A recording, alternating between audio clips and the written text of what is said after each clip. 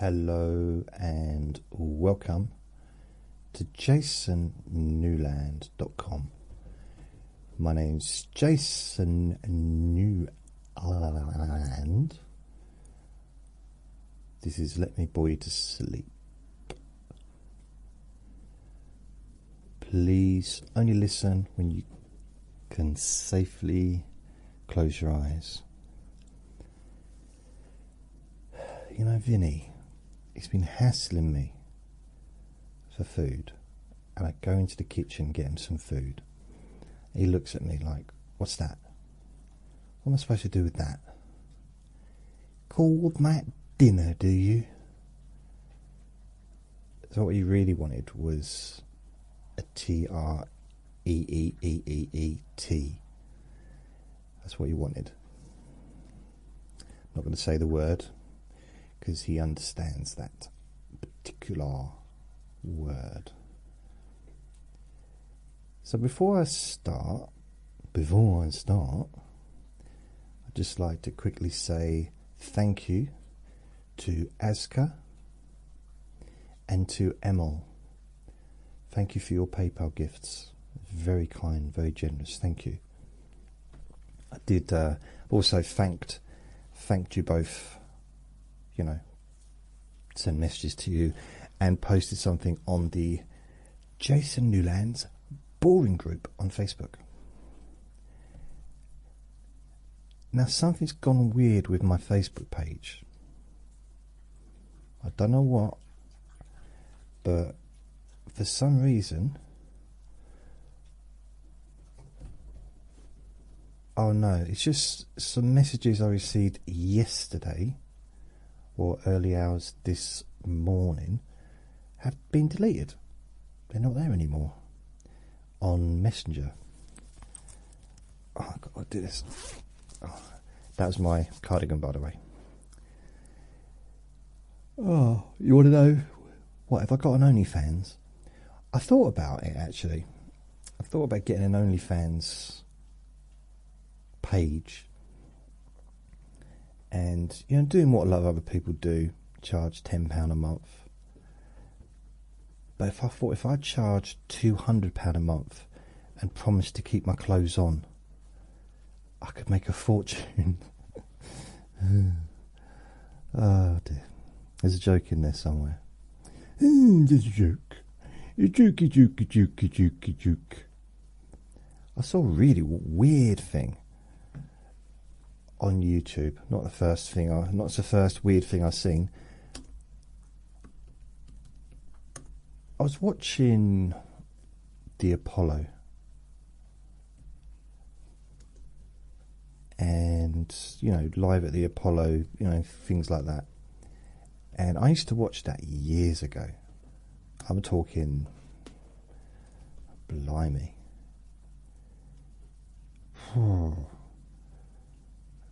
Late about 1990, it used to be on TV late at night, and because it was quite a rough crowd and people would get booed off, but those that didn't get booed off, wow, they were loved.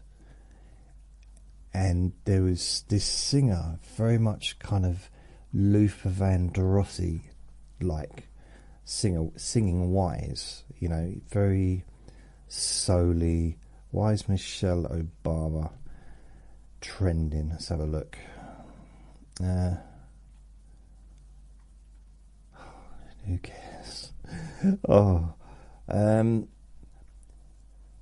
Okay, who's the most popular singer? Was it Night at the Apollo? Night at the Apollo. The most popular singer. Classic Showtime at the Apollo. Cruise Angel. 2024. The winner of America's longest running talent show, Night at the Apollo. Right. Okay, 1990. 1990. Snap. Is it Snap? DeCrory. Decory. 25 classic showtime at the Apollo. Because there was one, this man, and he kept winning.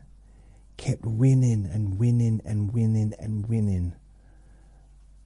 And they kept bringing him back. And he was just, I don't know if he became famous in America. I mean, he might become famous everywhere. I just can't remember his name. It was on an old TV that I had in this bedsit thing place that I used to live. Sarah Vaughan, 1956. James Brown, 1968. No, it's a little bit longer. They were obviously famous back then, weren't they? 1987. 1988. Howard Hewitt. Once, twice, three times. Maybe that's who I'm thinking of. Patti LaBelle. She was already famous in 1989, wasn't she? 1990. Bonita Applebum. A Tribe Called Quest. On Vogue.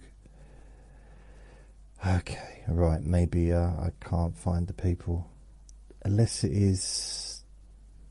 It might be... There was just it was like this one particular singer that kept, I don't know, because I watched it. I mean, I didn't watch it all the time. McCrory wins Showtime at the Apollo with a stunning performance of R. Kelly's "When a Woman Loves a Man." Well, that wasn't 1990 because R. Kelly wasn't even famous in 1990. Wasn't far off it, to be fair, was it? It was about 94. R. Kelly became well known. Snap the Power Live. It's Showtime at the Apollo, 1990. I don't know who it was then. I've got no idea. What was I talking about?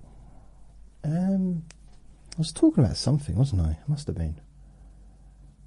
I wasn't talking about the Apollo. Oh, yeah. So I'm looking at YouTube. And I thought, they have singers on there, but they have comedians as well, don't they? So I thought, I wonder if there's any famous comedians ever performed at the Apollo. So I put in Richard Pryor at the Apollo. He didn't come up, but the title... Richard Pryor's son, Mason, booed off stage at the Apollo. And I thought, what? And I watched it, and he was indeed booed off stage. But it was unnecessary. Very, very unnecessary. First of all, they cheered him because he was Richard Pryor's son. Then you heard, when they put the microphones sort of in the audience, you can hear what they say.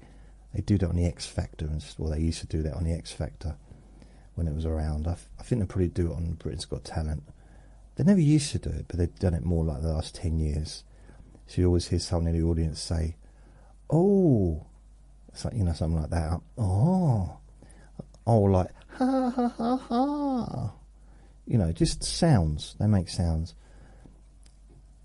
And when Mason Pryor, Richard Pryor's son, his youngest son apparently, gets on stage, I think he was introduced as Richard Pryor's son, which is never probably a good thing, really, because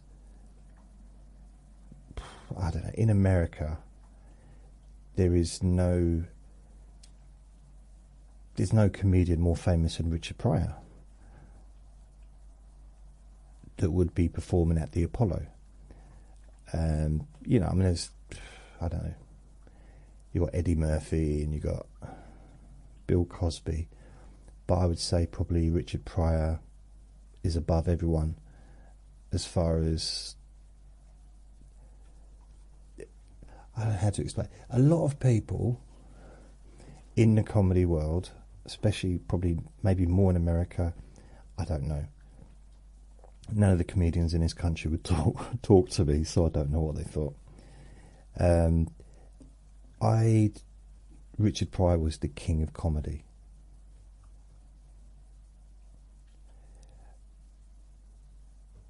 But then, if you go as far as success, then Bill Cosby was way more successful, and so was Eddie Murphy, than Richard Pryor.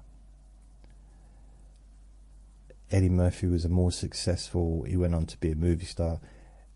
Richard Pryor, at one point in the early 80s, was the highest paid Hollywood star. See, he was highest paid actor in Hollywood. But I think it's safe to say that Eddie Murphy completely eclipsed him when it came to the bigger movies and the more successful movies and more money. So Eddie Murphy eclipsed him there. When it comes to being a live stand-up comedian, success-wise, Richard Pryor had lots of albums, but then so did Bill Cosby. Eddie Murphy had a couple of albums, but he also had the biggest live concert of anyone. You know, when he did Raw, he did Delirious and he did Raw. I think Raw was the one that was the biggest out of the two, I think. And people went to the cinema to watch them. It's got to be weird going to a cinema to watch a stand-up show filmed. I don't know, just because there isn't that interaction with the audience, is there? It just, yeah, I'm not sure if I'd how comfortable I'd feel watching a stand-up comedy. Not even that. I watched the 40-Year-Old Virgin movie back in 2005 with some friends, and we were in this little theatre, and it just, there was bits in, I was with someone, they were Buddhists, and one of them was quite not elderly, but a fair bit older than me, about 20 years older than me, and he was quite high up in the Buddhist thing, you know. So I'm sitting next to him, and I kind of felt a little bit awkward about laughing at some of the stuff, because it was almost like, it was like sitting next to my nan, you know, except more physical contact. No. So yeah, it was weird. So Mason Pryor, you know, for those who don't know, Bill Cosby was an absolute, before TV I'm talking about, and before anything else, Bill Cosby was a superstar comedian. No one was as big as him. He filled stadiums all over America during the 60s, probably 70s as well. He was a huge star, and the same with Steve Martin, was also a massive star in the 70s before he started doing movies. Huge star, filling out stadiums and stuff in America. See, I found this out later on. I didn't know. Didn't really, did I? No. I used to watch Steve Martin movies when I was a kid. So I'm going to open a little page, a separate page, because I was looking for Mason. So Steve Martin. When I was probably, what was I? 14. I used to rent out videos. Well, not just 14, 13, 12, 13, you know. As soon as I had a bit of money myself, I'd go around the corner and I'd rent videos out. And there was all these videos that were not famous. They weren't big movies like in this country.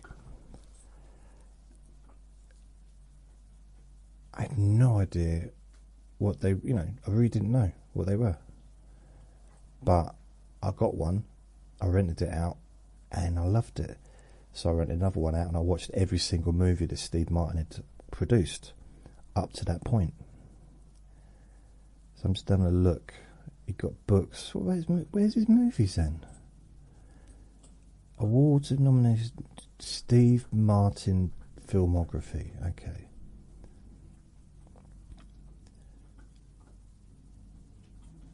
Okay, well, because he was already famous in the 70s. The first thing I probably would have seen him in. No, it wouldn't have been. So, I don't think I saw The Jerk until I was older. But the ones I did see, there was 1, 2, 3, 4, 5, or 4 at least. I don't remember Pennies from Heaven, but there was Dead Men Don't Wear Plaid, or Plaid, The Man with Two Brains. So Dead Men Don't Wear Plaid, 1982, The Man with Two Brains, 1983, The Lonely Guy and All of Me, 1984. So I watched those movies during that period because I was still at school, and they weren't, well, to be fair, maybe they were at the cinema because I was too young rather, to watch them. Too old. So I don't know if they, they all they were successful as far as they made money at the box office from the looks of it.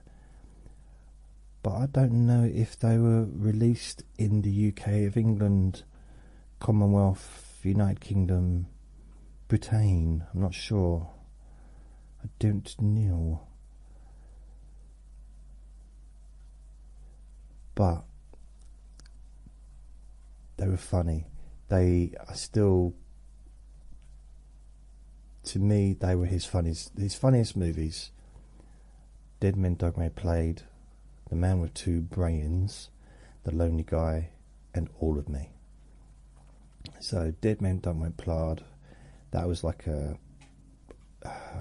detective one. The Man with Two Brains, so he's in love, he's a surgeon, a brain surgeon, and he's in love with a woman who's not really into him, but she just lead him along, I think for his money or whatever. And yeah, so that was funny. And there's one time when she keeps offering him, like, we're going to make love today, and he's like, okay, really, and then it doesn't happen. And eventually she said, we're really going to do it. And she said, but I've got 2 brains to do. I've got to do brain surgery on 2 people. I hope I'm not spoiling the plot. I mean, this was 42 years ago. And she said, well, the sooner you get home, the better, the quicker we can get it on. So he's there, and he's literally doing brain surgery on 2 people at the same time, spinning their scalp to get it off. And it's just silly, but it's funny. Very funny. And there's another bit, I think, is I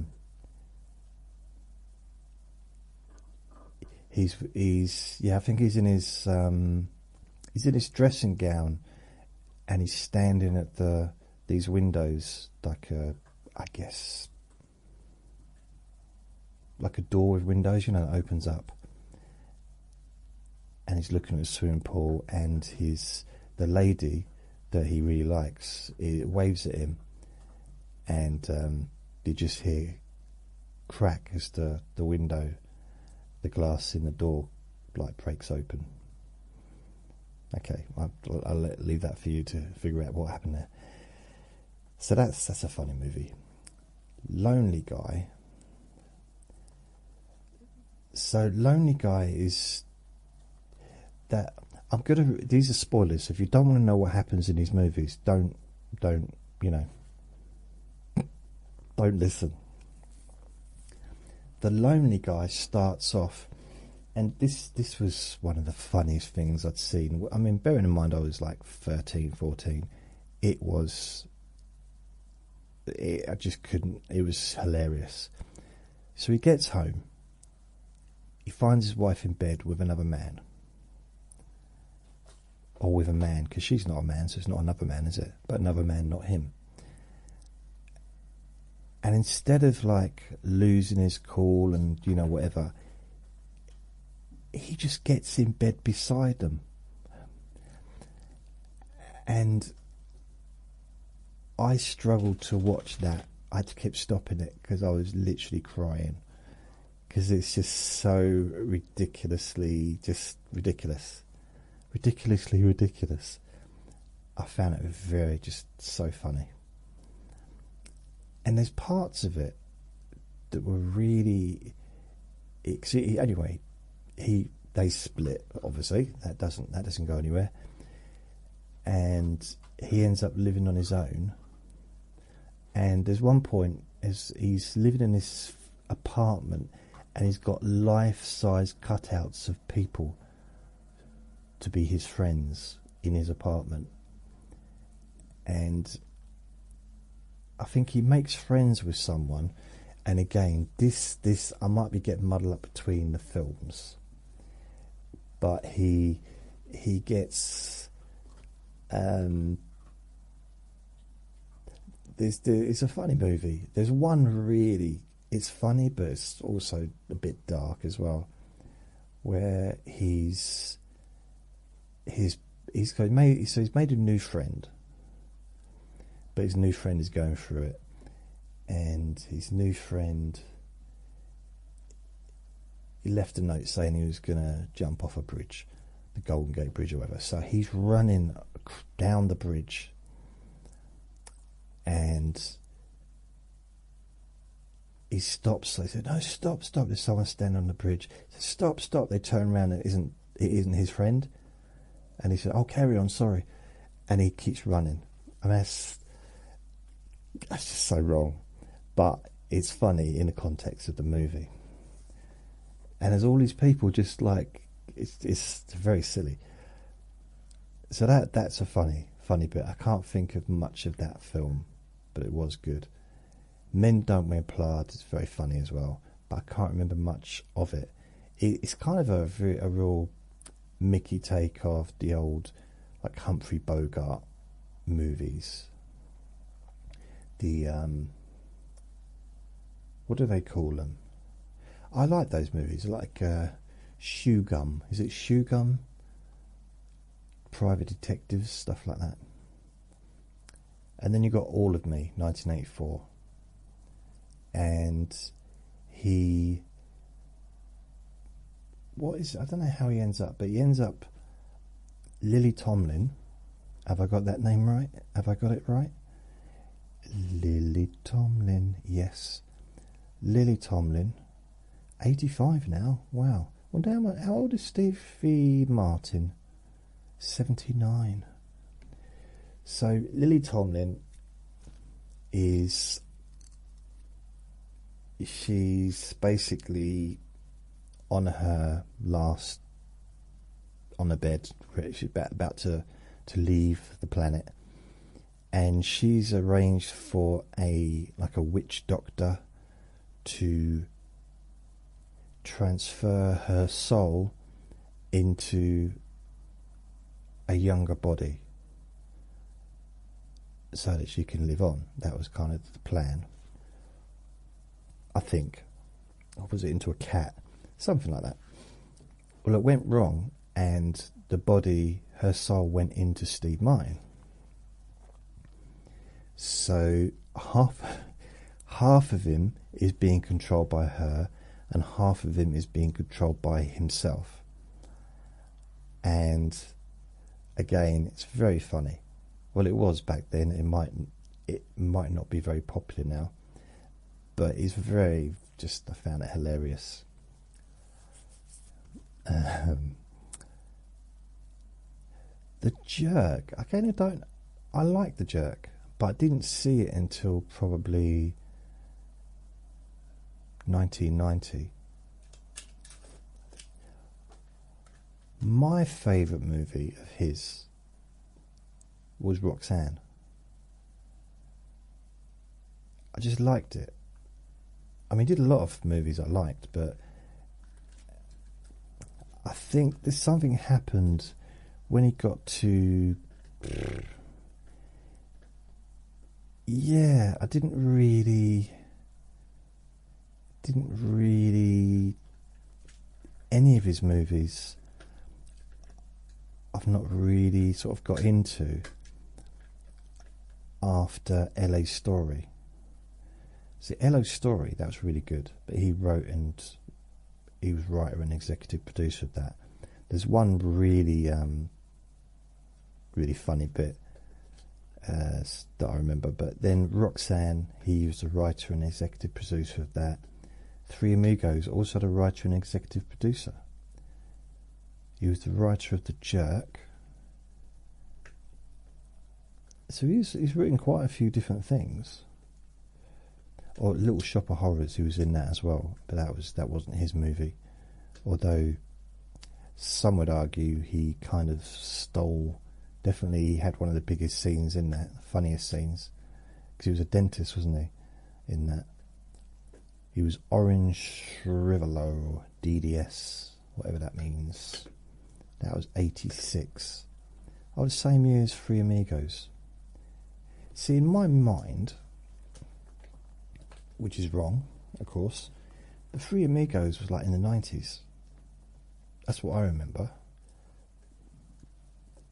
And Roxanne being the first big movie that he did that became that made him really popular in the UK. But the Three Amigos quite big, I think, in the UK.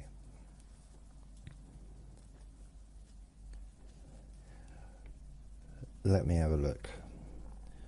What movie was Steve Martin's big break out in the UK? Okay, let's have a look.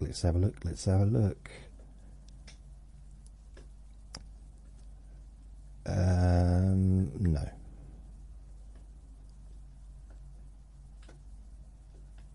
All of me. Oh, it's actually got here there the top 25 films of Steve Martin. This is Den of Geek. Okay. 25 Bilko. The problem with, because he did take on characters that were already not only done before but done to perfection before, and that's a difficult one. It's almost like why go somewhere where it's done. You can't beat Sergeant Bilko. You can't be better than him. You can't be better than Peter Sellers as the Pink Panther, well, as Inspector Clouseau. It can't be beaten. It's not that you can't do it great, but they've been done, and they were done. I mean, blimey, the Pink Panther there was what, 4 or 5 films, and Sergeant Bilko had his TV show for years. So it's kind of difficult, I think. He did it. I mean, there's one very funny bit in one of the Pink Panther, one that I found funny, and he goes into, like, there's some crime, and he goes into he's a recording studio, and he said, so they're outside the recording studio, you know, where all the recording bits are, but inside the actual studio where the microphone is, that's kind of all sealed off. And he said, is it soundproof in there? And they said yes. So he walks in there, closes the door, and lets off a massive fart, but everyone else can hear it. See, that, for me, with my very simplistic humour, I mean, to be honest, I've never watched any of the Pink Panther movies that he did all the way through. I've just seen clips, because I grew up with the originals, and because I'm a fan of Steve Martin, I didn't want to taint it by watching something that he didn't need to do, however weird it might sound. Father of the Bride, again, they were huge, big star, wasn't it? Big movie, but I didn't really watch it. Now, number 18, that's at number 19. Number 18, now we're getting somewhere. The Lonely Guy. Very funny. Number 18, I would have put that a lot higher. The Muppet Movie, I mean, that, yeah, he was good in that, to be fair. But that was, I think the Muppets always stole the show, didn't they, in their own movies. LA Story, number 15. I did like LA Story. It was the first movie for a while that I liked, that he did, for a little while. And it was very different from what he'd previously done.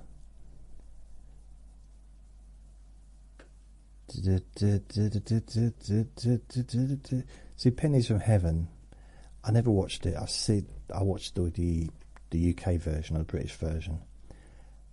Number 13 is Dirty Rotten Scoundrels. Now, that is a good film. It's very funny. So, him and Michael Caine, great pairing. The Three Amigos, yeah, it's funny. I'm not sure if I liked it at the time. I think I probably did. Little Shop of Horrors is number 11 on this list. I'll always like that movie, but it wasn't because of Steve Martin. It was just, the whole movie was great. The songs, everyone in it was really good. And it's just a really great movie. So Leap of Faith, no, I didn't really watch that. I've seen it, didn't really like it. Number 9, Deaf Men Don't Wear Plaid or Plaid. It's really funny. If you get a chance to watch it, very funny. It's one of those great movies that probably most people haven't watched, I would argue. I'm not reading it off the screen, doesn't say that. It says one of these movies that a lot of people might not have seen. See, it's different wording. No, it doesn't say that. I made it up myself.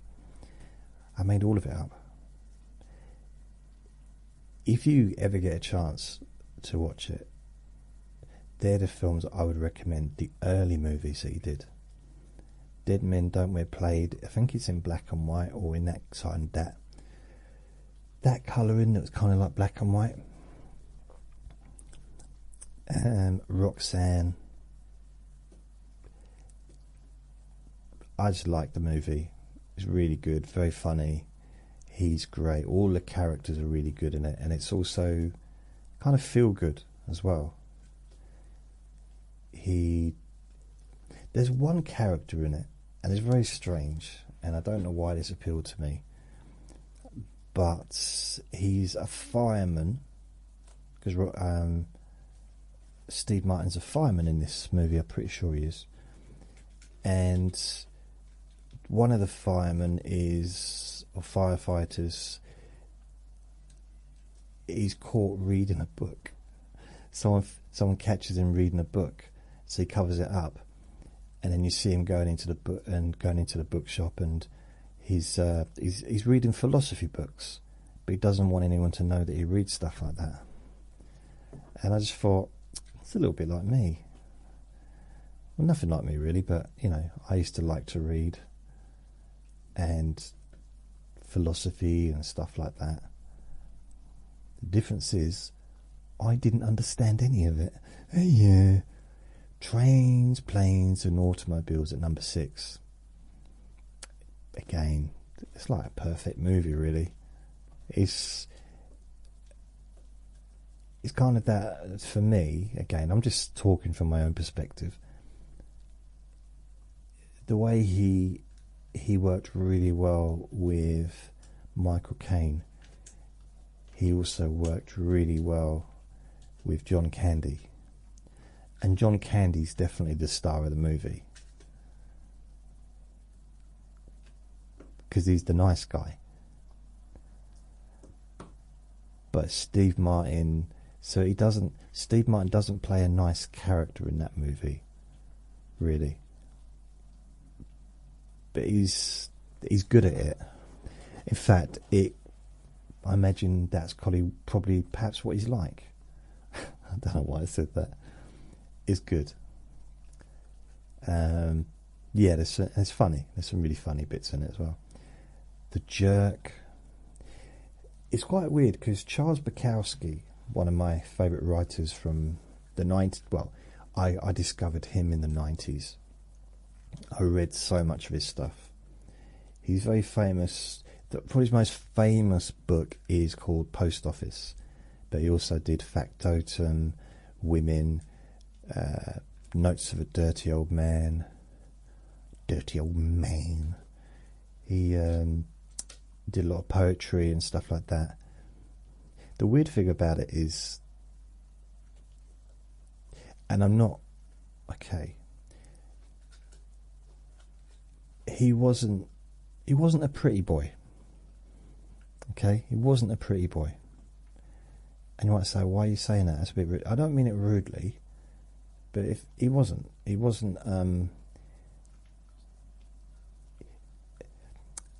reason I'm saying it is because the two people that they got to play him in the movies, they did Post Office and they did what's it? Not Barstool. Bar Rent, Barbug, Barbie. What do they call it? Someone hangs around a bar. Barfly. He was in because that was another one of his books. So Mickey Rourke played him in Barfly, and this is before Mickey Rourke's boxing career. So this was when he was still a heartthrob. And Post Office had Matt Dillon. And that was 20 years ago. So Matt Dillon was also a heartthrob. And it's just really weird that they got such really handsome, super handsome men to play someone that was very... He was a different looking person. Well, I'm a big fan. I'm not judging his appearance. I'm not in a position to do that anyway, but yeah, he was quite he was an intimidating kind of fella. You know, he was kind of, and Mickey Rourke and Matt Dillon. Is it Matt Dillon? Have I got the right name now? Matt Dillon. They weren't intimidating. Well, maybe Mickey Rourke a little bit, but Matt Dillon wasn't. In the movie, he was, I don't know. But you can't argue they're both, well, you can argue if you want. They are very good actors. But I don't think it did justice to the movie, because a lot of the time he was playing an out, like, because he was very, very reliant on alcohol during his life. Old Charles Bukowski, one of the things he's famous for, other than like writing. And he had a very... Oh, I just got a messenger from Cara.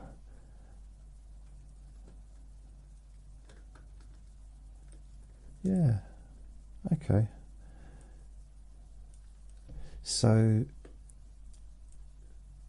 I don't know why I'm talking about Charles Bukowski. I've got some of his books here. I love Charles Bukowski. I just remember him, something my neighbour just told me. He got some glasses. I think he bought them online. And he paid £100 for 2 pairs. Okay. And he got them delivered by post. So I don't know if he was watching a shopping channel. I didn't ask him. I need to ask him, really. But they, you can you can focus them yourself. But then when you got them, it did say in the packaging you do also need an eye test to see what your focus is, what your prescription is, so you can like line it up correctly for that. So he bought them to avoid going to, well, I don't know, but I'm guessing from what he said, he didn't want to go to the opticians. And I need to have a look at these glasses because that sounds quite good. I imagine that's what it used to be like. You know, in the old days. The old days. Like the really old days, before me. I don't know, 400 or 500 years ago, whenever glasses... When were glasses invented? Glasses invented... What year was that? The 13th century, according to 3 sources. The first eyeglasses, this is Wikipedia, so it might be true. The first eyeglasses were estimated to have been made in central Italy, most likely in Pisa or Florence, by about 1290. In a sermon delivered on the 23rd of February 1306, the Dominican friar Giorgiano da Pisa, what does C mean? Circulation? 1255 to 1311, wrote, "It is not yet 20 years since there was found the art of making eyeglasses, which makes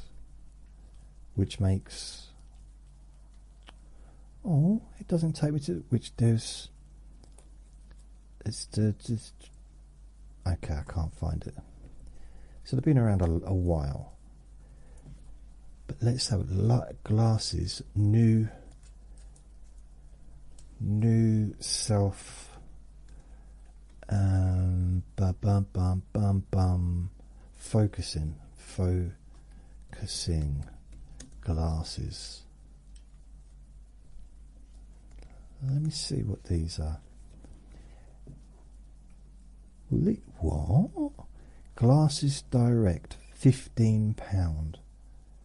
So why did these dial adjustable glasses, variable focus for reading distance and vision? So they're £50.59 each. So we did say spent £100 for 2. Smithsonian Magazine. Researchers at the University of Utah have developed smart glasses with liquid lenses that can automatically adjust their focus. It says adjusts to your vision. I don't want it to adjust to my vision. I want it to adjust to what I need it to be, not what it is.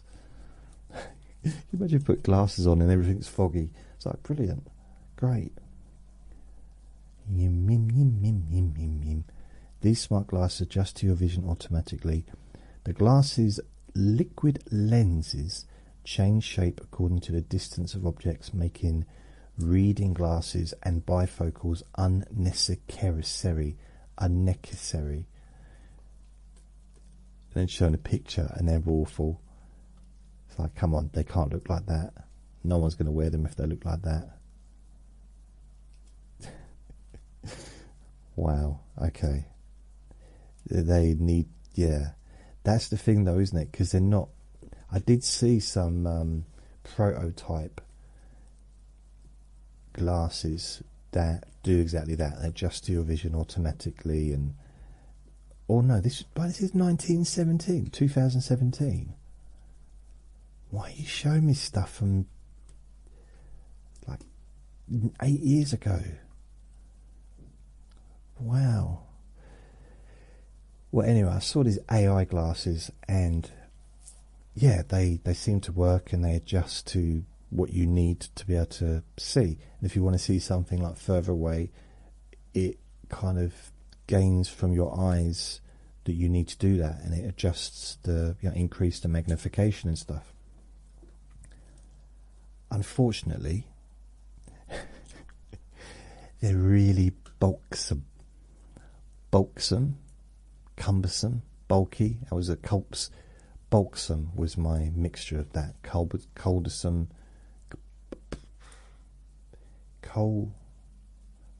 Bulky and coldesome. Coldesome? It doesn't even sound like a rid. Cumbersome, blimey. I mean, they were like huge. You needed two people either side of the glasses to carry them, so they need to make them a little bit smaller. It won't be long though. I tell you what, I do believe. Do you remember? Do you remember Star Trek? The next one, not the. You got the first one with Captain Kirk and Spocky and all that stuff. The next generation, or whatever it was called, which was in the late 80s, and so you had Captain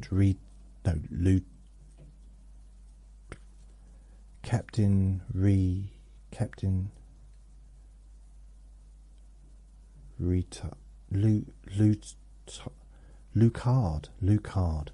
So Captain Lucard and Worf, the pasty head. What else? Riker, who was his number one or number two. I got a bit confused about that, because surely Captain is number one, which means I wouldn't want to be anyone's number two, would you?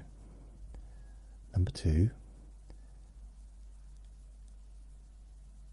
And you had Data, who was the android.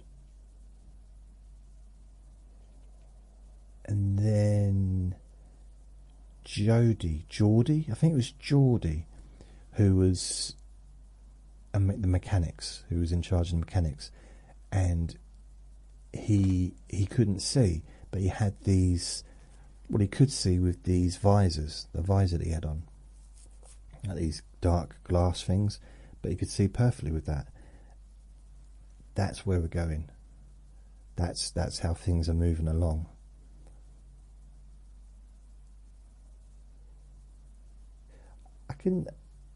I've often wondered about that though, because I remember I met a girl that was blind once, and we got on all right, and I thought, well, it didn't work out. I did think, I wonder if we'd have got married. If we'd have got married and one day they found a cure, and they could, well, not a cure, but they were able to fix it. They were able to, I don't know what the right wording is, but to make it so that she could be visually okay. Great for her, obviously. But what if she saw me for the first time and screamed? Or laughed? I'm not sure which is worse. Because she might have been with me like 10 years or 20 years thinking that I was like normal looking, just like Matt Dillon. That would be my ex. You said you looked like Matt Dillon. Yeah, but you didn't know what Matt Dillon looked like either, did you? Would be my argument. And I think that's so cool though, to get those glasses, so that, I mean, there'll be a time probably when we won't even need glasses. I mean, some could argue, well, we don't now, do we? We've got those contact lens things, which, no thanks. One of the benefits of wearing glasses, other than the fact that it does cover up part of my face, is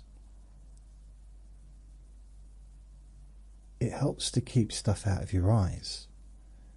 So when it's windy, I'm not talking about like trees or anything, but just bits of dust, it can definitely keep your eyes kind of a bit clear of that stuff. And I get to know if it's raining before people that don't wear glasses. I mean, not when it's bucketing down. Obviously, everyone can like. I'm not standing there. I think it's raining. Yeah, yeah. No, really. Like we're all soaked. Of course, it's raining. You think just because you've got glasses on, you're the only one that can tell if it's raining. But there's that moment before the rain that it just. We call it in this country. We call it spitting. It's spitting, or it's trying to rain. It's trying to rain. But you know, with glasses, you can be in the park,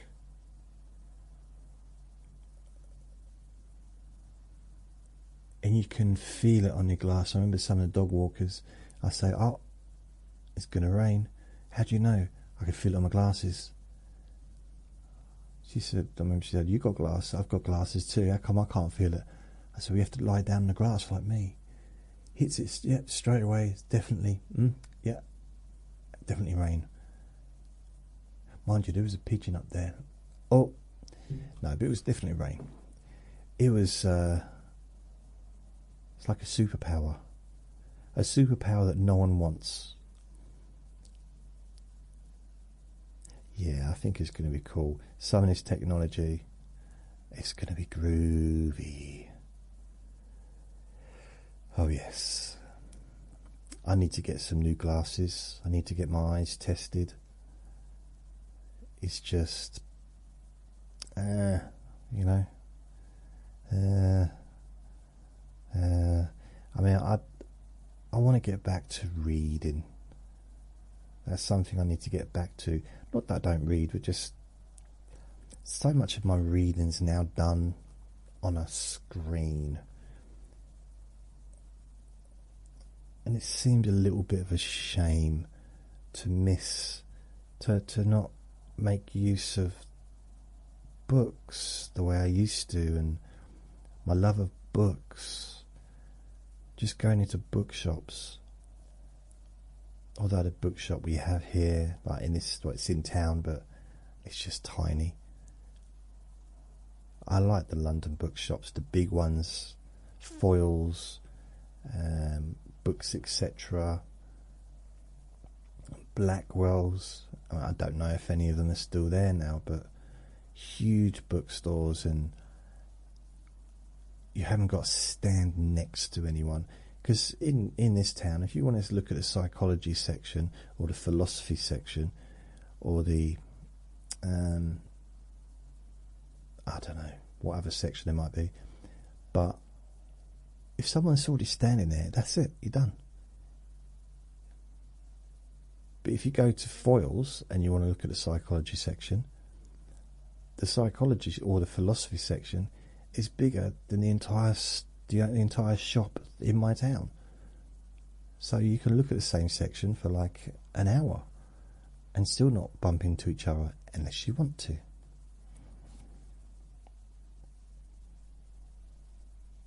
These are cool glasses. What are they called? Vixions autofocus eyeglasses. Relax your eye muscles all day. So let's have a little look at this. Vixions. This is 2024. Good. That annoyed me. Coming across a page from 2018, 2017. Vixions autofocus eyeglasses. The letter you see reveals your ADHD type. Oh, really? That's a test thing they want to do. Oh, talking of tests, I've got an email. Let me show it to you. Well, I'll show it to you. I'll read it to you. An email. Where are you? Yeah. Right. We've received your ancestry DNA sample. We've got it. That's what it says on this email. Thanks for sending in your DNA sample, which was over a week ago now, but the other one was about 4 months ago. But they sent me another pack because the first one went missing. Thanks for sending in your DNA sample. You've moved to the front of the processing line. So I paid an extra £10 to not have to wait for 3 months. So I'm at the front of the line. Your results should be available within 4 weeks. Why have I gone to the front of the line if I'm still going to have to wait a month? Wow. So let's say check on the status. Discover unique story. Sign in. I don't know what my name is. I know what my name is. I just don't know what the... Okay, so also I'll use that email address. So here's the password.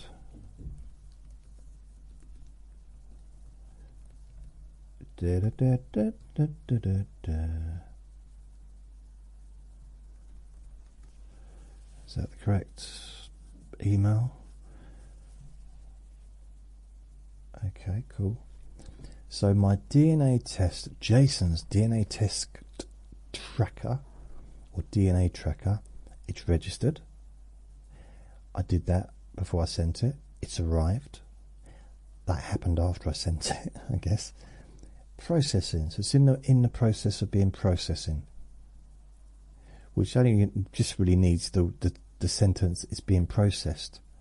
It's in the process of being processing. Yeah. And then done. So it's not done yet, but it's being processed. So it says, discover your ancestors. Your preview access account includes 3 potential ancestors to help you grow your tree. Check your tree to review or start a free trial to unlock them. Potential father, potential mother. What? I know who my... Oh, wait a minute. That's interesting. I wonder who my mother is. I suppose I must have had one. Potential... What? I don't know who these people are. Charles...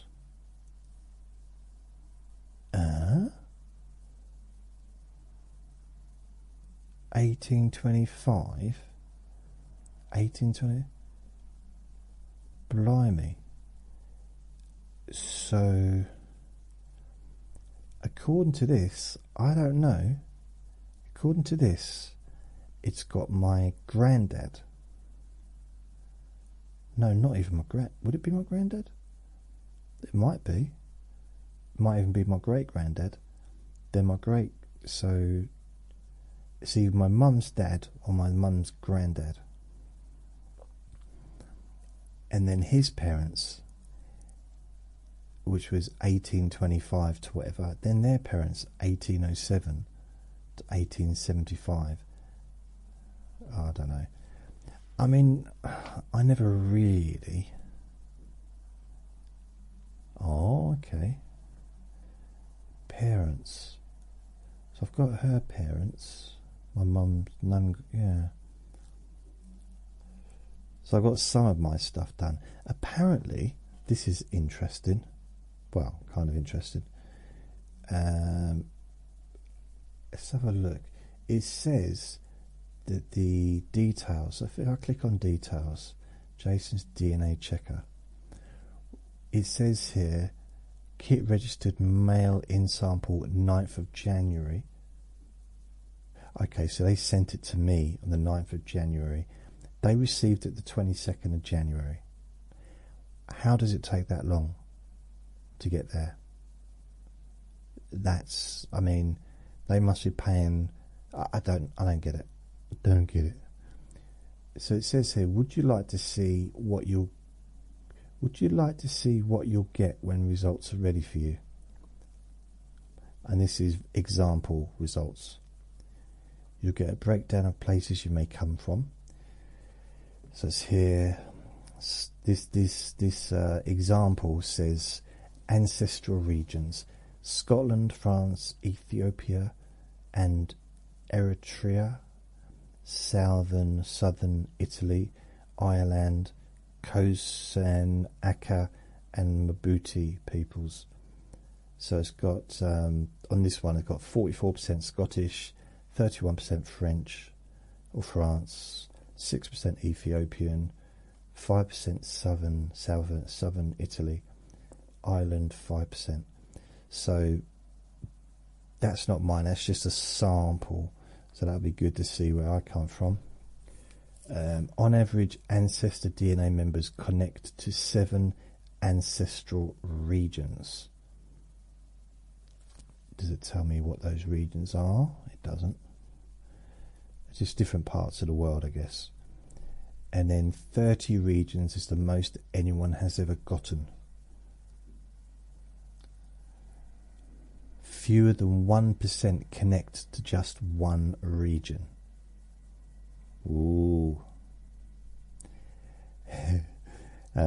You learn about your ancestors and where they moved as well. Oh, that's interesting. So, and then it says, on average, ancestry DNA members connect to 6 ancestral journeys. Okay. DNA matches are people in our database who are related to each other. You get a list of your matches. So that's because what here, mother, 50% shared DNA, and of course, you know, we have 50% of our father and 50% of our mother. And then it's got, this is just like examples, of course. Jane, Sandra, aunt or half sister. Julienne, 7, first cousin.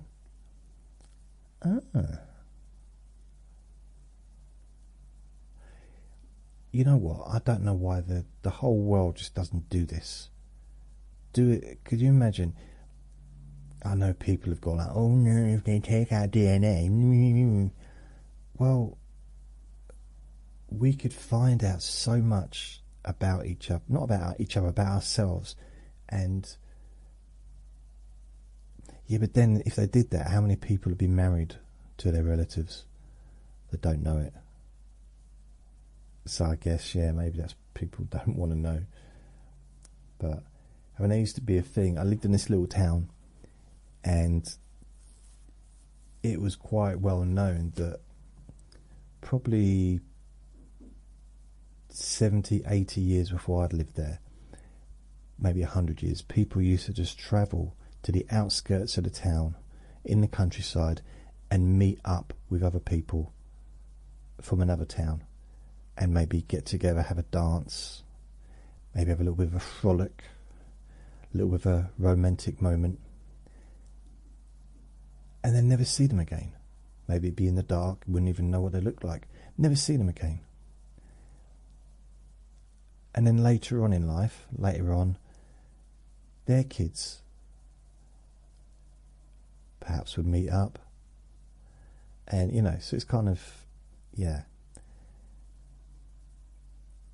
I'm not talking about Norwich, I'm just saying generally it could be anywhere. I think it happened a lot around the country because there wasn't so much travelling, especially when there was no cars and stuff. On average, people have about 700 matches who are fourth cousins or closer. Wow.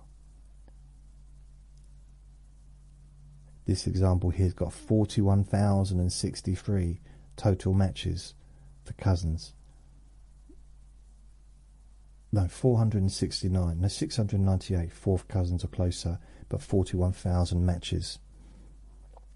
So this example is related to over 41,000 people. Wow, that's pretty amazing, isn't it, really? You think about it. Especially as I don't really get out much. You'll get 3 traits for free and more than 40 with a membership. So this is an example as a Jane. I don't know who Jane is. Your DNA suggests you're a night person, Based on your genetics, you're more likely to be a night person than 80% of the population. Jane, your DNA suggests you take naps. Doesn't everyone? Based on your genetics, you're more likely to be a napper than 80% of the population. The last one says, Jane, your DNA suggests your heart rate recovers from exercise at a quicker rate. I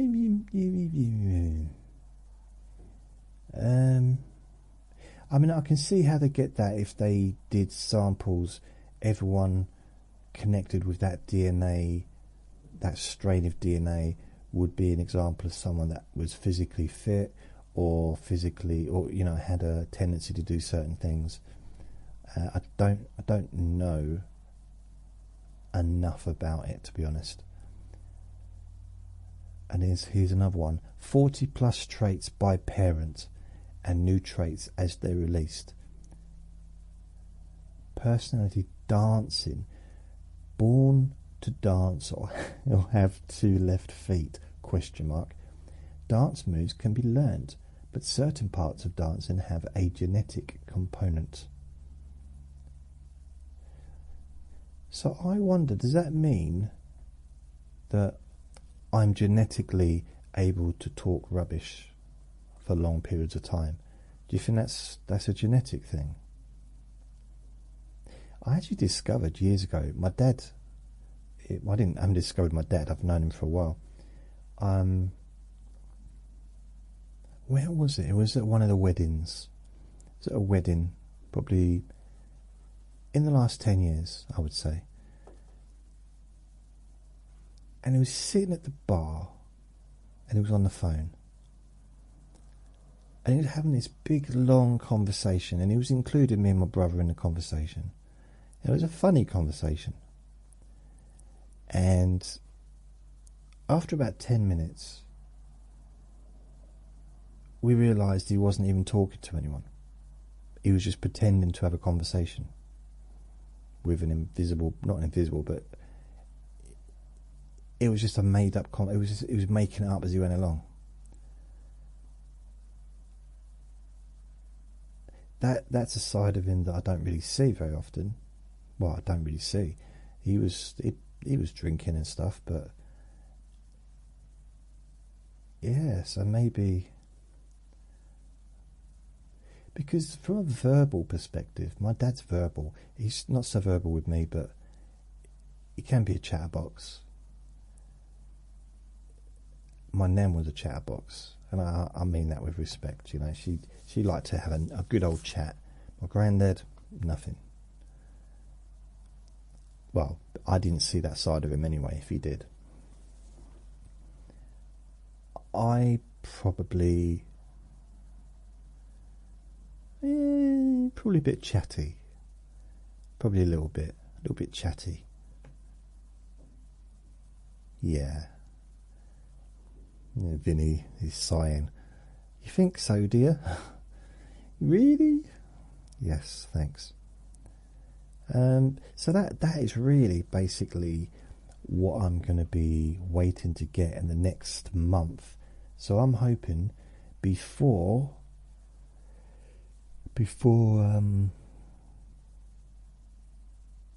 is it the 22nd of February when the boxing's on? Before the big night of boxing in Dubai, I will have my DNA test results. And what I want to do, when I get it, I want to open it and make a podcast as I open the package, just so that my initial response is captured, you know, and my initial reactions are natural. Yeah, that'd be cool. I don't know, it might not be, but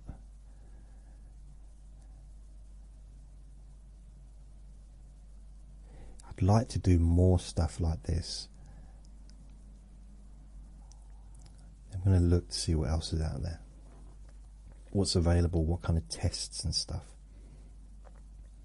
I'll tell you something that's thrown me off today. I drink bottled water. I get through quite a bit of water in a day. Hence the my toilet asking for a pay rise. And I've been using. I've gone from. I don't always get the same bottled water. It depends what's available. I've been drinking. What is it? Well, that's old Buxton. I've been drinking Buxton water for the last week or so. And now I've moved on to it's Sainsbury's still British spring water. So it's their own brand or whatever. And the Buxton has a screw-on lid. This one has a flippy up lid. Oops, that metal thing has to go, I tell you. It's really getting in the way. I'm going to have to remove that. It's really throwing me off having to flip it because I keep trying to turn it. Guaranteed, when I go back to Buxton again, I'll be trying to flip it instead of turning it. Just I need some consistency. Anyway, I'm now going to make myself some food. What else does a parent? Oh, discover what side of your family your matches are on. I also said that apparently. It might be worth signing up to get more information once I've got my DNA results.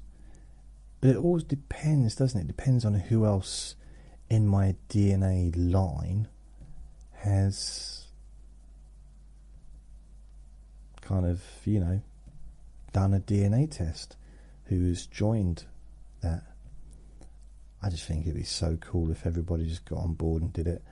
I don't know, maybe if it was.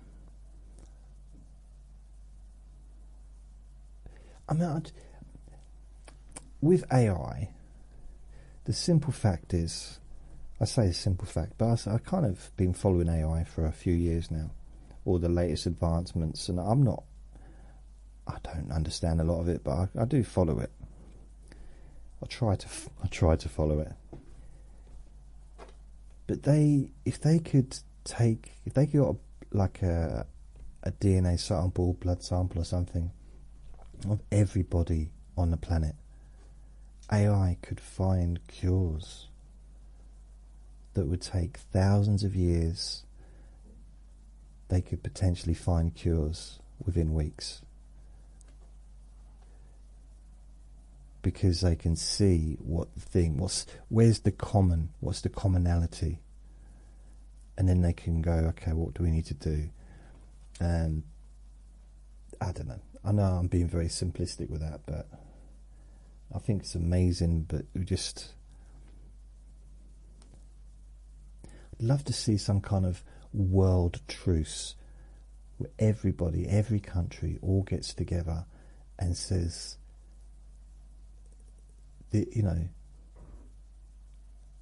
let's just get this done.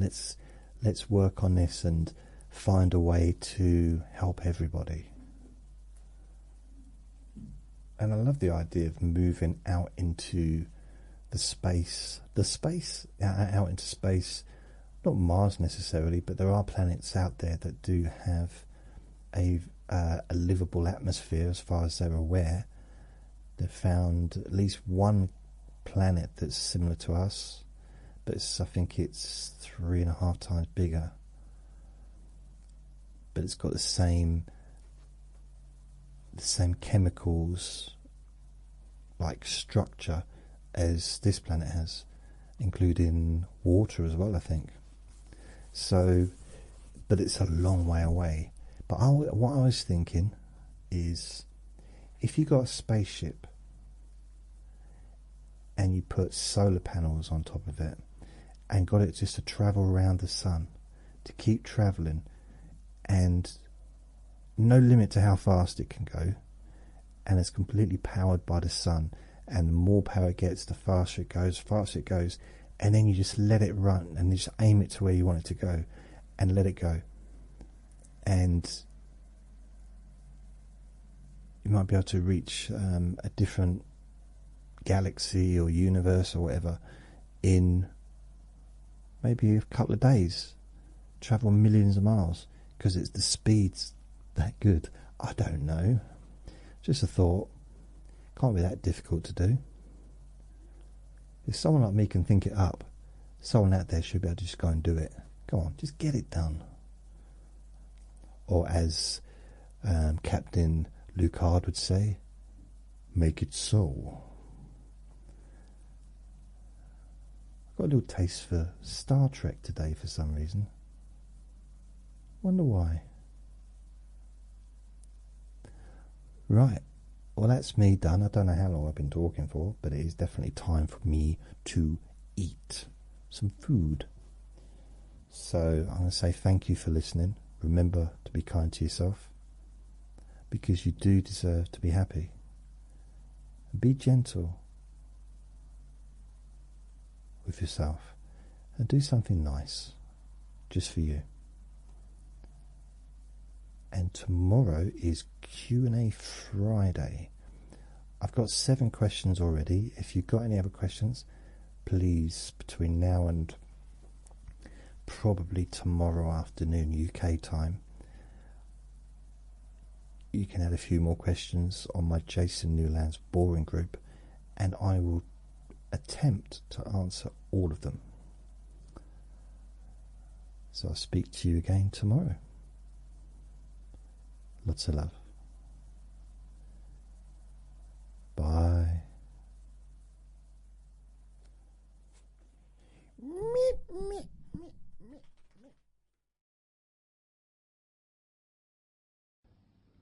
Relax in a more deep and meaningful way. Maybe in a way that can not just allow you to feel calmer now and throughout the time we spend together here, not just relaxed at the end of the recording when it's finished and you can enjoy that sense of comfort and peace,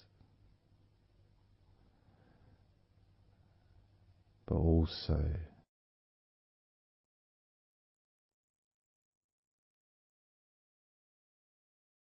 I think it would be nice to have those feelings of relaxation continue for longer after the recording is ended, so that you can still benefit from listening to my voice, maybe in a few hours' time, perhaps tomorrow.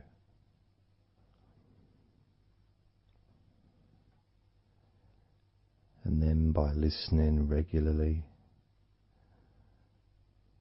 especially if you find, like some people do, and myself as well, sometimes I find one particular recording that really resonates with me, and I just listen to it over and over again, like every morning, every evening.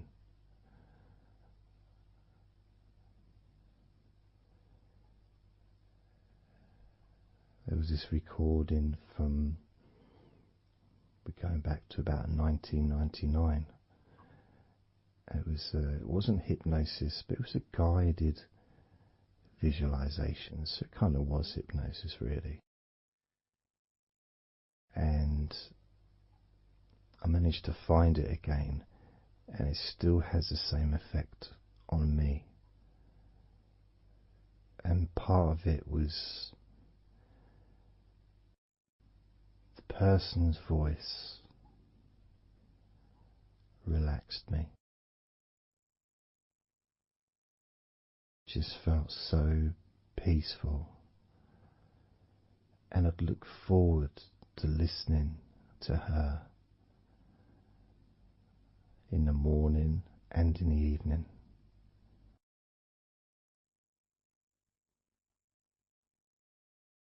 And I knew before even pressing the play button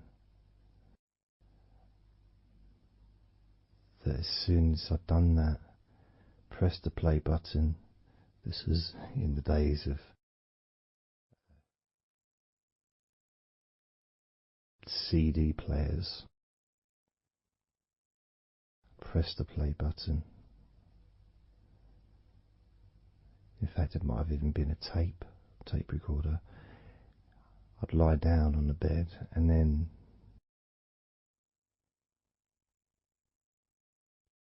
even without necessarily listening to her words, because I had them memorized, really. It was as if my body knew exactly what to do. And the muscles just almost went into automatic relaxation.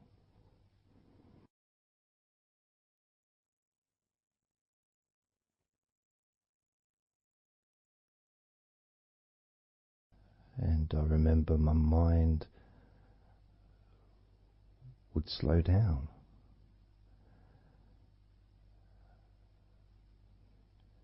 Now, I was listening to this recording in the early days of learning hypnosis, and long before I ever made any videos or audio recordings myself, because I didn't start doing that till 2006.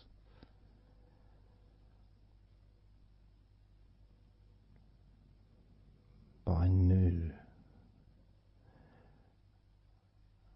knew how helpful I found being able to just let go, to have that trust in the person that I'm listening to.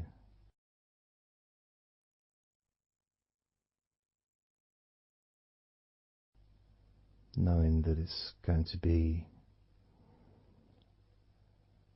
just as relaxing, if not more so, each time you hear my voice. You may feel the same.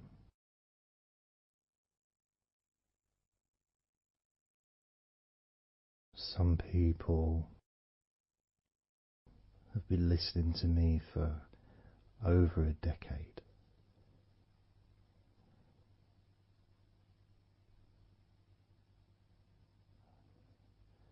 Maybe not solidly, obviously not 24 hours a day, but maybe people come back. Some people maybe listen every day.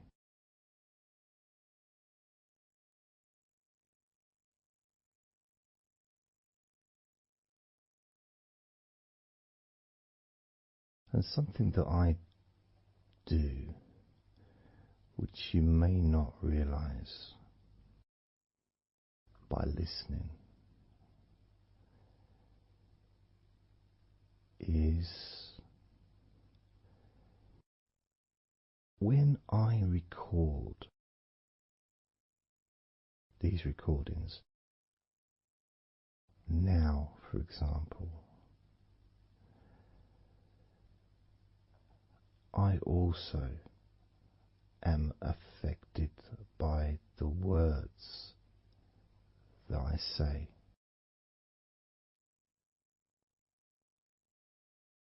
So if I said to you, focus on your feet, notice your feet relaxing, I will be focusing on my feet. I will be noticing my feet relaxing.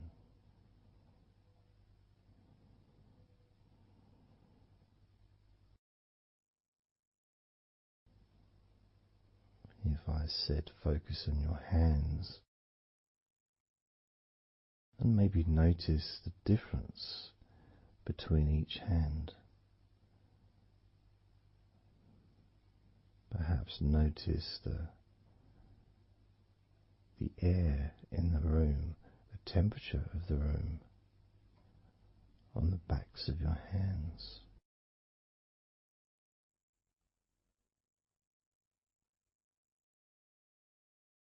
You may start to notice what almost feels like a very light breeze, even though there may not be any type of breeze at all where you are right now.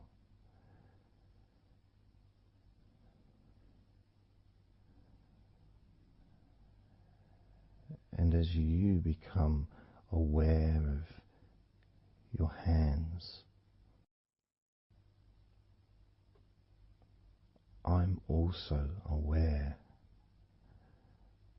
of how relaxed my hands are feeling now.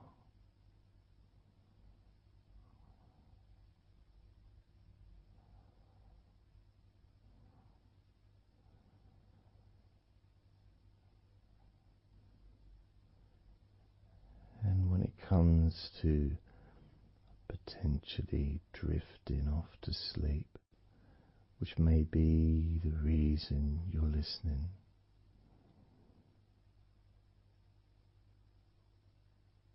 I also feel drowsy when I make these recordings. I also notice my mind drifting.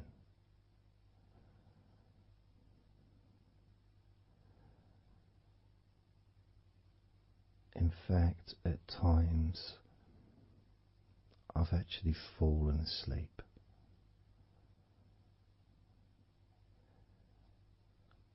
without even noticing. And then I carry on talking.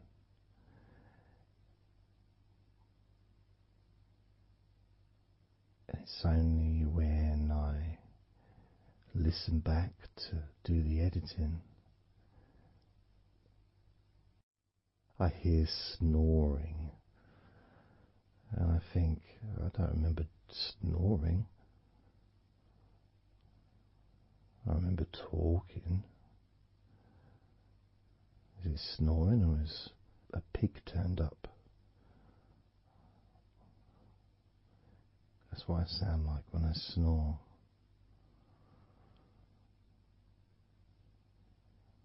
And I get really into the whole experience.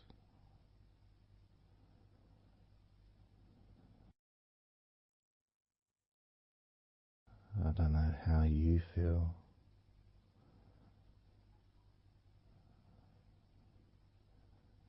How relaxed you feel in your feet. How relaxed you feel in your hands.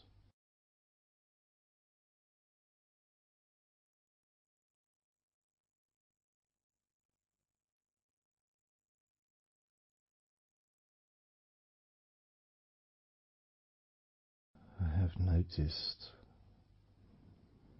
more and more,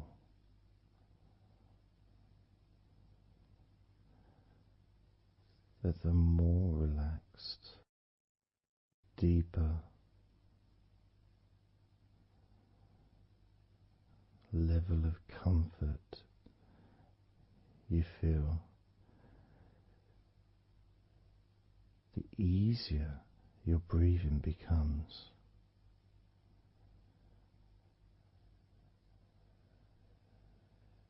It's almost like that additional muscle relaxation. So this allows you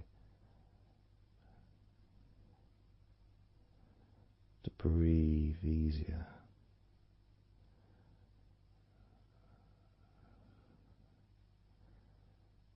without necessarily focusing on your breath.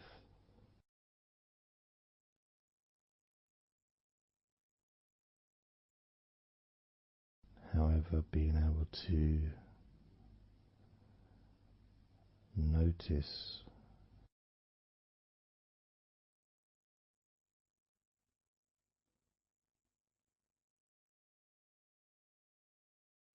the ease in which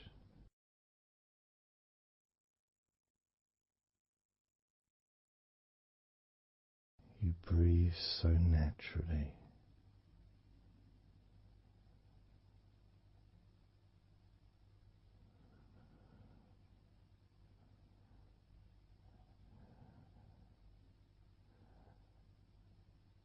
You breathe so very easily and smoothly.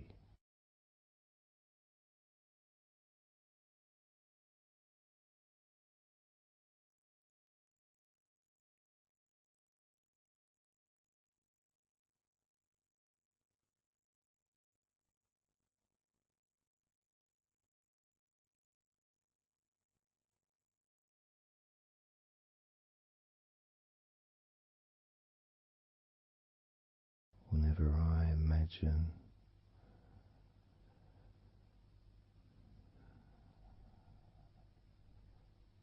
my breathing improving,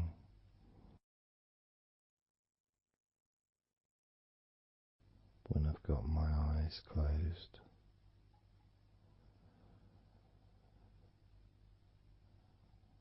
I tend to visualize a beautiful field with trees and flowers,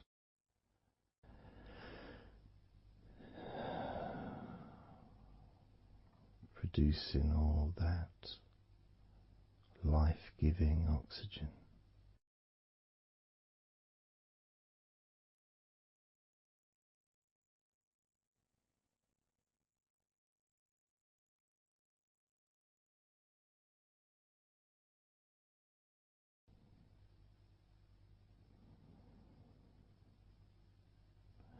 It feels nice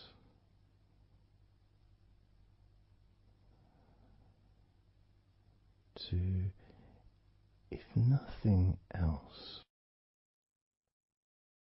just taking some time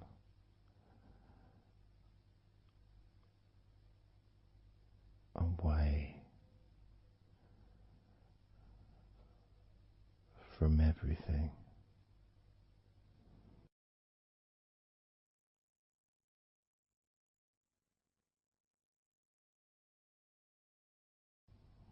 Enjoying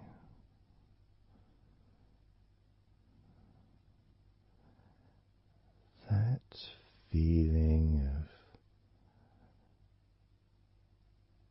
peace, serenity,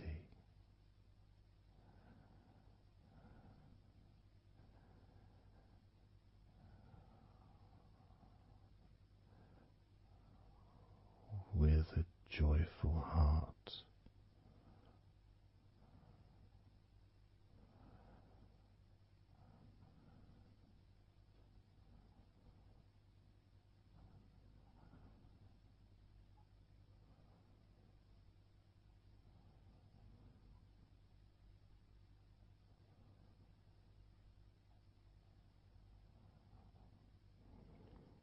Time seems to just drip by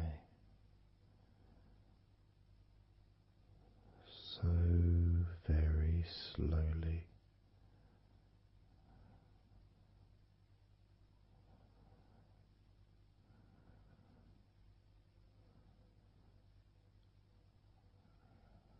Relaxed,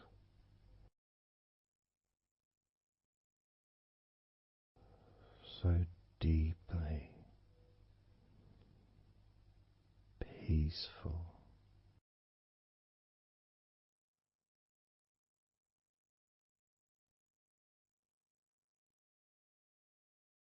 completely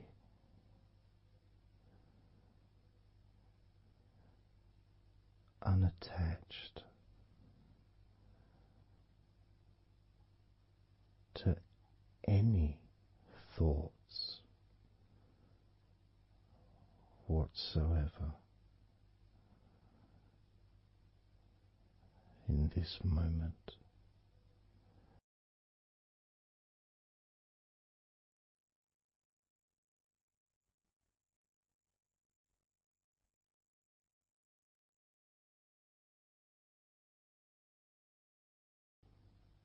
Completely free.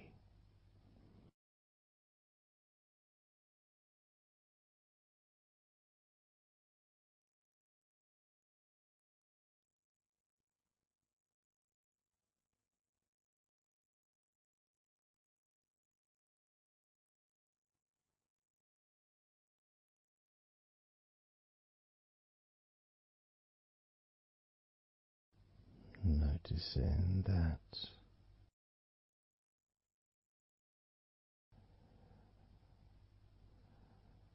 your mind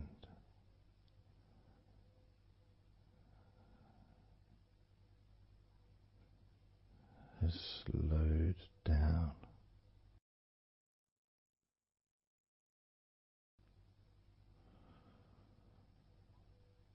slowed down,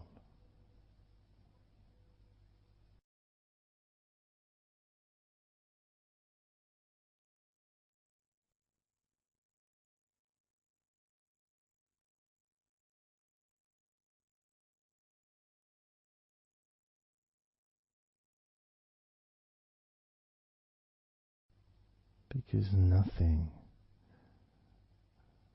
really requires your attention.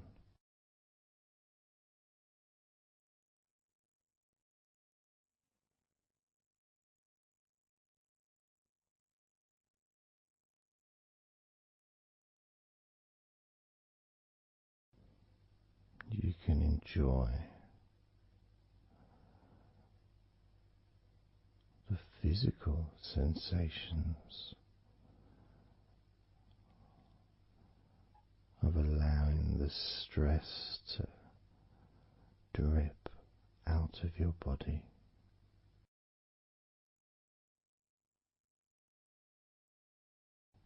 dripping out of every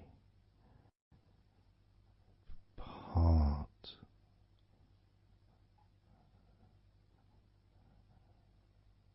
of your body.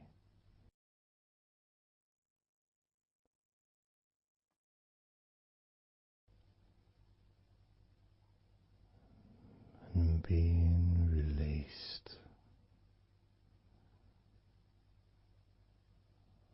from your brain and your mind,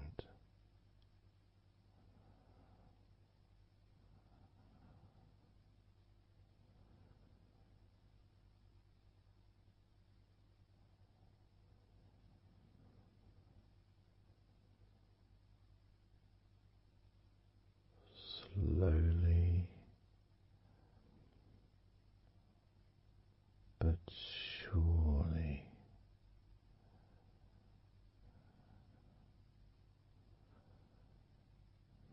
muscles in your legs.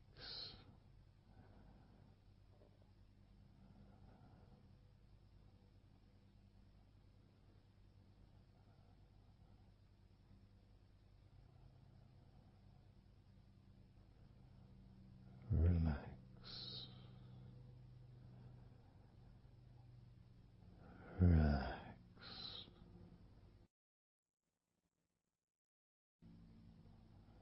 relax, so very deeply.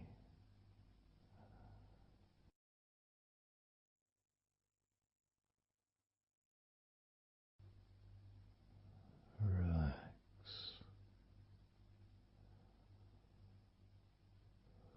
so deeply.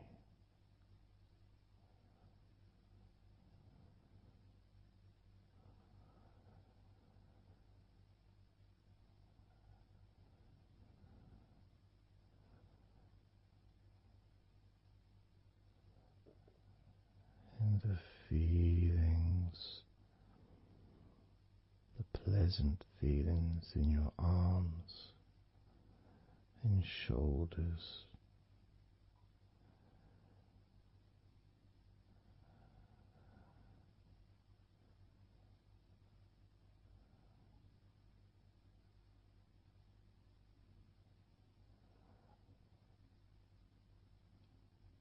deepening each part of your body further and deeper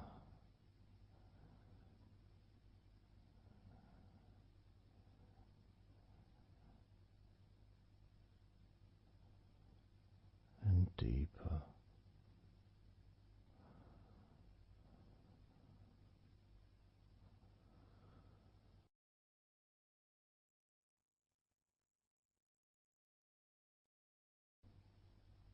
Noticing the feelings in the back of your neck,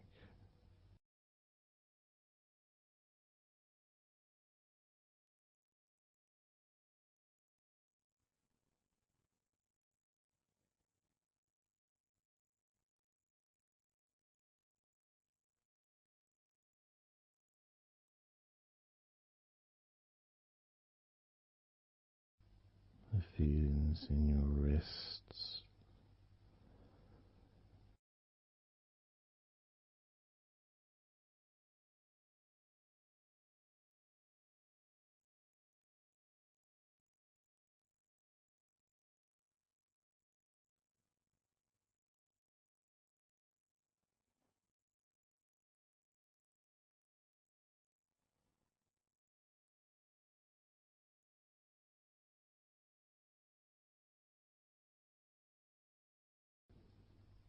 the muscles in the front of your body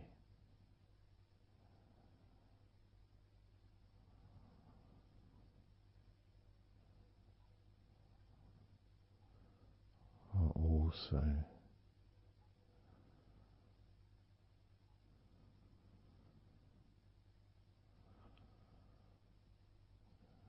feeling peaceful,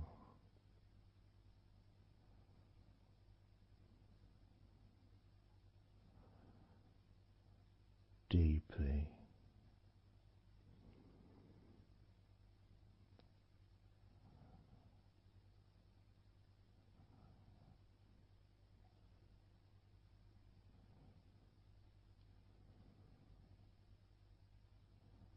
as a sense of peace spreads through your very core.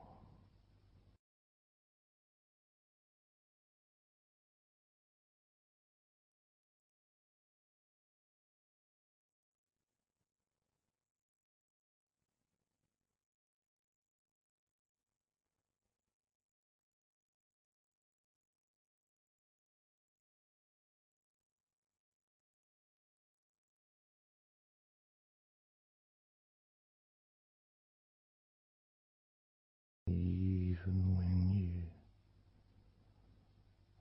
focus on your mind,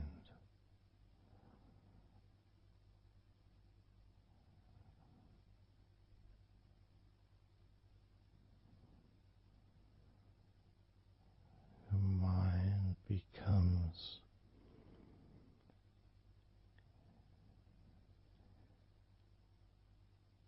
even slower.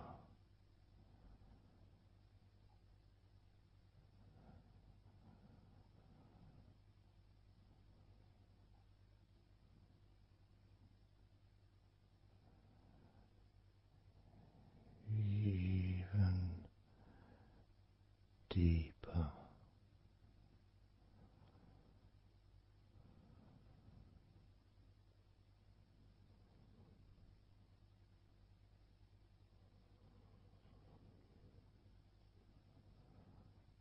Relaxing.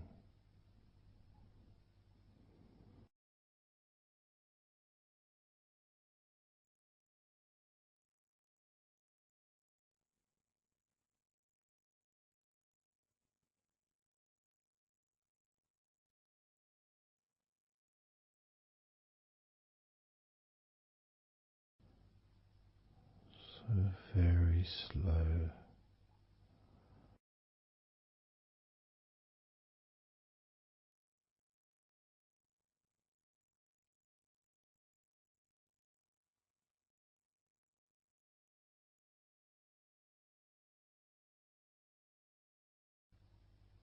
Your stomach.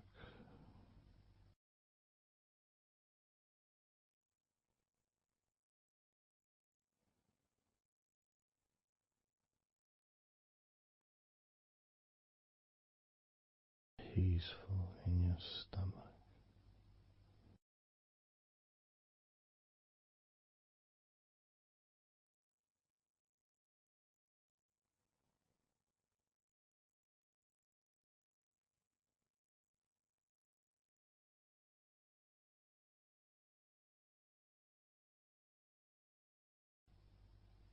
Your back.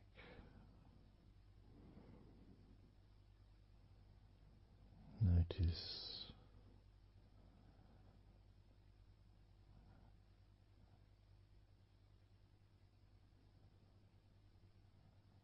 Notice how relaxed you now feel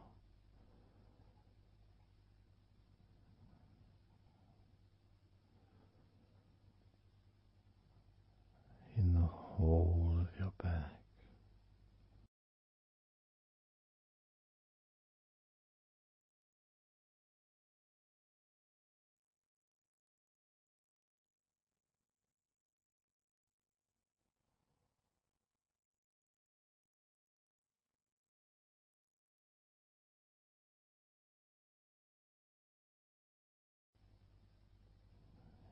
Your spine,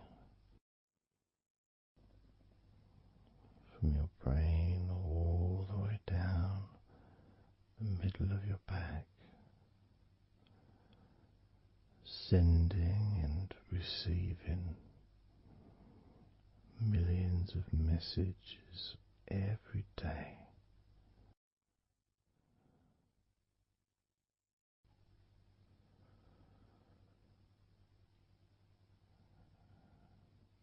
Deep comfort increasing.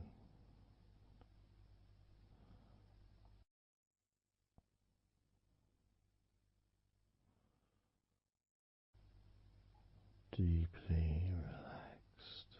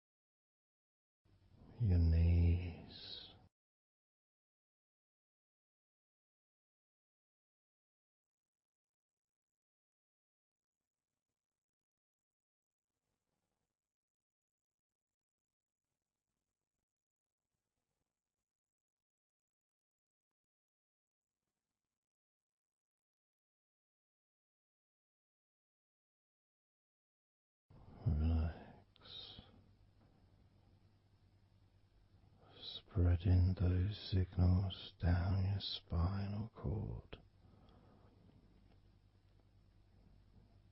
into every part of your body.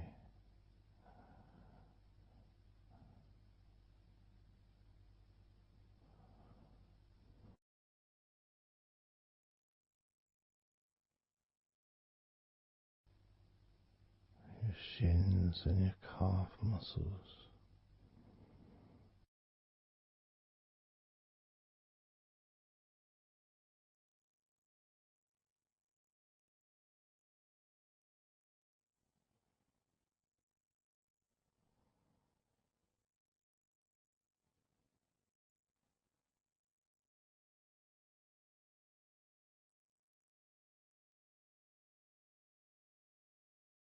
your elbows,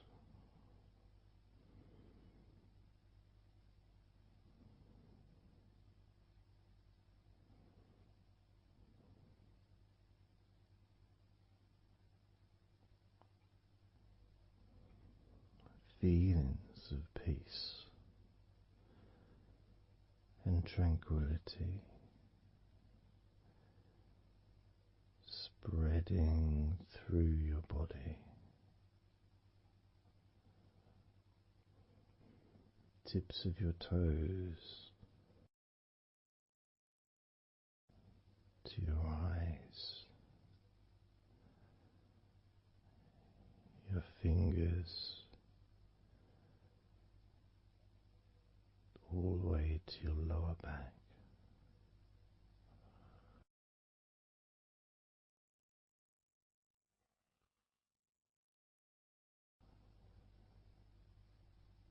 And letting go, really letting go.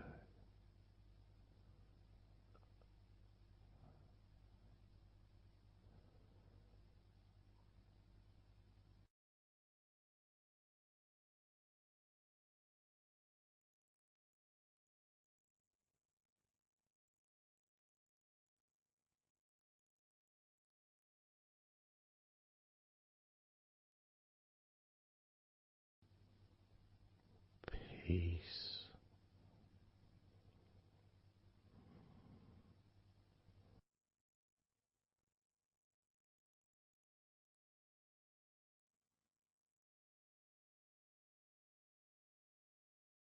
Drifting,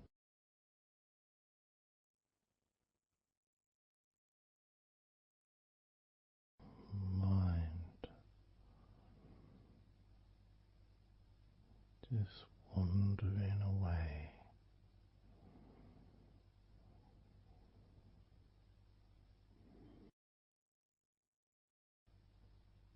happy to let go, let go,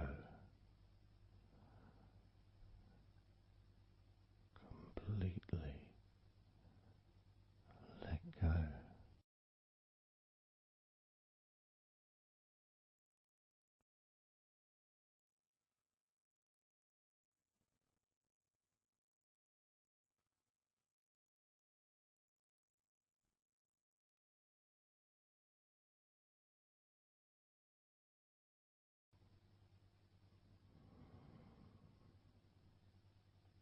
So tranquil,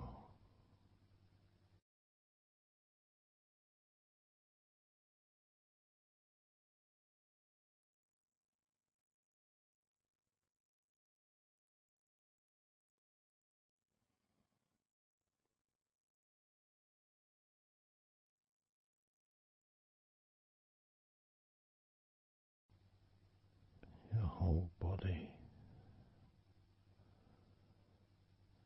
enjoying a sense of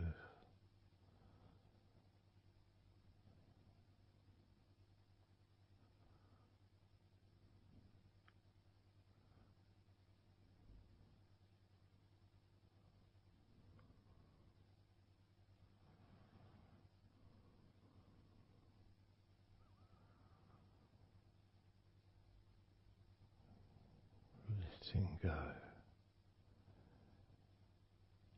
even more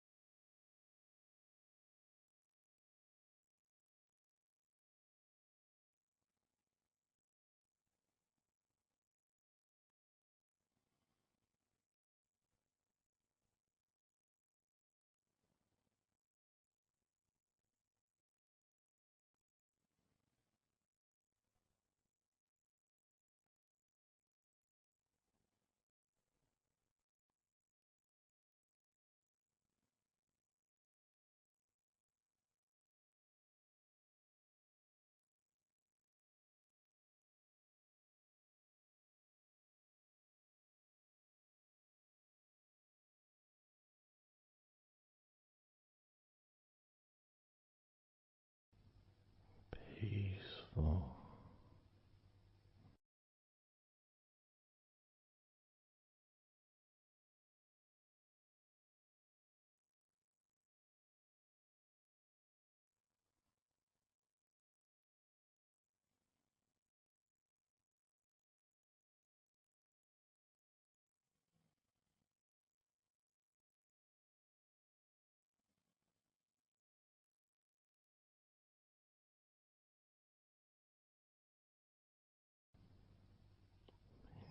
Enjoying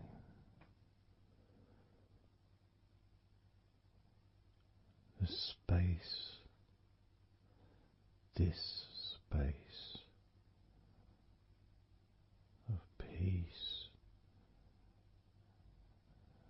and safety.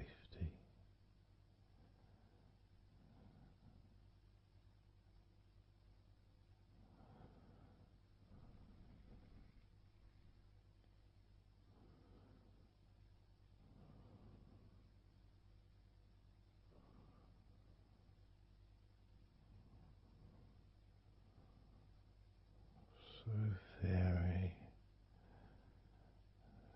very relaxed.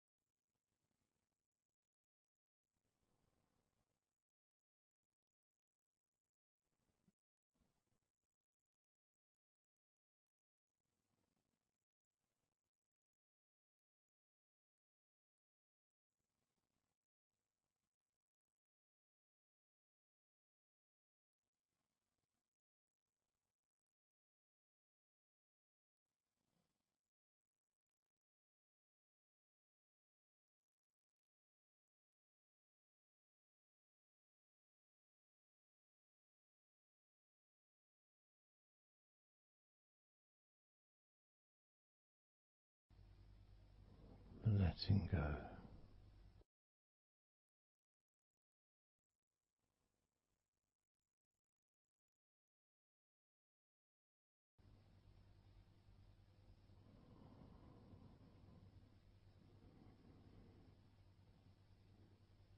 Maybe we can just focus on the different parts of your body, just to notice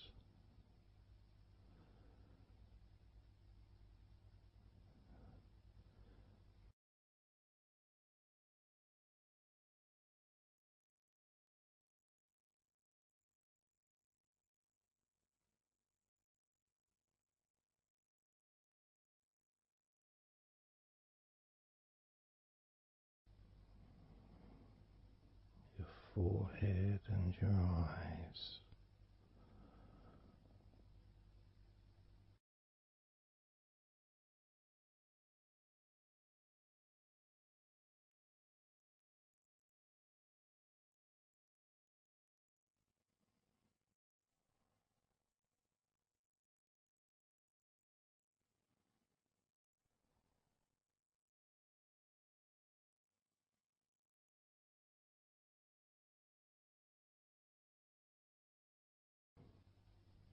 Your jaw,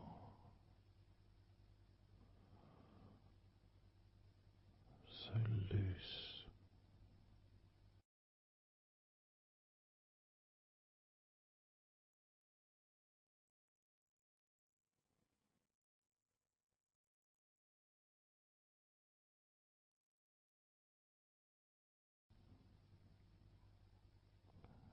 Noticing a sense of complete freedom.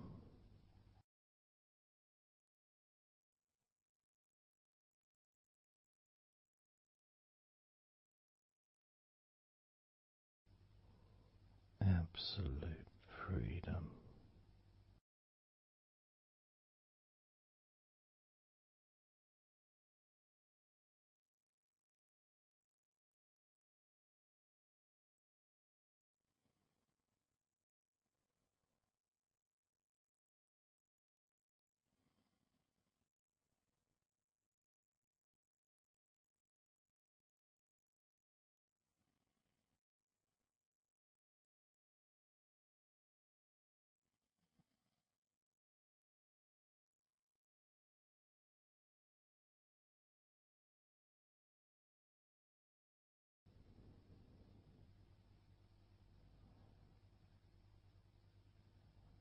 Drifting,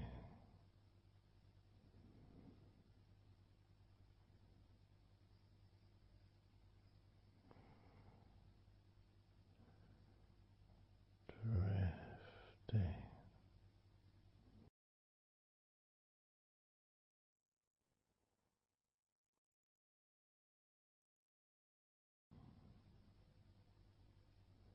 peaceful energy.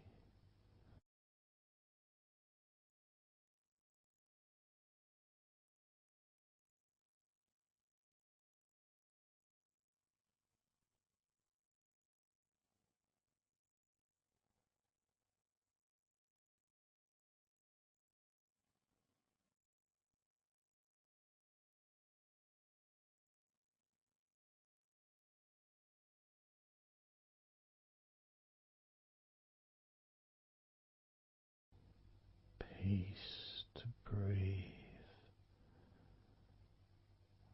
so much easier.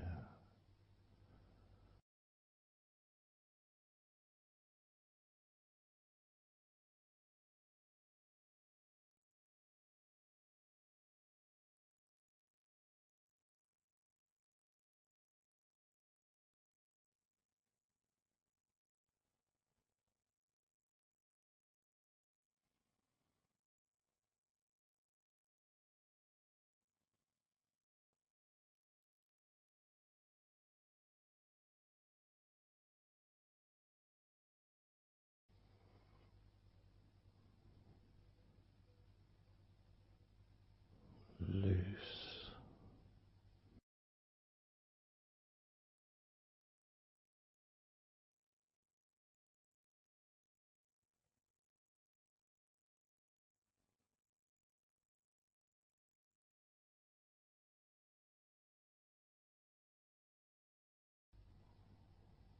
You may have or may not have noticed your mind drifting.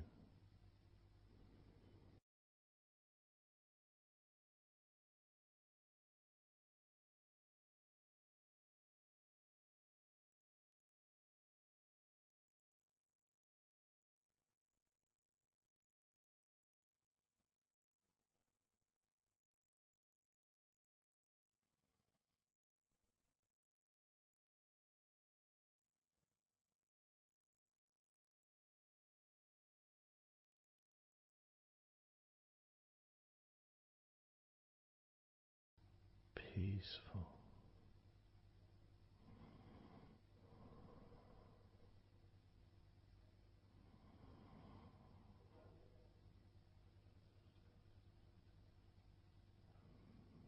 Moving even more deeply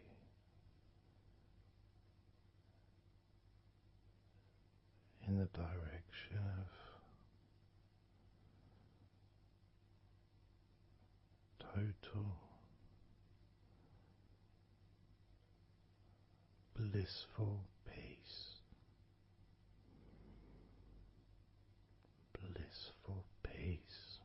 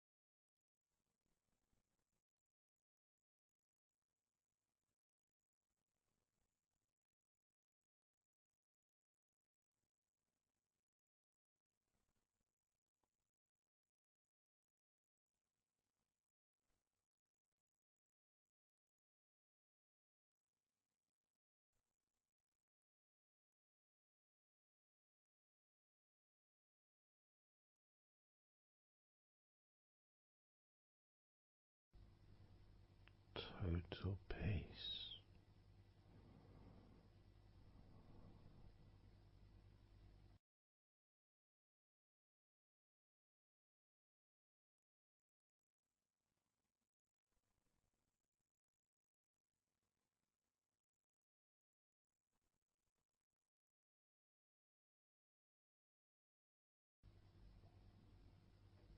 Calm,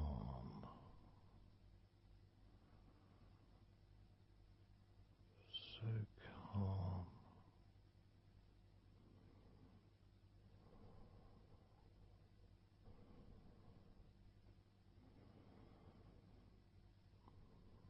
letting go.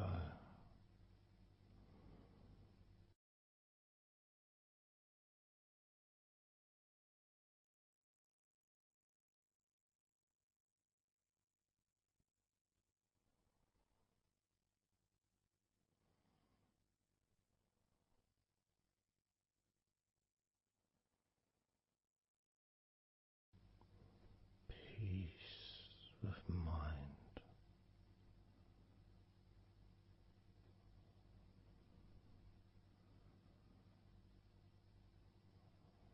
relaxed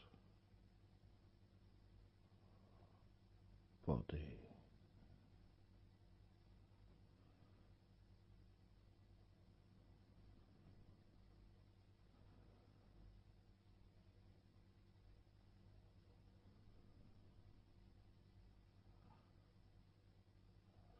so relaxed,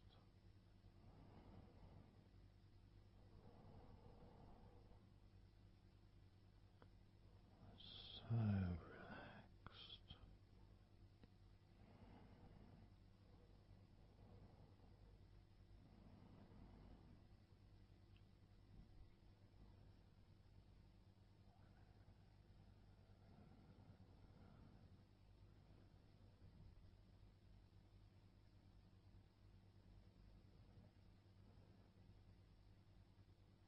Your body feels almost invisible.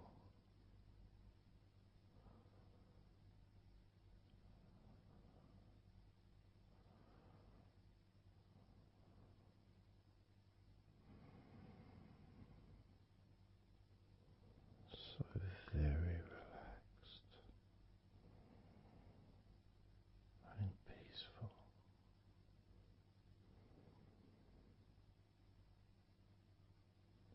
So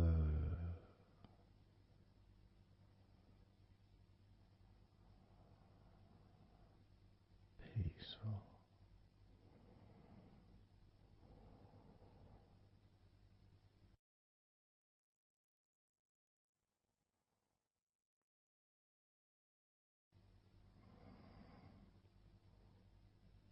Relax.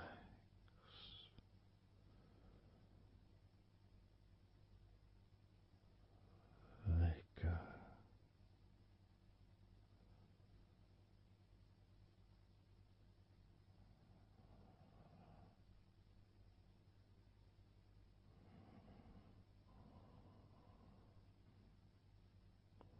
So peaceful.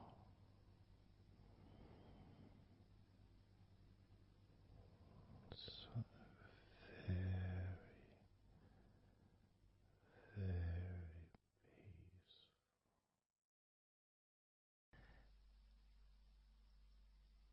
And you could start to notice that you are feeling more relaxed.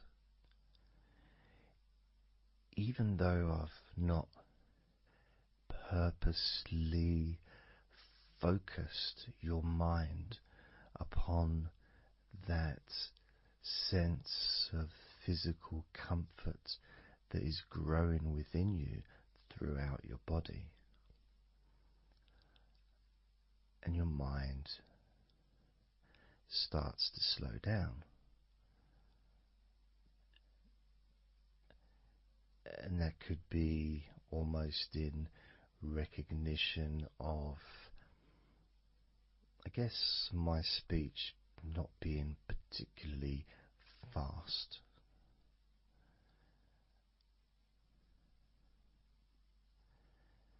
and things just generally feel calmer just by listening to my voice. You give yourself an opportunity to take a break from the day, take a break from your life as it is, and to give yourself a rest, giving yourself permission to take some time off and to allow your body to relax and allow your mind to slow down, which in turn releases the tension, any stresses that you had in your body.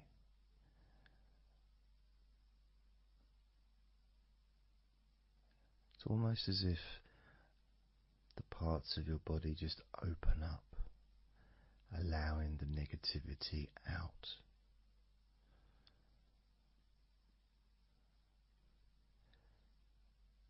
And at the same time, replacing that negativity with positive, healing energy,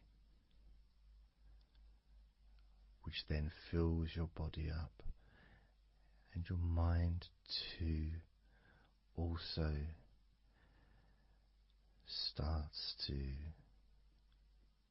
appreciate those feelings of increasing confidence and an almost uplifting feeling, a positive healing, an energy that spreads through your body like a wave of comfort. And all this comes from just allowing yourself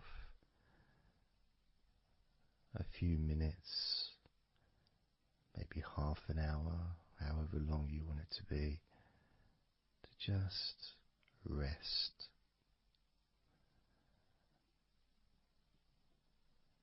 and allow your mind and your body to almost reset itself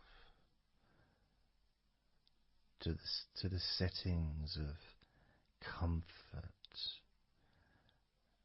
and relaxation, calmness,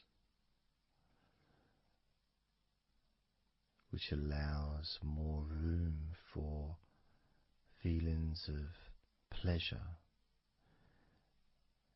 and happiness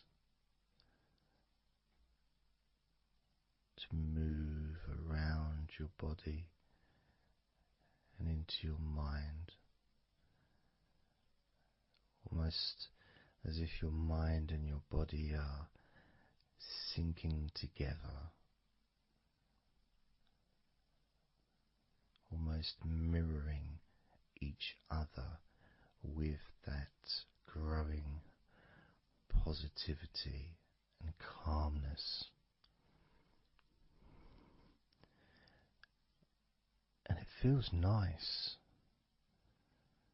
It really does feel nice to know that you are the one that has allowed yourself to feel more comfort and to experience more of this deep relaxation spreading throughout your body.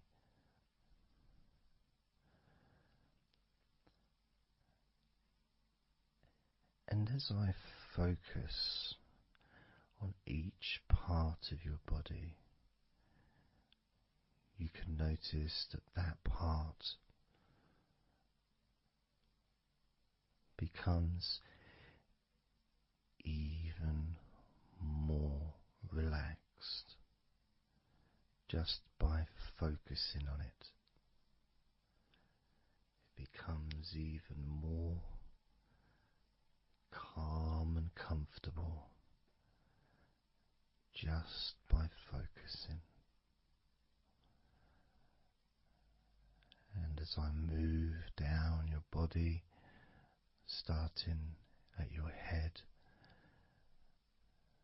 the parts that you've already focused on will continue to relax deeply.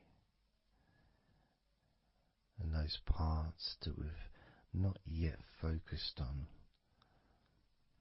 will just automatically release any remaining tension in anticipation of even more comfort about to come.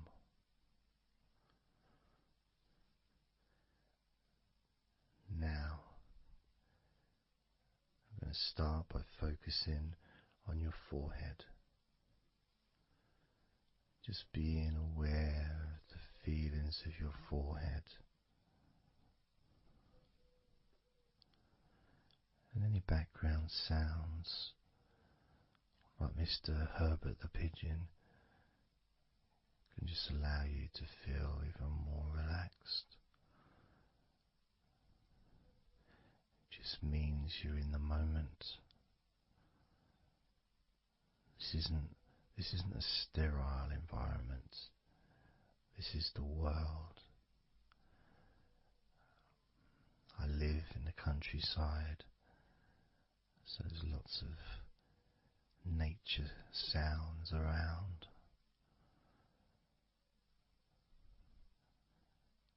So as you focus on your forehead, just notice how it becomes even more relaxed as you focus only on my voice and that part of your body.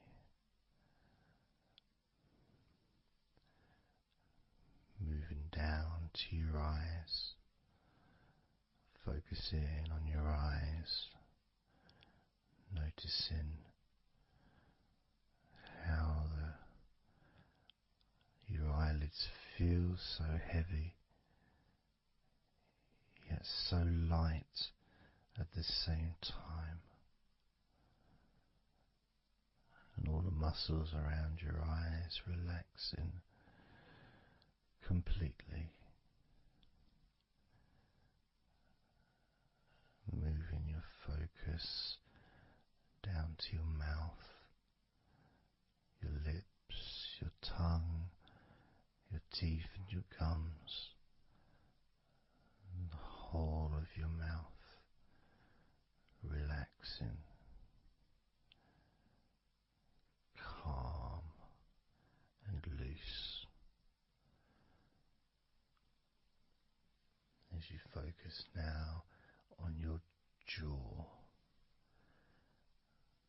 not just the part of your jaw near your mouth, your chin, but all the way up the sides of your face to your ears, that whole of your jaw, feeling more relaxed and calm.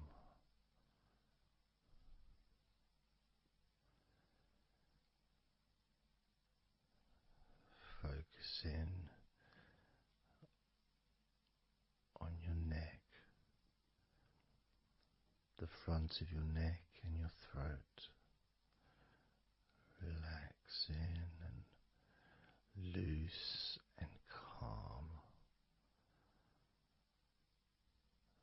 The sides of your neck, the right and left side of your neck, relaxed and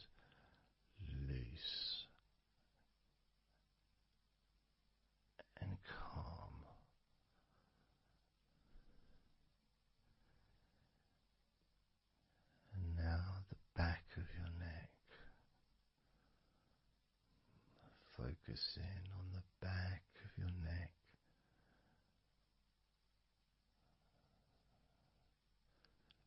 letting go of any tension that may have been there before, and enjoying that sense of increasing comfort and release that you can experience in the back of your neck.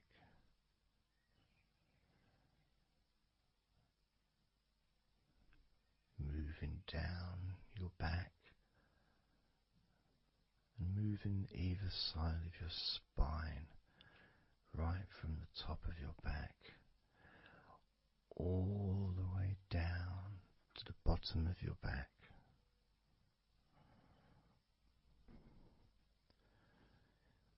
Down to your lower back.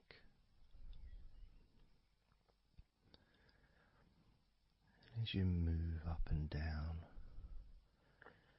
your spine, you can feel the muscles either side of your spine relaxing even more.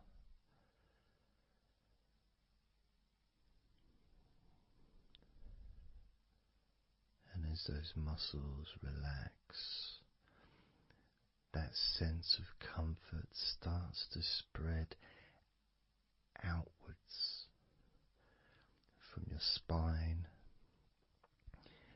into both sides of your back.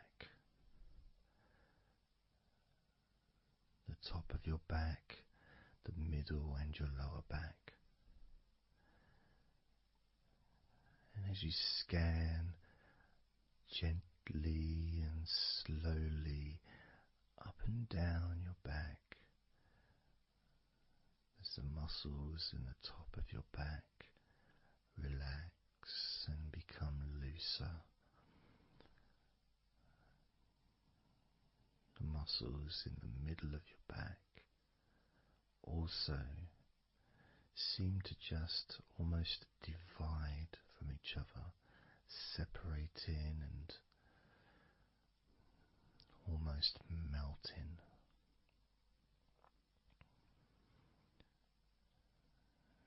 And in your lower back, there seems to be an extra special feeling of comfort that spreads into your hips. So down your lower back and into your hips, into the area where your coccyx are, and into your buttocks. And all those muscles that spread from your lower back into your hip area start to melt, start to really let go.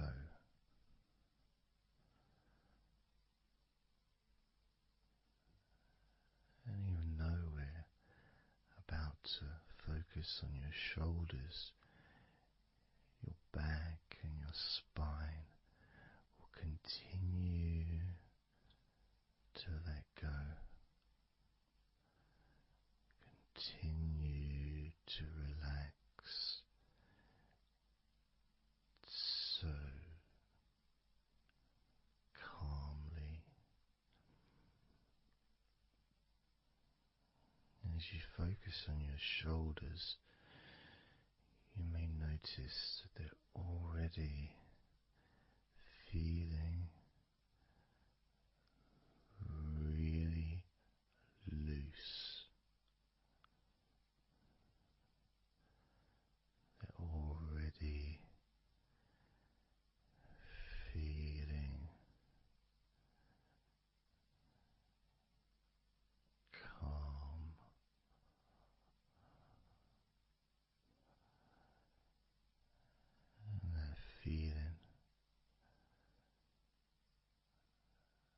those muscles that move from your neck into your shoulders.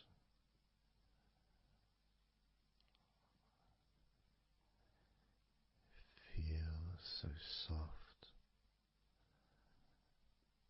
and gentle, so smooth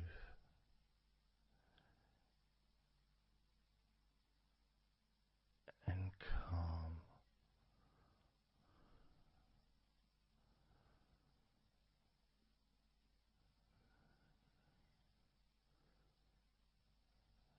And the feeling in your shoulders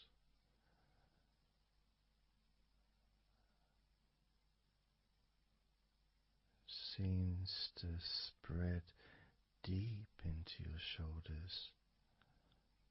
That sense of relaxation, not just traveling deeply into your muscles,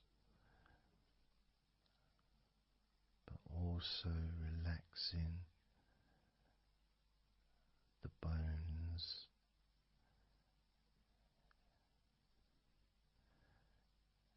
and moving all the way to underneath your arms,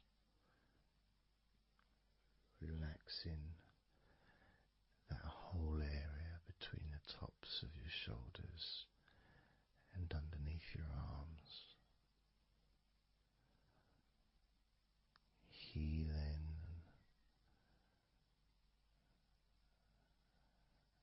You feel so relaxed and comfortable in your shoulders, which sends that deep healing message into your arms.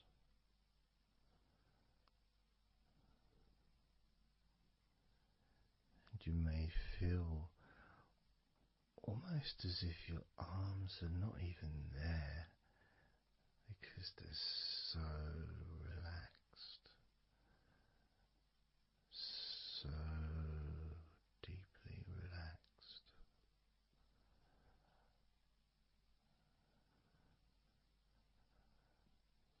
So, so calm.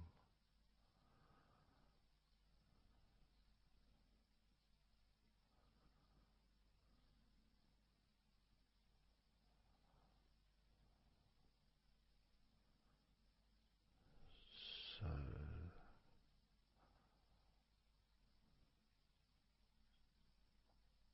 loose.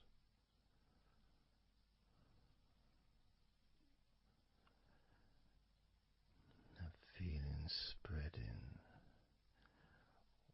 all the way down your arms to your elbows, including your elbows.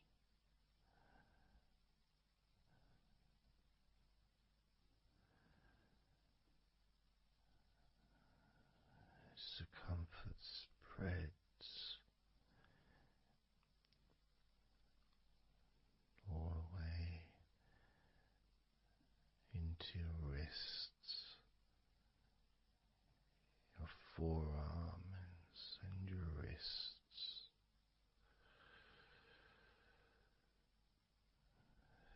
feeling so heavy, yet at the same time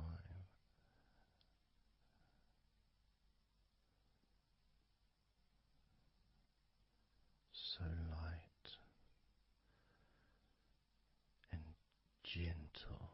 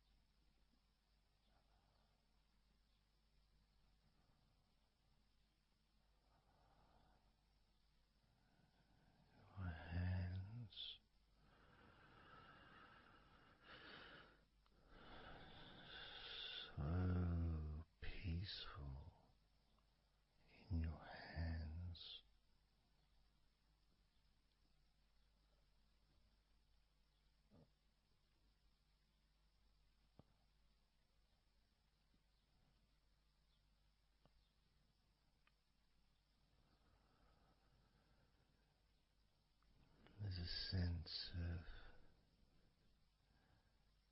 real peace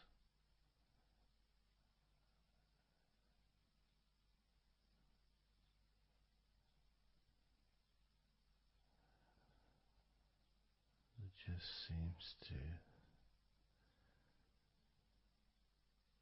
feel so familiar when your hands relax deeply.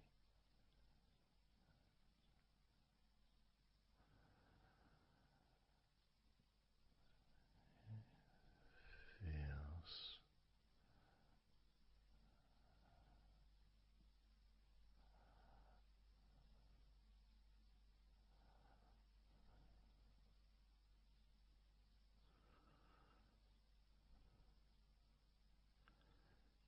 your fingers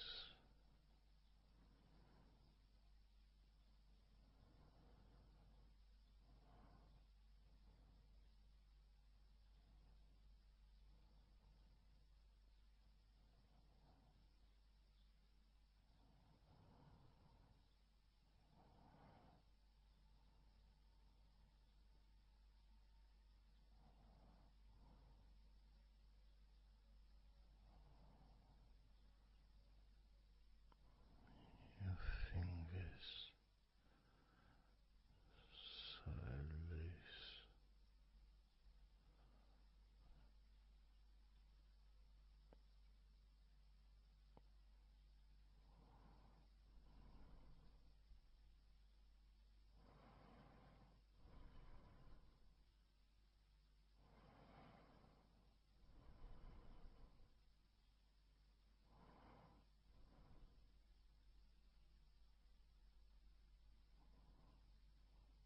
your fingertips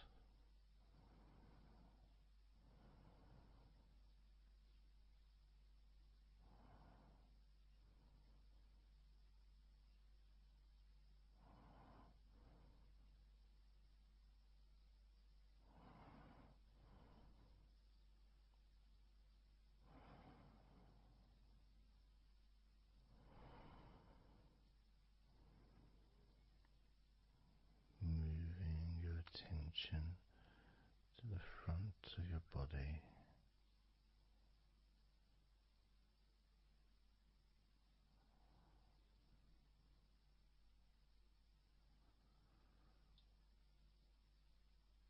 so comfortable,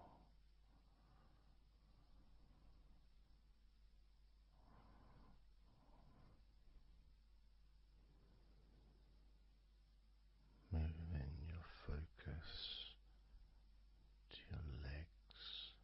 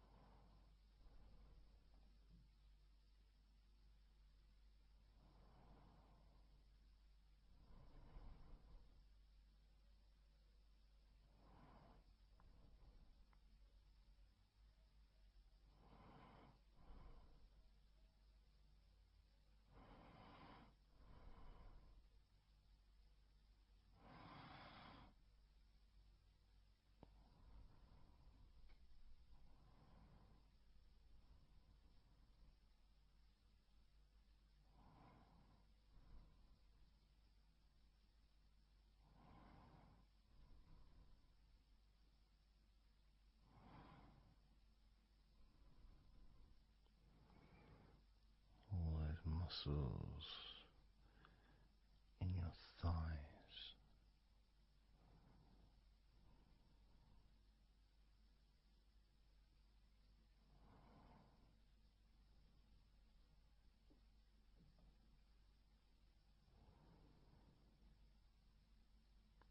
your knees, so relaxed.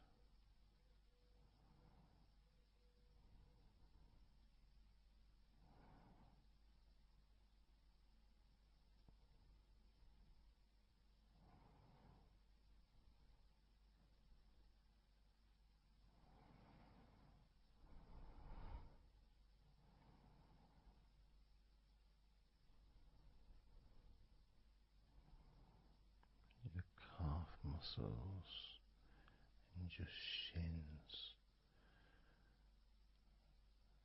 completely relaxed.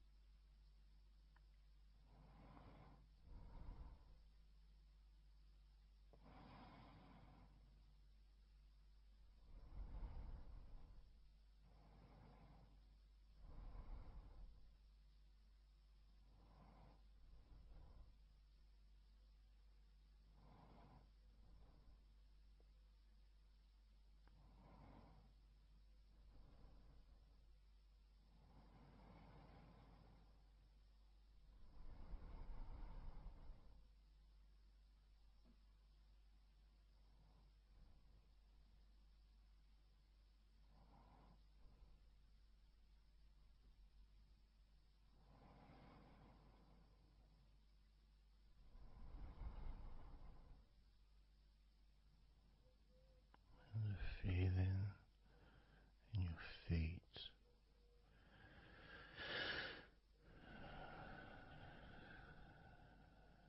so peaceful and so calm,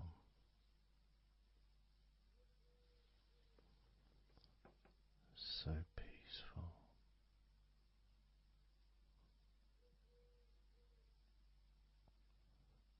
so calm.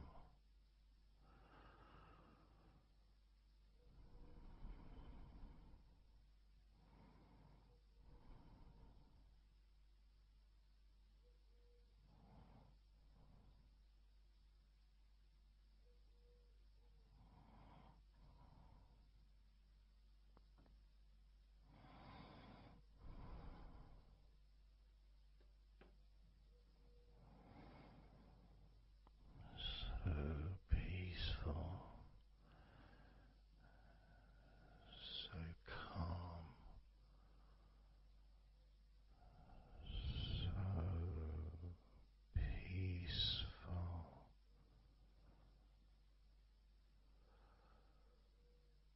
so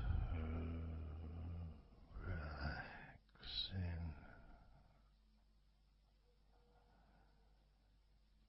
peaceful, so calm.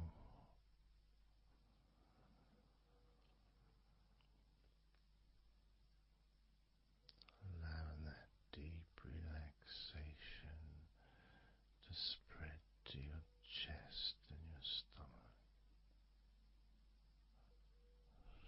So relaxed,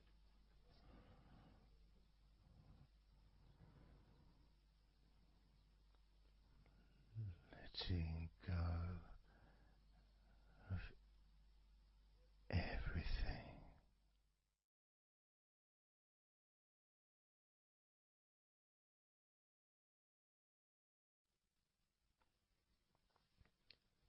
So I'm going to start counting down now from 20 down to 1.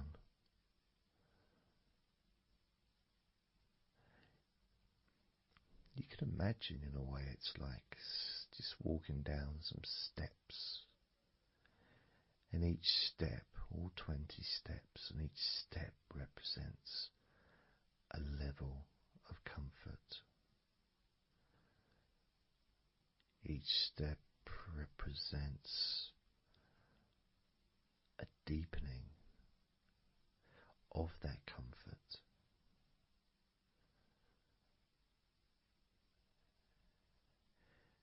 And the further you walk down those steps, the deeper and more relaxed you feel.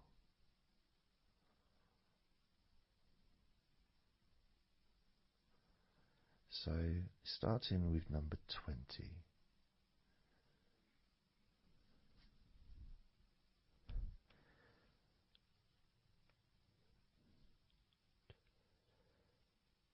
Twenty.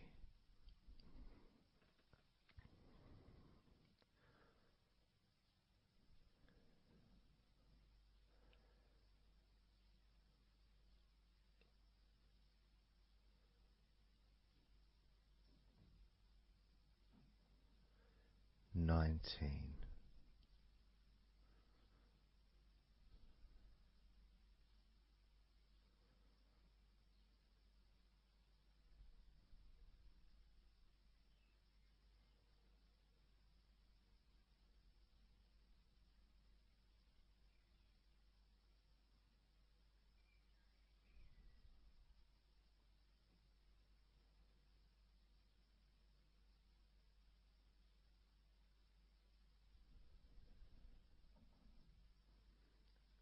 18.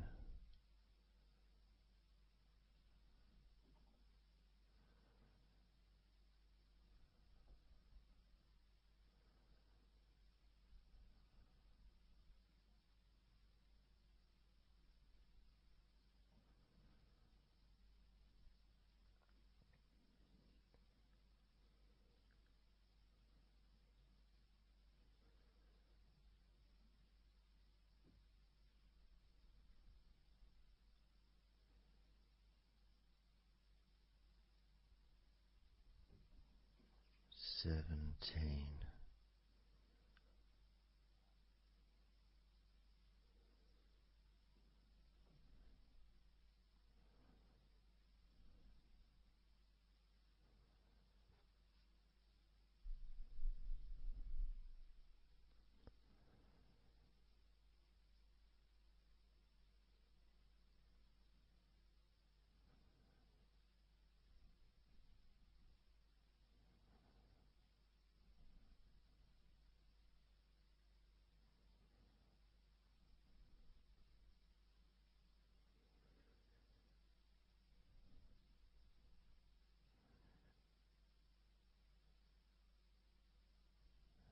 16.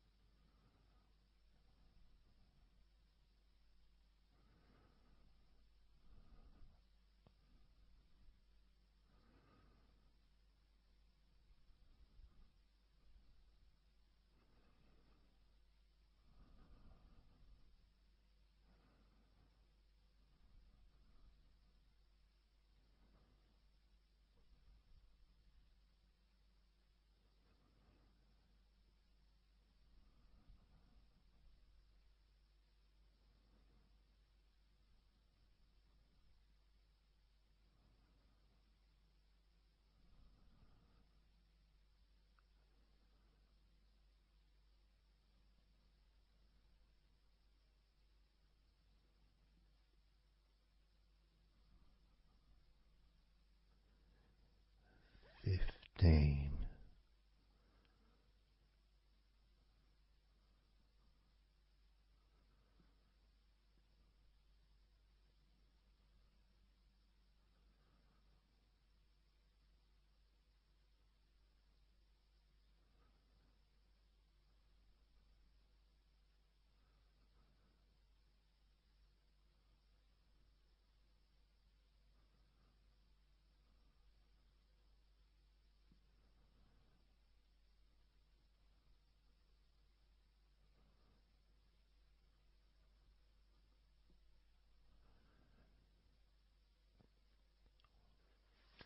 14.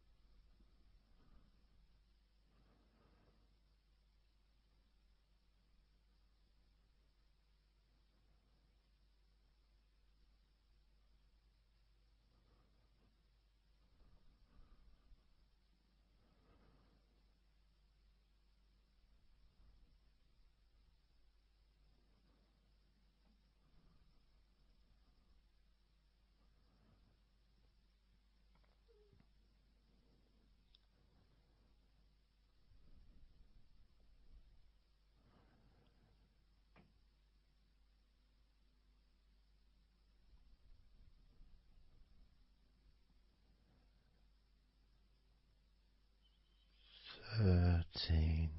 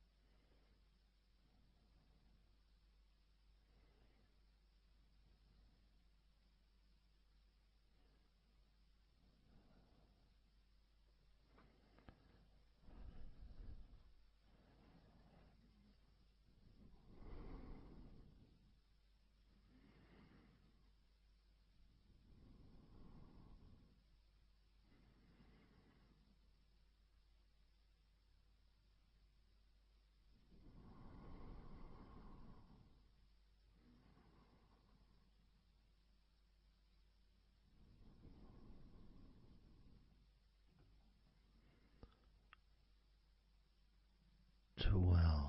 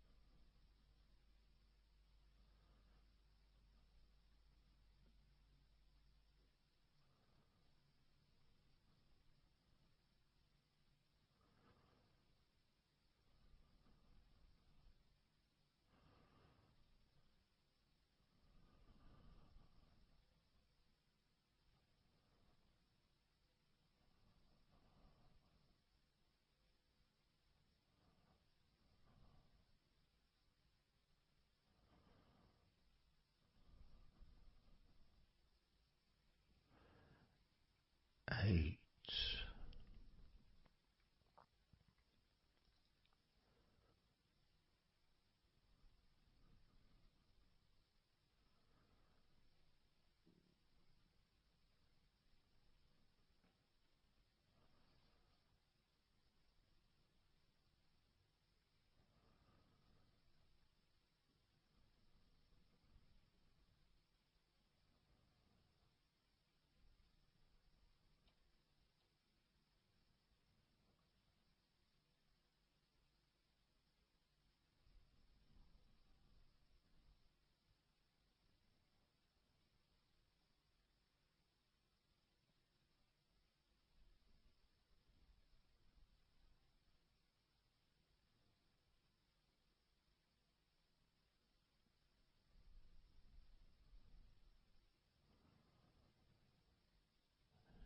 7.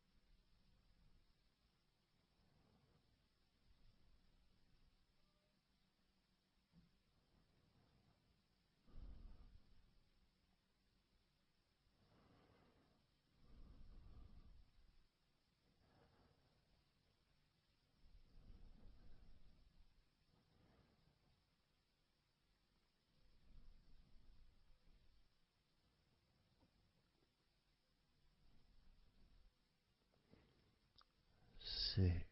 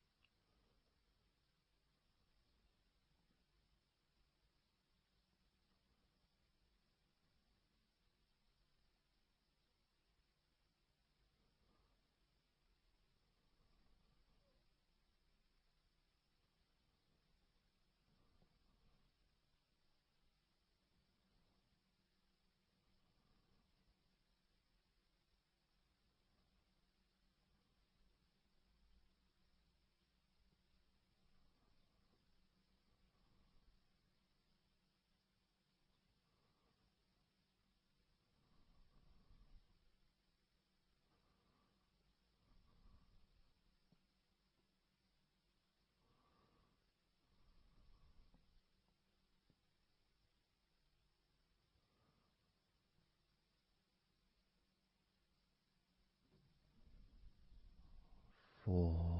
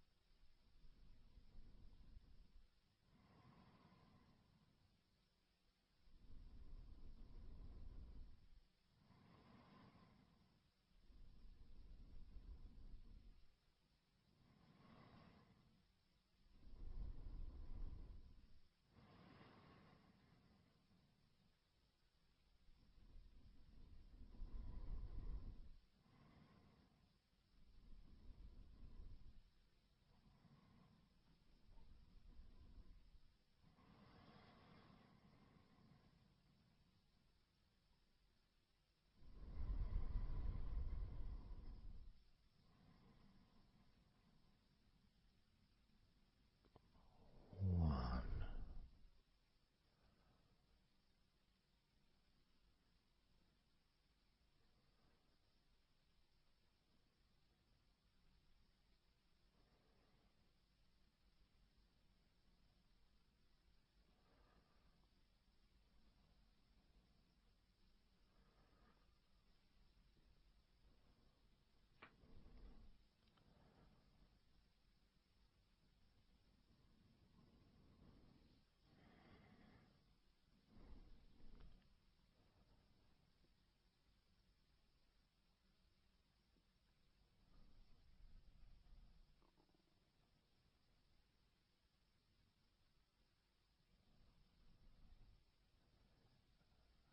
And now,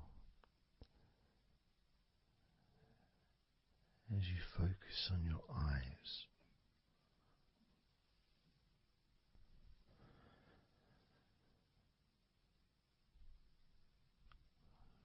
we're going to count down from 10 down to 1.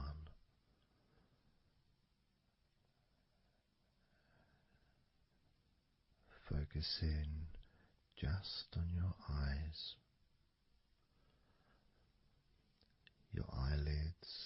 muscles around your eyes,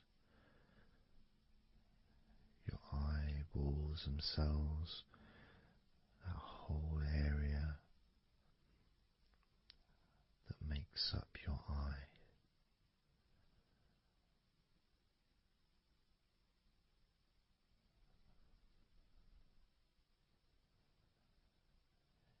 And as we count down from 10 down to 1, whilst focusing on your eyes,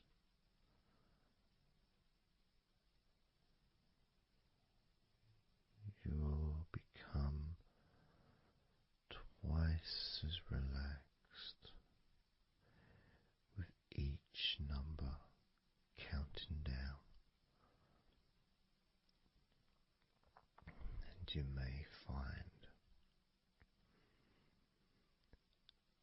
that all you want to do is just drift off to sleep. And if that's what you want, then just allow yourself to do that.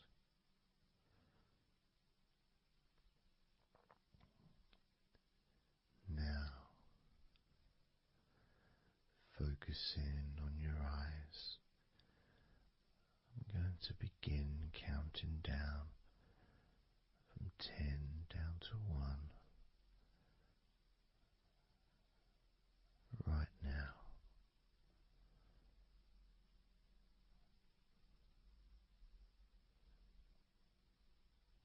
10.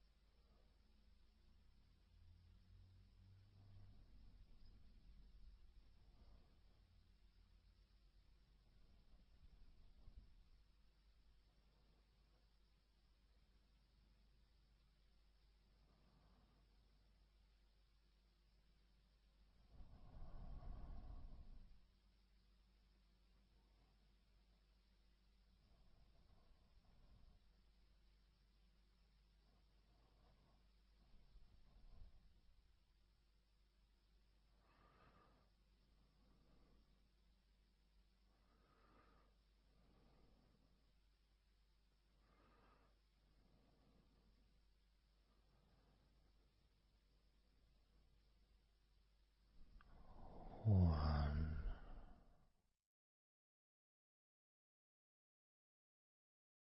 So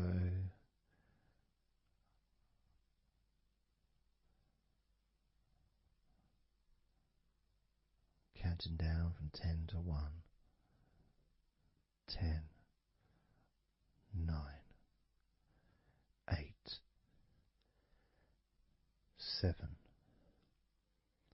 6, 5, 4,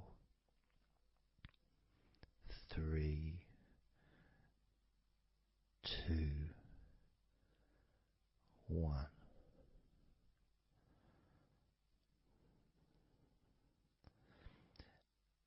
And maybe that was a bit too quick in order to relax. Maybe it's a bit too fast for you to notice the calming of your body. Maybe even a little bit of pressure there, like you're counting down from 10 to 1. What do you expect me to do, man? You expect me just to go all floppy just because you're counting down?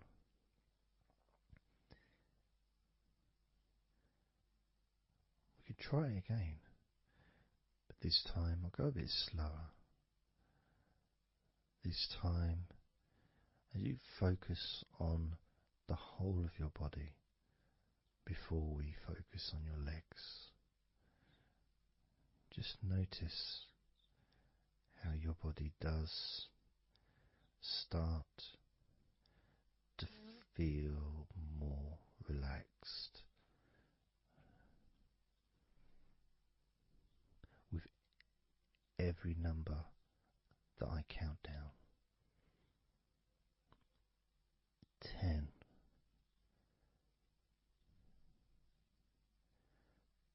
9,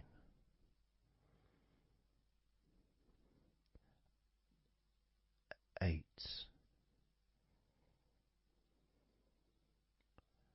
7,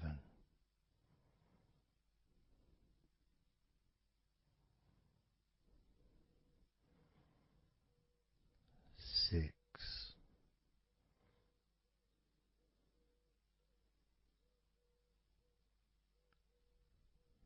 5,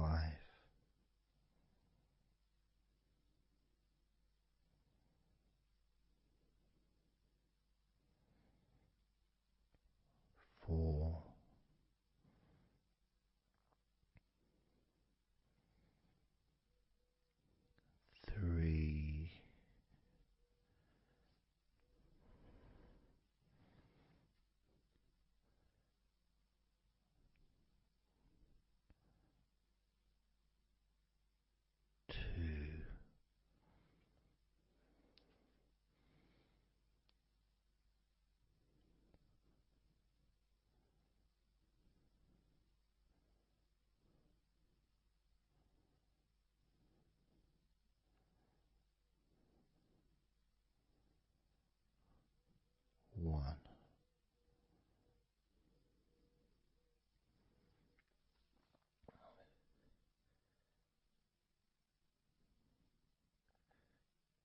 And just notice how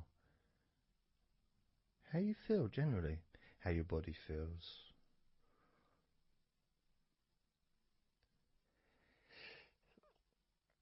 It's not necessarily even about counting down from 10 to 1. It's that space that you have, that space between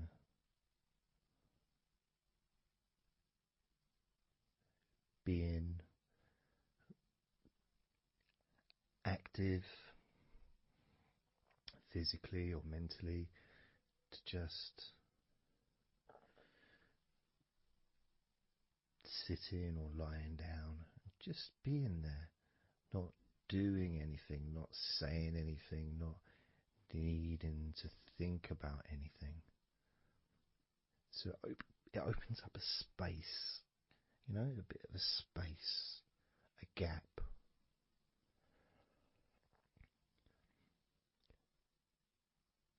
And the more I count down from 10 to 1, the bigger that gap becomes. So there's that gap of calmness, of comfort, relaxation.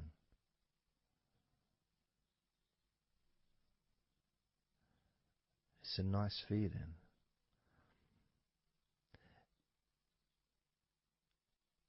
And it moves those stresses or discomforts physically or emotionally, moves them away.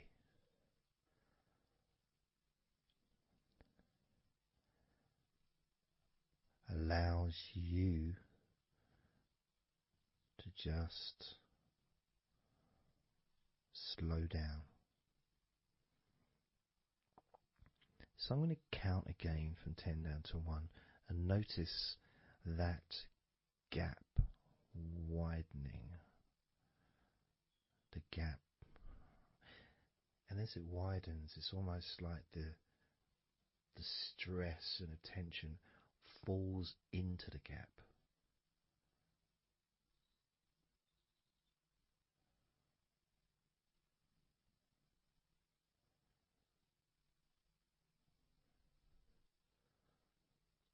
And gives you that distance, that space. Now, 10, 9,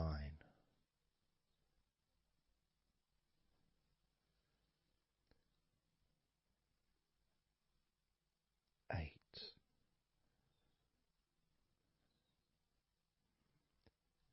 7,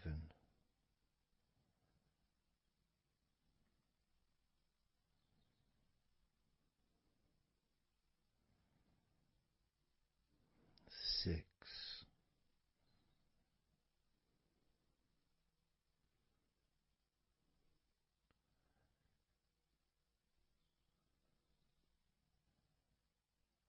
5,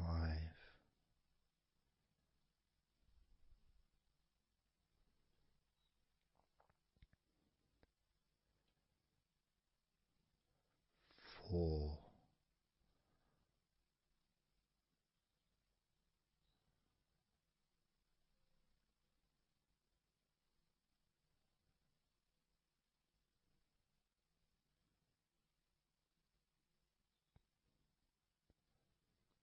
3,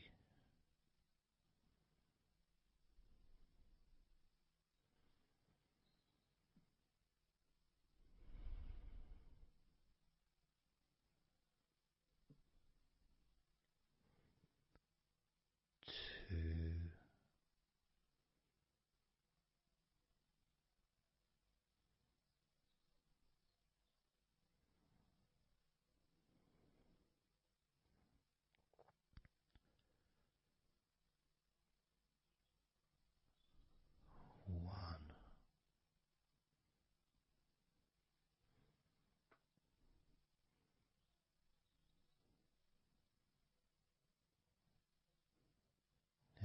does your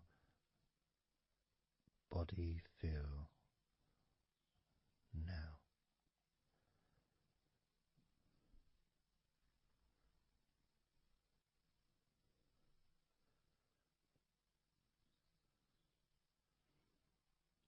Can you notice that you're feeling calmer,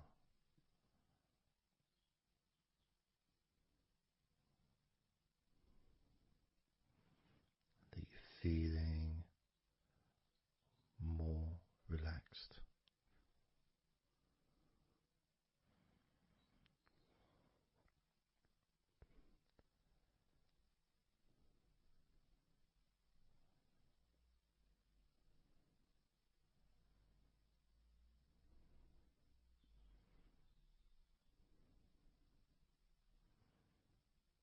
As we now focus on your legs, just your legs.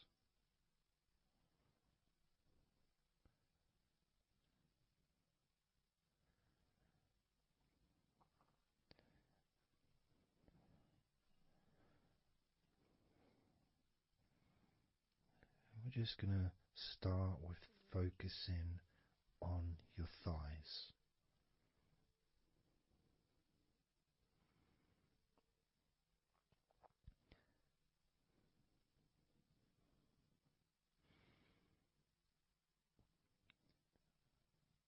Of course, it's not the most exciting thing to be doing because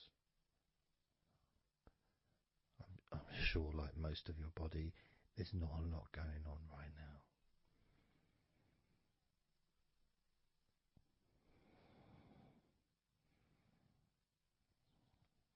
Just focusing on the whole of your thighs, the tops of your thighs, the sides of your thighs, the bottoms of your thighs, your outer thighs and your inner thighs. Basically, the whole of your thigh that leads into your hip and then goes down to your knee joint.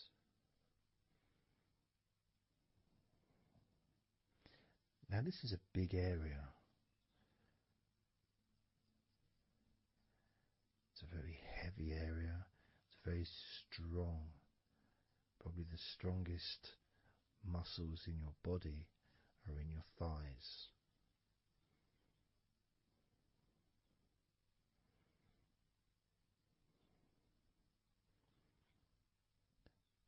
But I don't think we perhaps give enough attention to our thighs.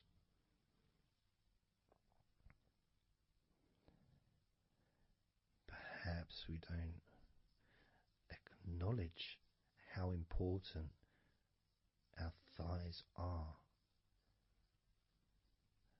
to our lives.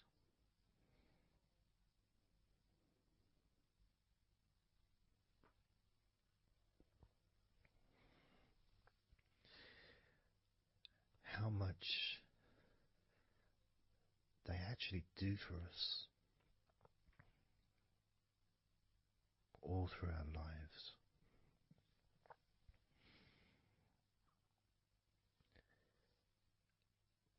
And it may sound really weird, but I think that all of our body parts, especially our thighs, need some TLC. A bit of love shown, a bit of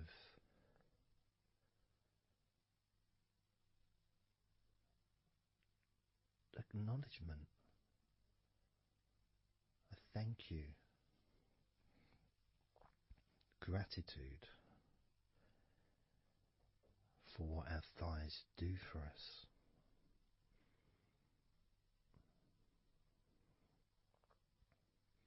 And I know this may sound a bit strange. Maybe you think, why am I? Surely I should be out in the garden hugging a tree or something. Well, It's hard to set a microphone up on a tree. That's why I'm doing this indoors, otherwise I would be outside hugging a tree. No, I can't see the television from the tree.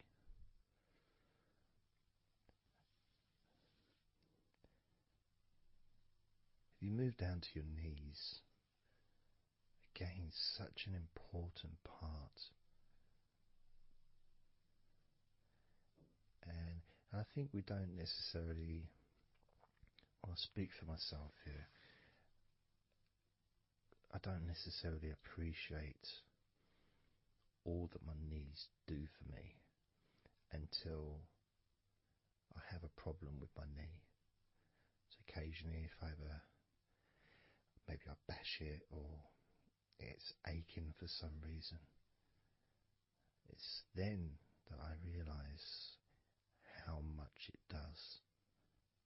You know, the benefit of being able to use my legs without any kind of physical discomfort is a beautiful thing that's possibly not appreciated until it's temporarily removed, you know, that comfort. But as you focus on your knees, regardless of how your knees feel, you can have that sense of gratitude and love to your knees for all that they do for you.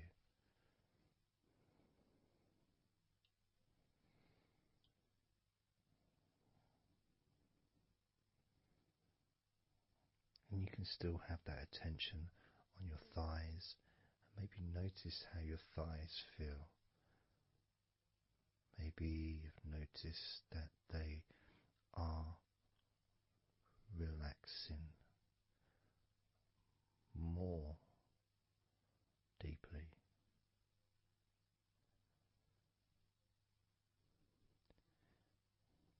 As you focus now on the bottoms of your legs, your shins and your calf muscles, and the bones between your knees and your feet, incorporating of course your ankles. So important.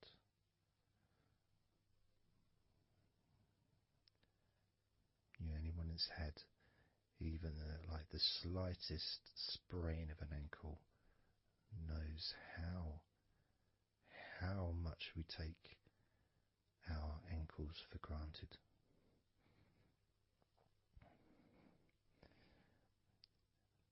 And it's kind of strange in a way when you think that, you know, logically our wrists are a lot thinner than the rest of our arms, which is okay, can't see any problem with that because we're just picking stuff up. But our ankles are so much thinner than the rest of our legs.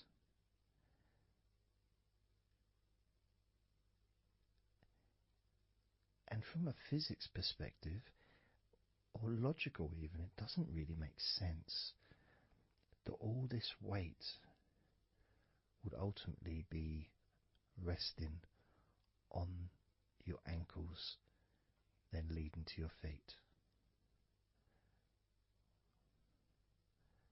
That thin area, thin bone,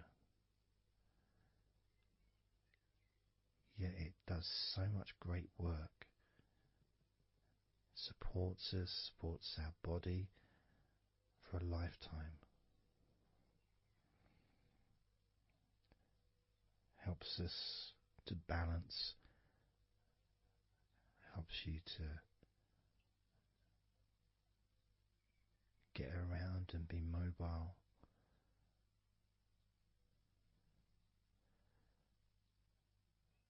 And there's the calf muscles, of course. When I was younger, I couldn't see the point in calf muscles. It didn't seem to do anything. Okay, if I walked around on tiptoes, then my calf muscles get some work. But of course, that's not true. The calf muscles are being used whenever we use our legs.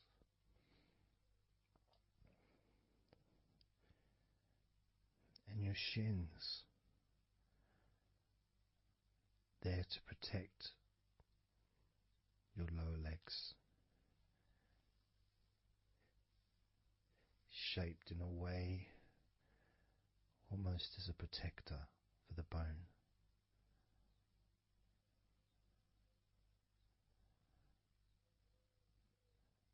Leading, of course, to your ankles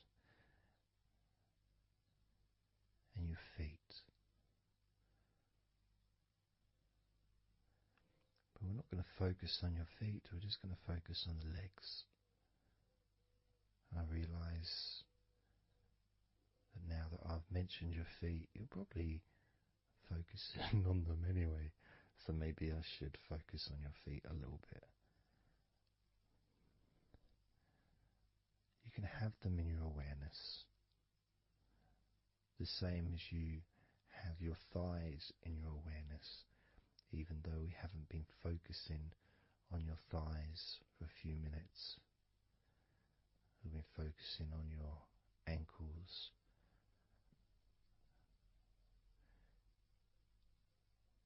there's still that sensation of comfort in your thighs. And there's that movement of energy, because the thighs hold lots of different sensations. Of course, there's the muscles, the big, strong muscles that we have in our thighs.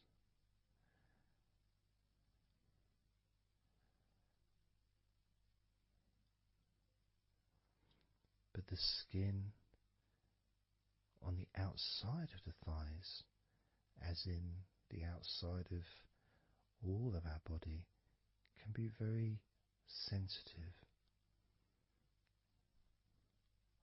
Sensitive to the touch, sensitive to temperature.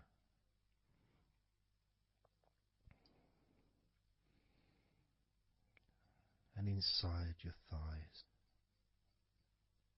the bones, there's the muscle, there's the blood vessels, the arteries. So all this stuff, it's inside your thighs.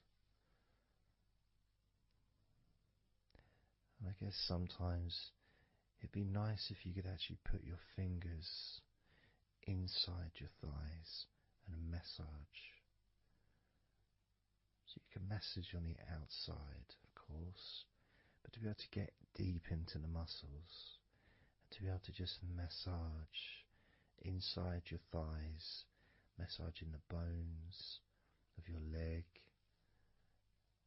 massaging all the veins, and just gently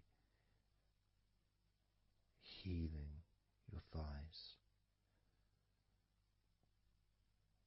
And you could move down, massaging inside your knees, just massaging those bones, but with healing fingertips, spreading that healing energy deep into the joints of your knees. And of course, there's the back of your knee, you know, the inside crease where your knee is. It's a very sensitive area. Feels very nice when you stroke it. That might be because it's an area that's not really touched very often.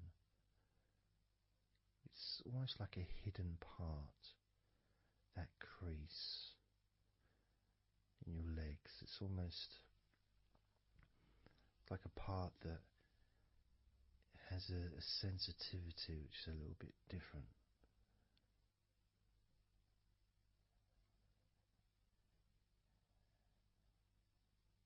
Of course, it's protected by your legs.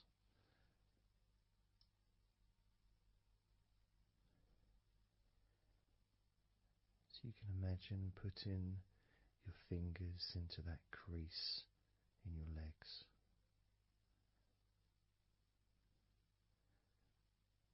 That fold in between your legs, you can just massage with your fingertips.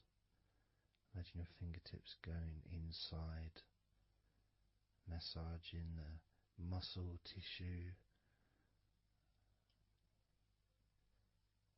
You can of course feel the bones of your knees healing through your fingertips.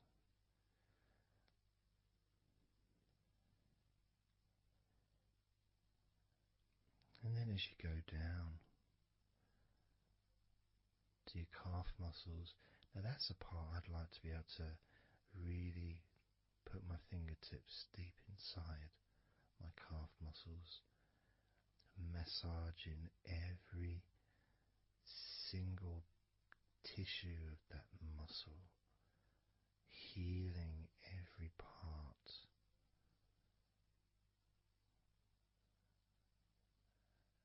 And then doing the same for my shins,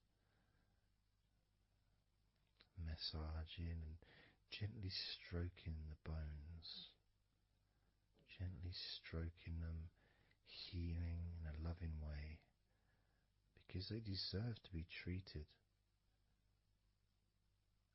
as the precious bones that they are, because our legs are so precious, as in all the other parts of our body. They're more precious than any jewel on the planet.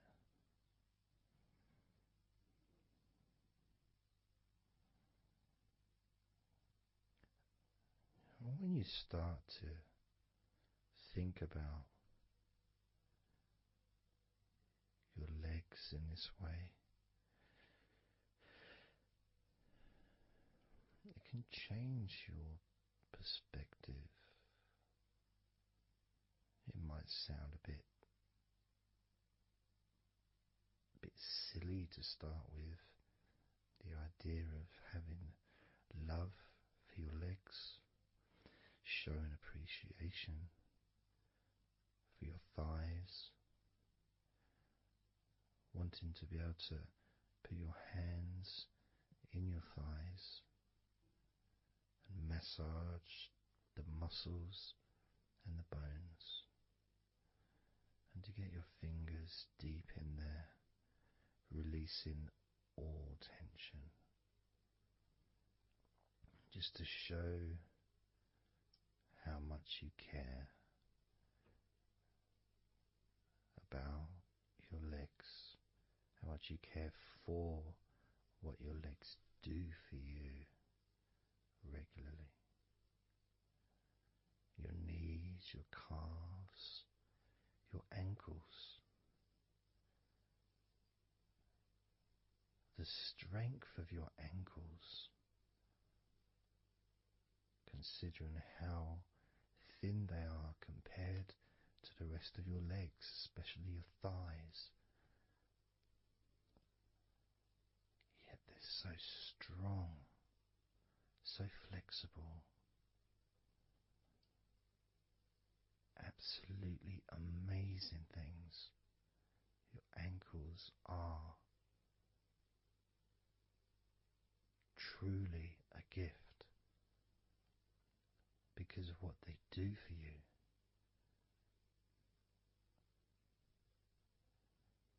Supporting all that weight, regardless of what weight you are, even if you're only 8 stone,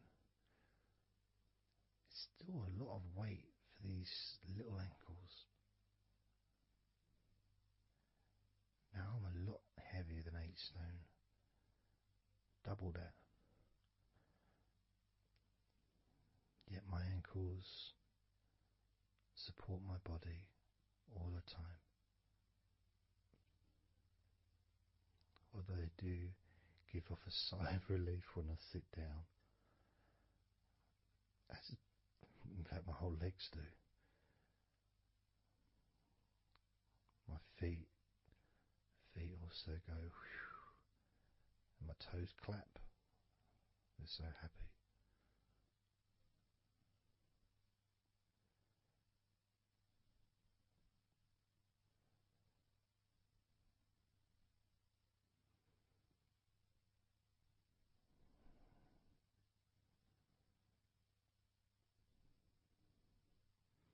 Your legs really are amazing.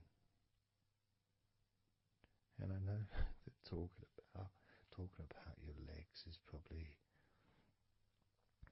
possibly among the most boring things you've ever heard anyone say, possibly. But boring or not, everything I said is true. Your legs are amazing.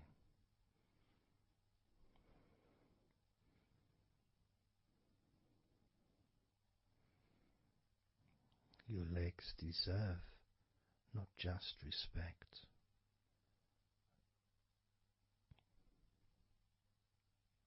they deserve to relax deeply.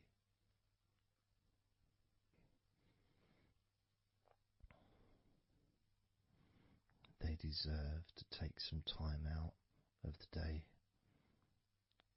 to just let go completely.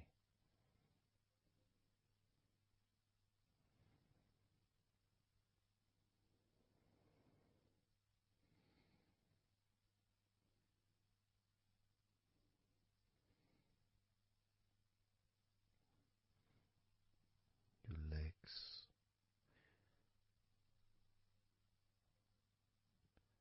really can relax.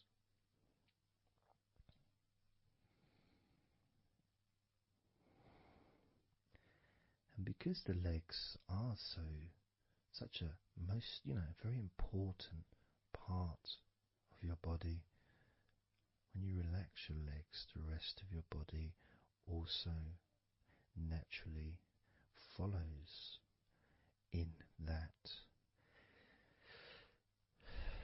journey of comfort.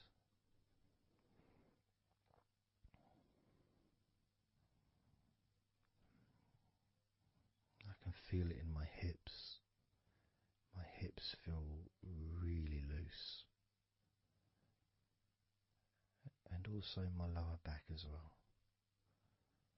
My lower back really feels stretched, even though I'm just sitting in a chair and there's no stretching as far as I'm aware that I'm doing. But it's almost as if the muscles are just relaxed so much that there is a natural stretch as the tension has reduced a lot.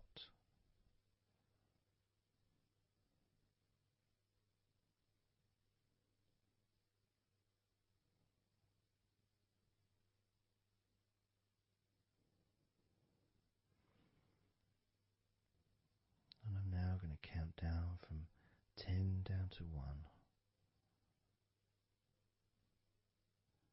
And you can continue to feel wonderfully relaxed.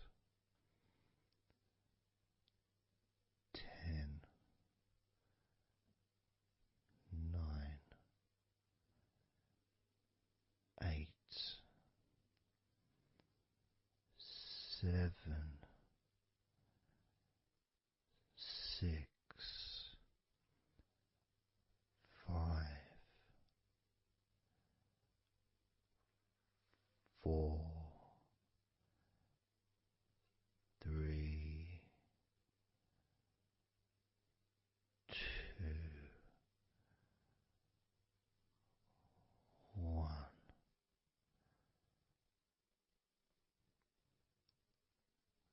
Relax.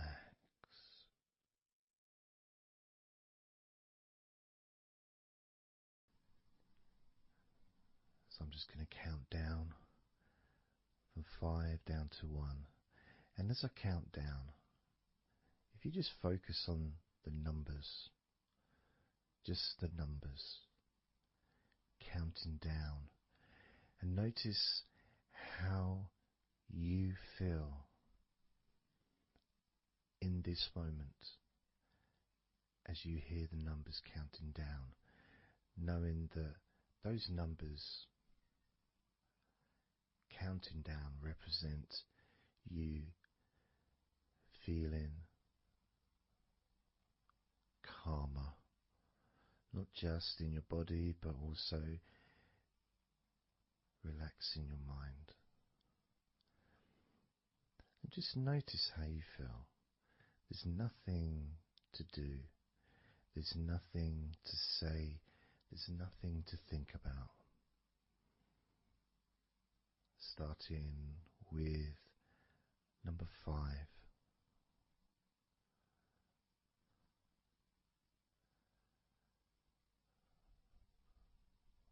4.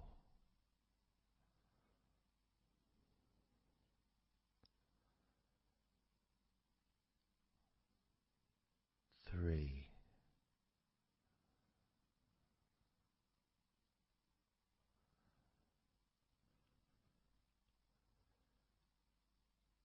2.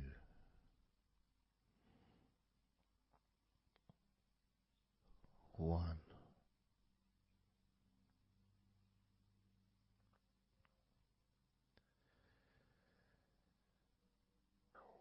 As you notice the gradual letting go of the tension in your body, you may also begin to notice and be aware of how your mind is starting to slow down. This is just a natural thing that happens. It's not really a special procedure. It's just natural because as your body relaxes, your mind also starts to relax. And the more your mind relaxes, the more your body relaxes. It's just a continuous circle of relaxation.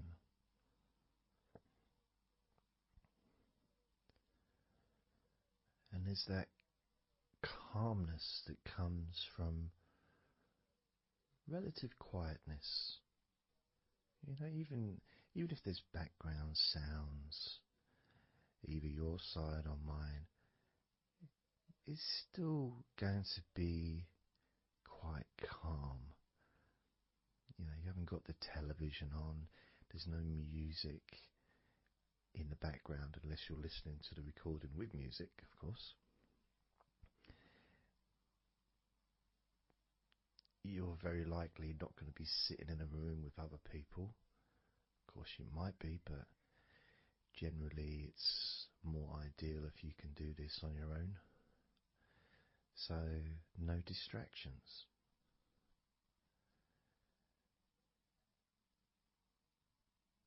And when you stop thinking about stuff,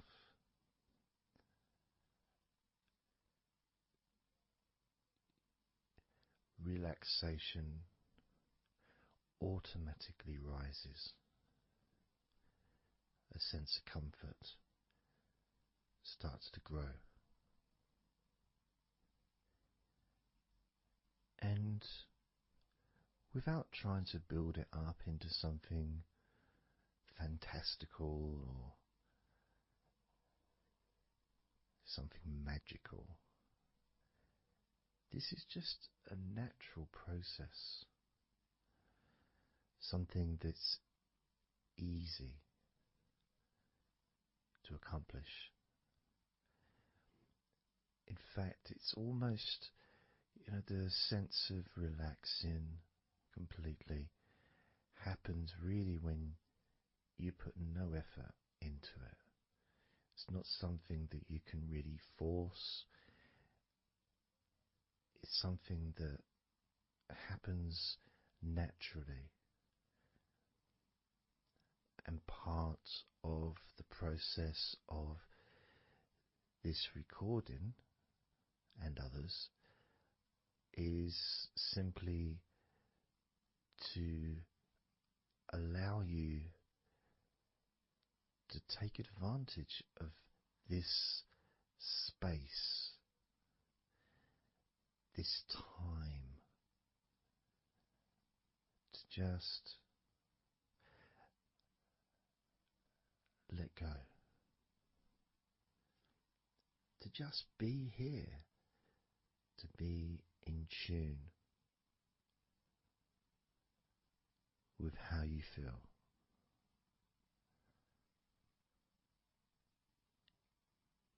Yet with the intention of wanting to relax deeply,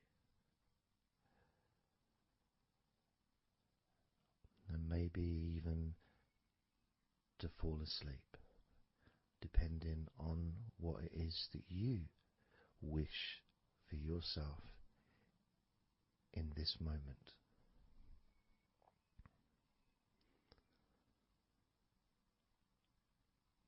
As we know, relaxing is the majority of the process of falling asleep. The actual falling asleep part is the tiny bit at the end. The deeper relaxed you become, the easier you find yourself drifting.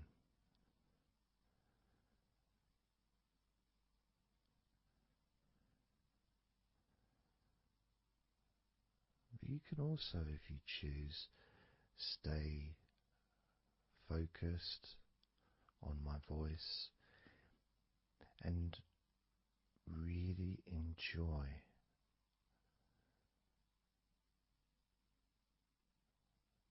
the process of gradually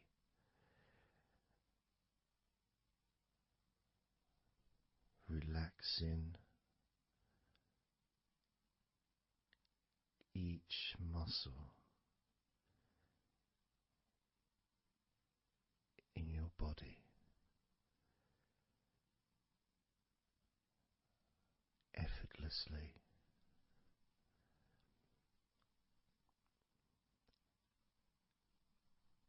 and just observing the sensation of letting go,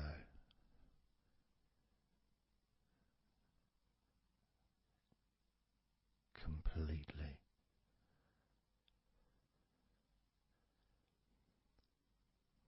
This time I'm going to count from 6 down to 1, and you can notice your mind calming down more with each number that you hear me say. Naturally feeling calm and slow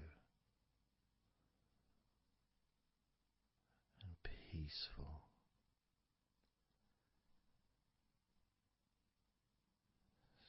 6.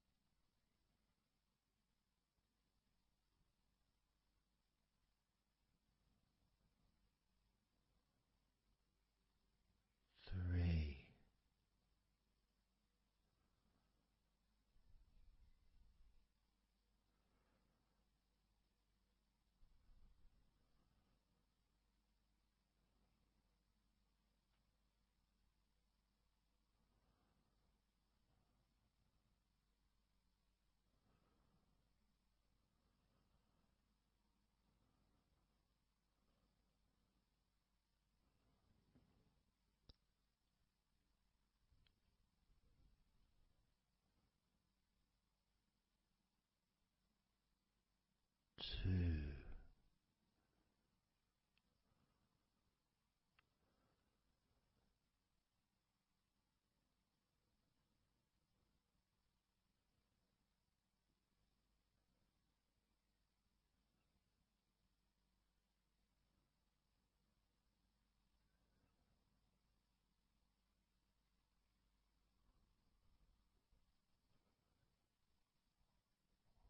1.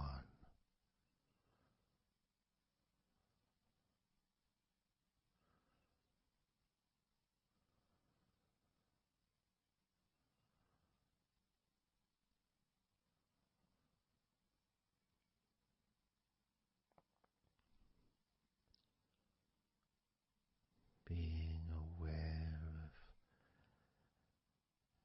how your mind has slowed right down, sink in deeply into relaxation.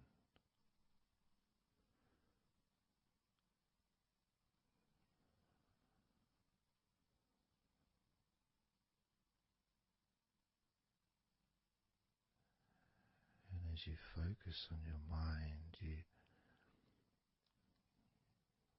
may notice that there are some thoughts still there, maybe some stubborn thoughts that for some reason perhaps need your attention.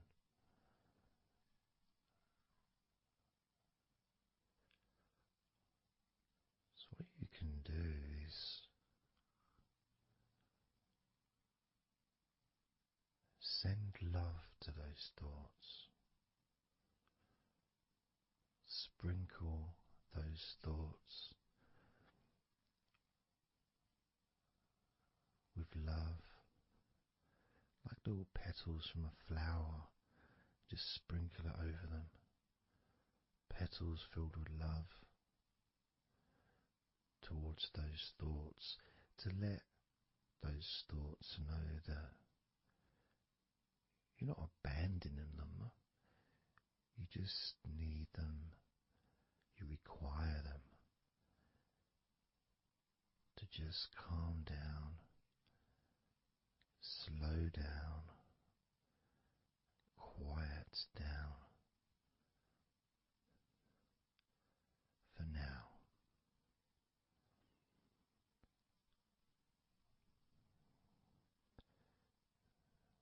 So as you focus on those remaining thoughts, as we count down this time from 7 down to 1, with each number, just imagine sprinkling those flower petals of love, kindness, gratitude over those thoughts, which will allow them to just melt away and relax deeply. With every number,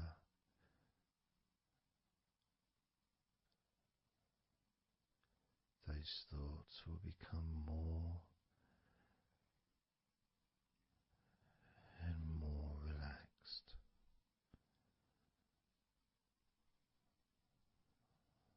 Starting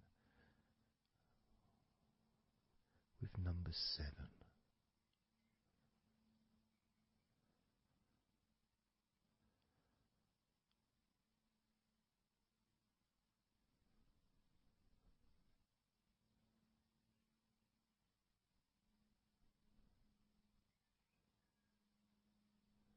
6. 5.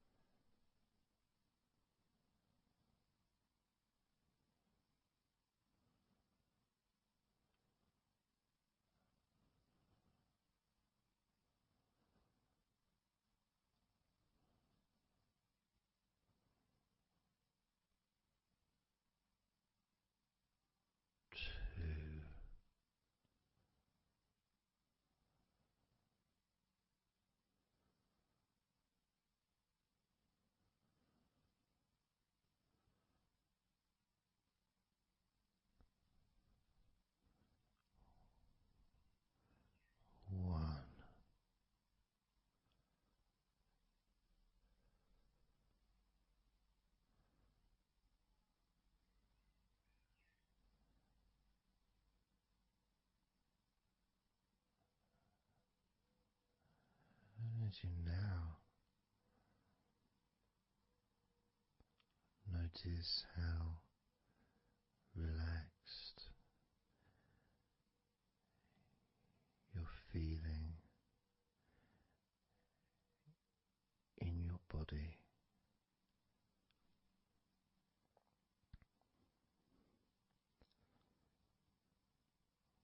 we're going to focus on your hands,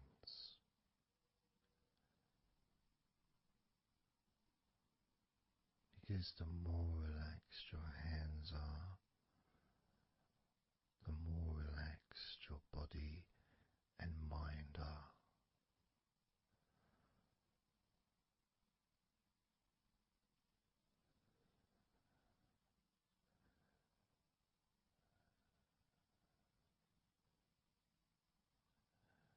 And as you focus on your hands and your fingers,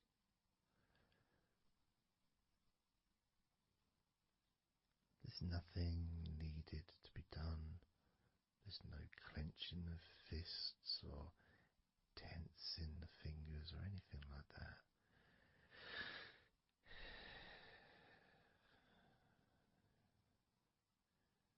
It's just noticing and focusing on your hands.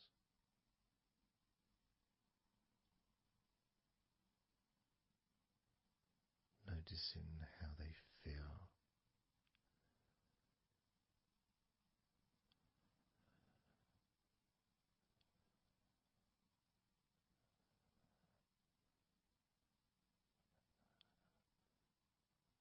Because the more relaxed your hands feel, the calmer your mind feels, and the more comfort you feel throughout your body.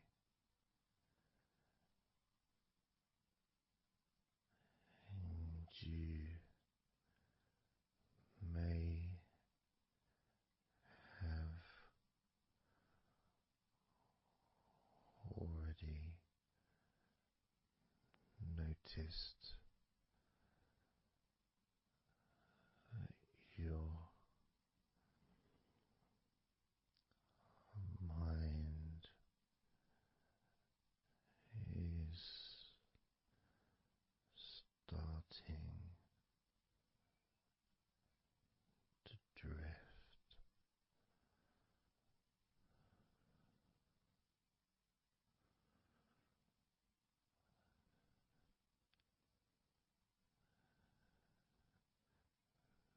Focusing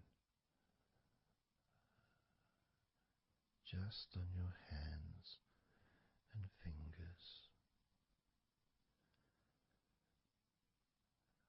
allowing them to experience a real deepening of that relaxation in your hands and fingers.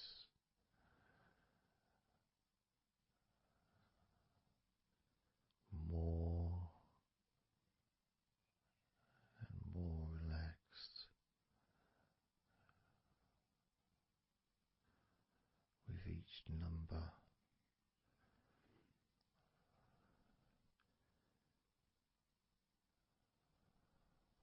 From 8 down to 1,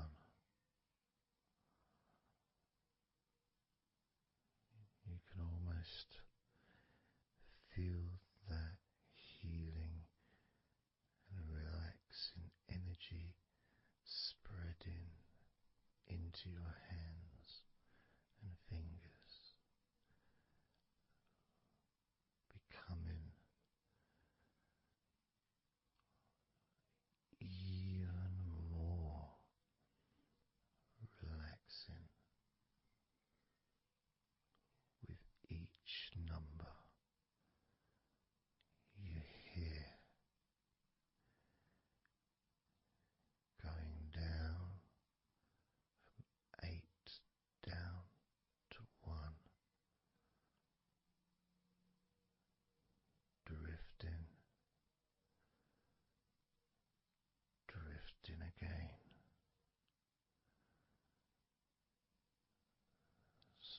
with number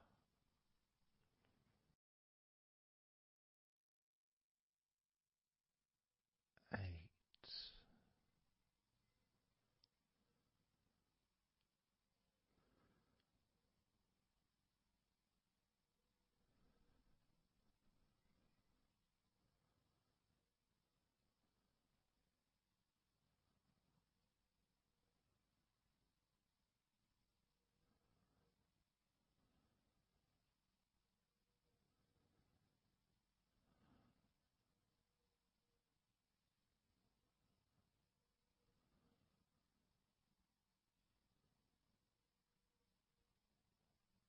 7.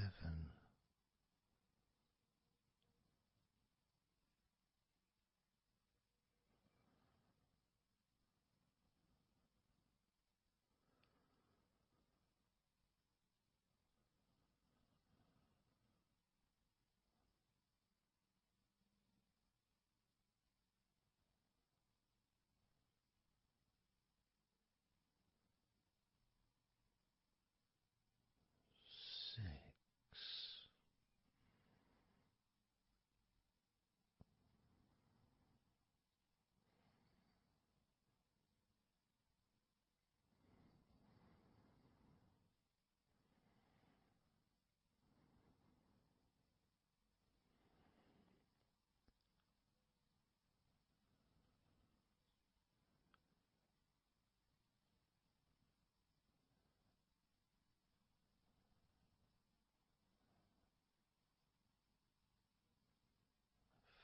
5.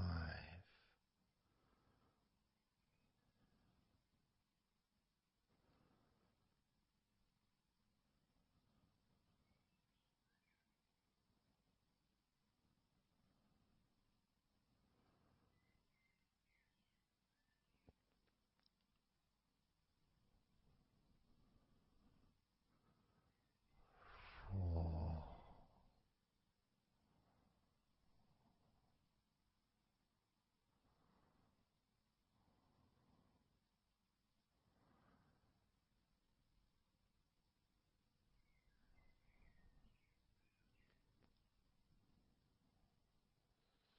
3.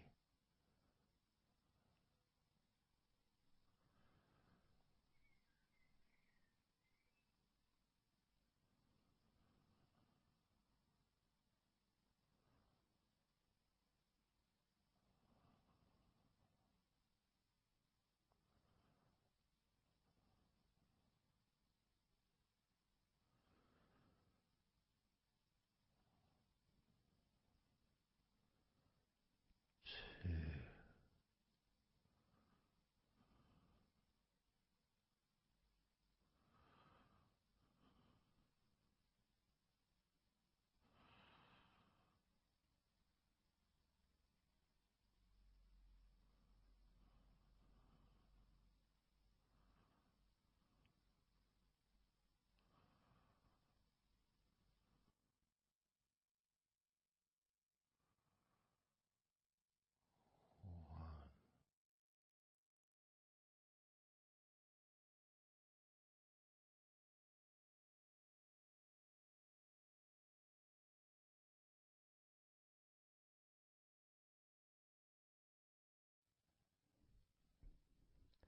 Just being here now. Nothing to think about, nothing to do, nothing to say. And everything just feels calmer. And this is your natural state of being.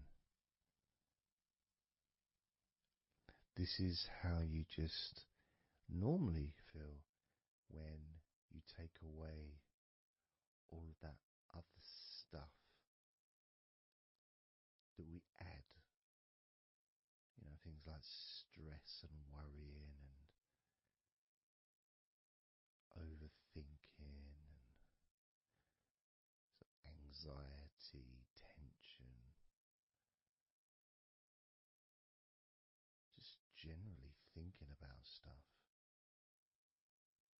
take that away, which is what we're doing now,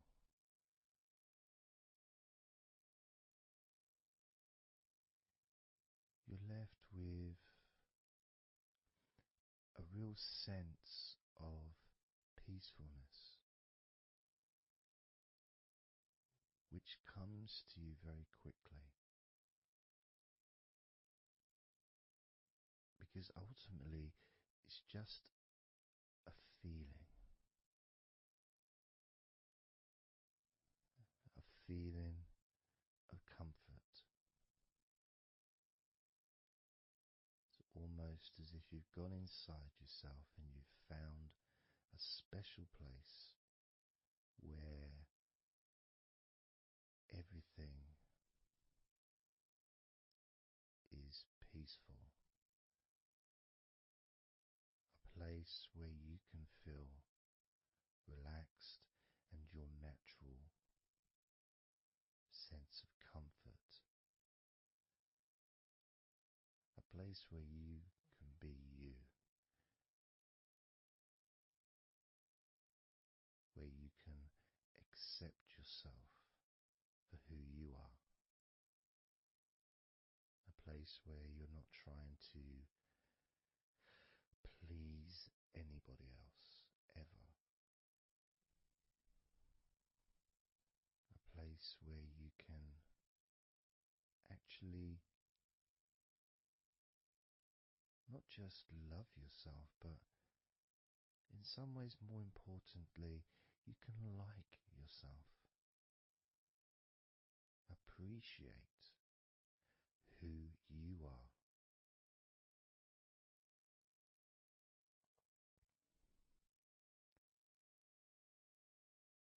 And that sense of gratitude is in the air all around you.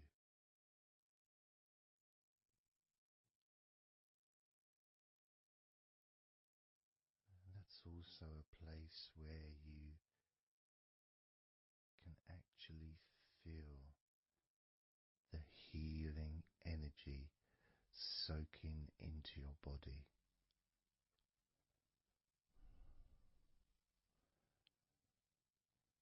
Healing energy soaking into your body. And that healing energy spreads through your veins, traveling to each and every single part of your body.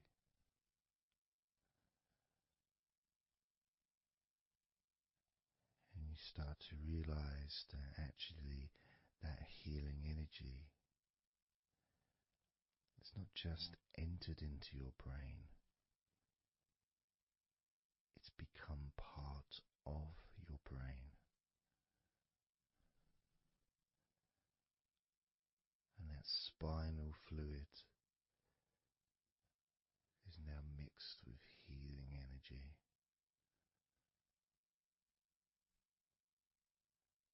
Not just allowing you to feel so much more relaxed and healthy in this moment, but also you start to realize that actually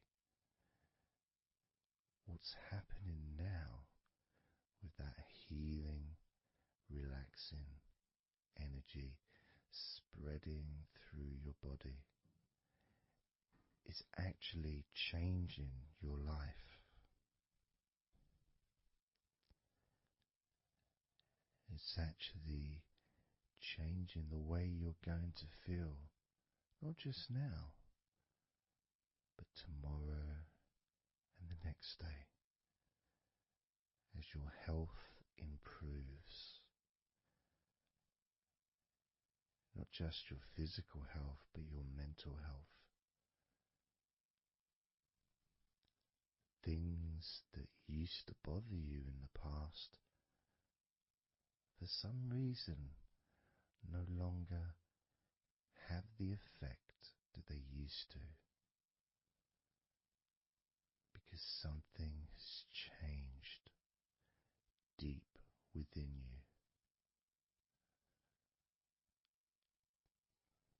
Maybe things that used to cause you to feel anger no longer have that power to control you the way they seemed to be able to before.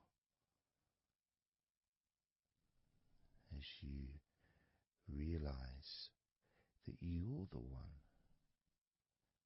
who decides what affects you. You're the one who decides to feel relaxed and calm when you choose to enjoy noticing these natural developments of healing continuing to grow and improve your life day by day.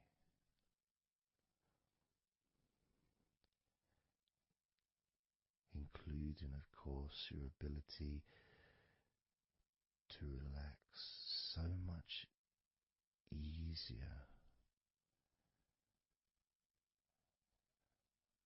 and sleeping is the most natural thing in the world to you, because falling asleep is something that you've done so many times in your life,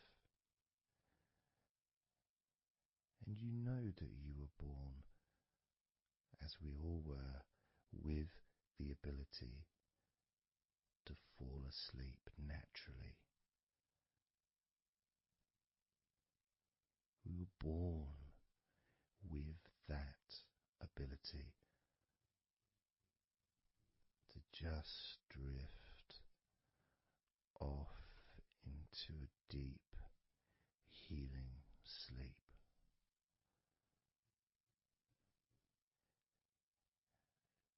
Even when we're kids, sometimes we'll fall asleep when we don't even want to. We try to stay awake. Maybe it's a birthday in the morning, or it's Christmas or holiday or something we look forward to. We don't want to go to sleep. But the more we want to stay awake, the more we just start to drift. And the more you fight drifting, the more you try and stop yourself from drifting asleep, the deeper and stronger that drifting becomes.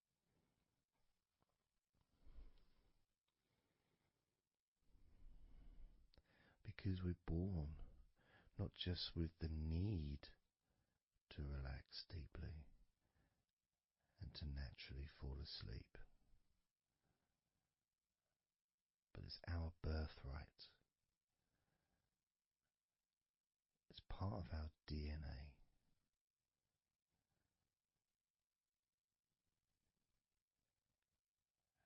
And sometimes as we get older in life, perhaps at times we have forgotten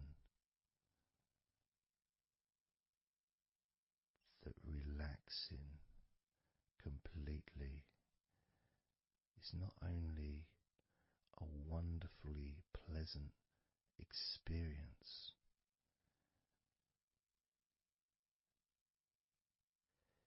it's also really easy.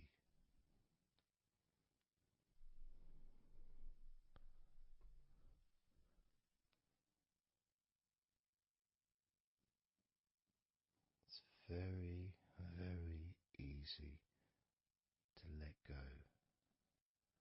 because that's all it is. It's just deciding to let go.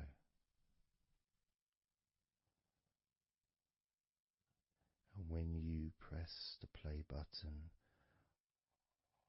on my recordings, you have given permission for my voice to relax you. When you press that play button, you have given me permission for my words to affect you in a positive, only a positive way, opening up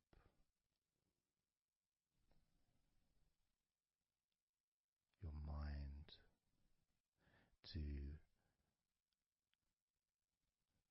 useful and healing suggestions that can have such an amazing effect on how you feel right now, as well as those changes that continue long after the recording ends, those changes within you that continue to flourish and grow, transforming your life in a positive, beautiful way, allowing you to move forward in your life in the direction that you choose for yourself.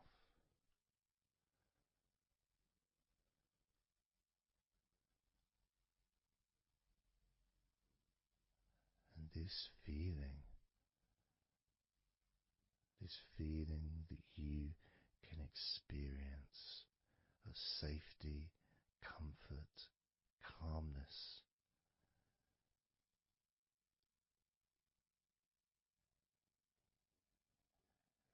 just feels so nice.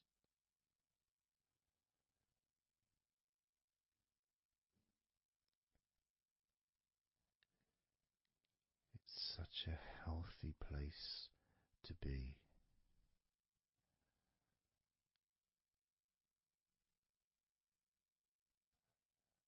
And that positivity grows within you.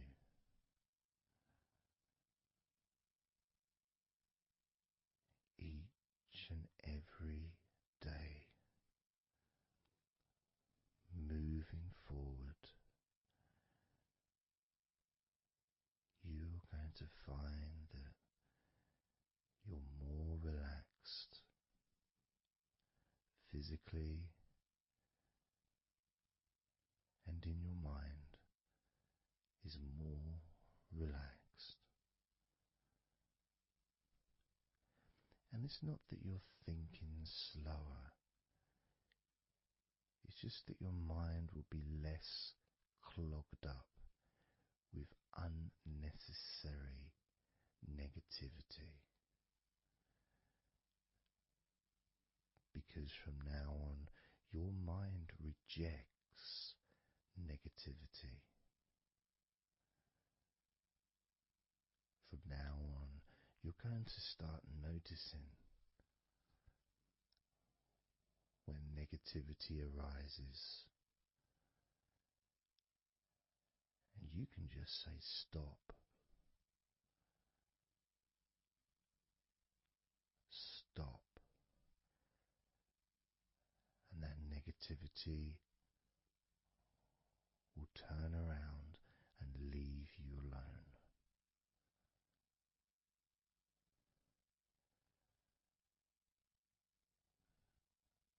stop, and that negativity would disappear.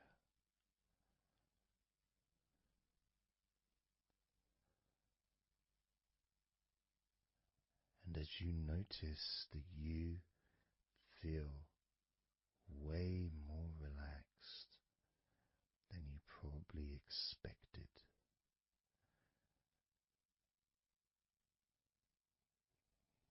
you can now congratulate yourself because you're the person that has done this.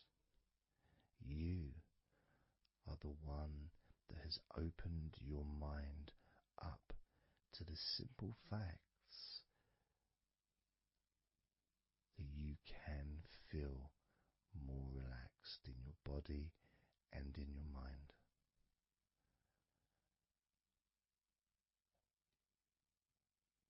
You've opened your mind up to the birthright of being able to just fall asleep easily when you choose.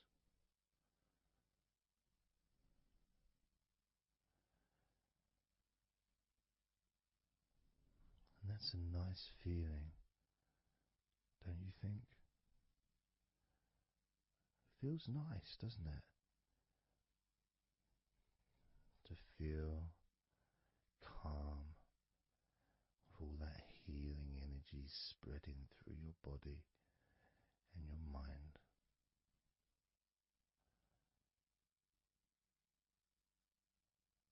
To spend time in that special place where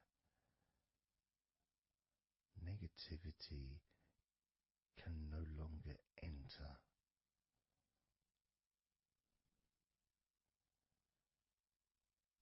Negativity is banned, it's barred, it's not allowed entry. It doesn't deserve to be here, doesn't belong here. Negativity has no place in your life.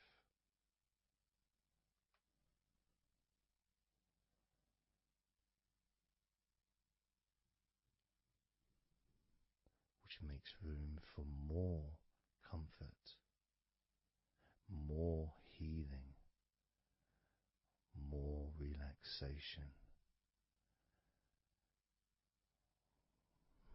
more peace.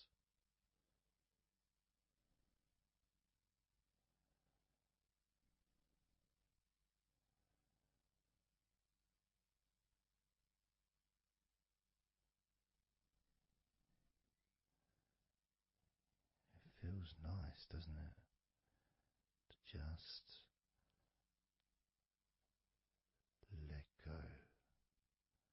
of everything.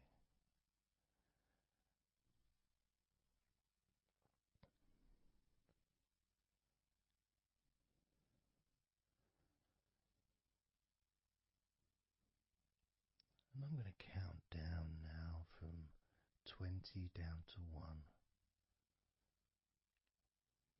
You can continue to relax. If you choose, you can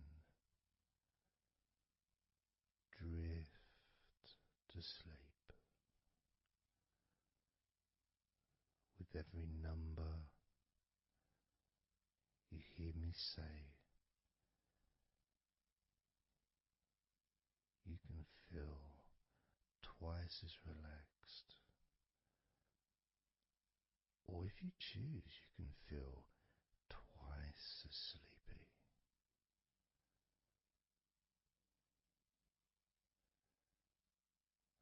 Now,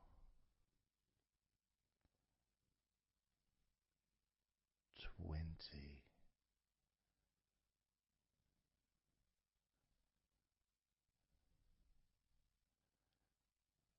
19.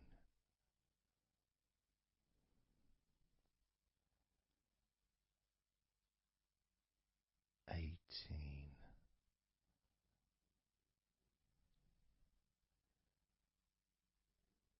16,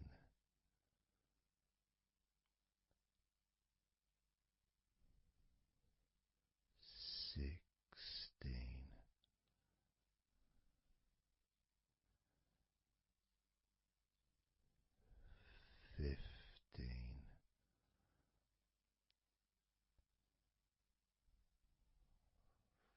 14,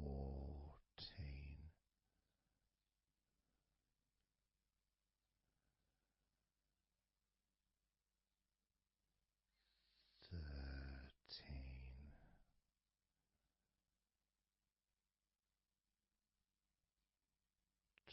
12,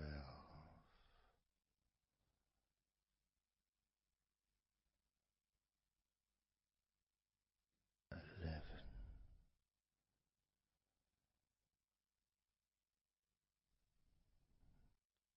10,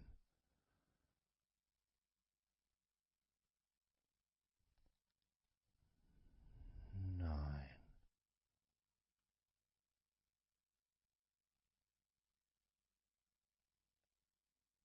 8,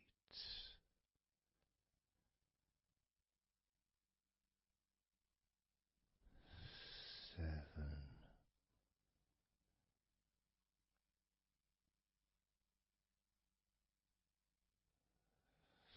6,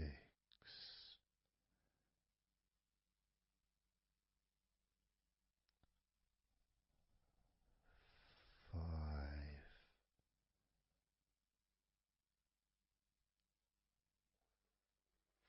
4,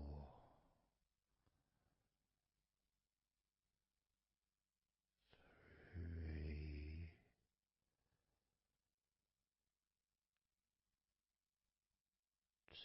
2,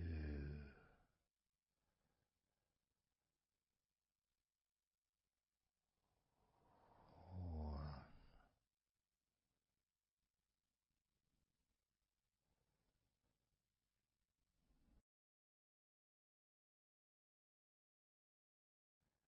This is your time to just take a break.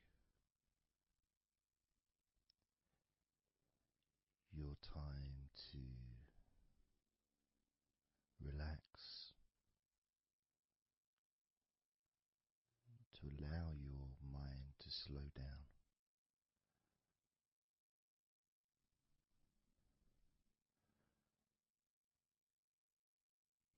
To give yourself permission to take a break from everything. And you're the only person that can make that decision. You're the only person that can actually tell your mind to just relax.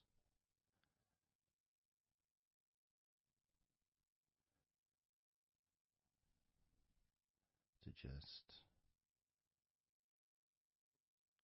take some time off.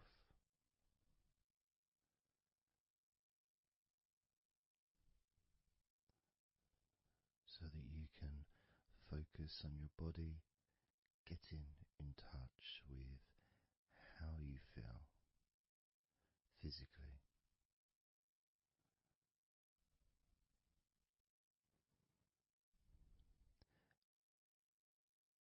And in the process of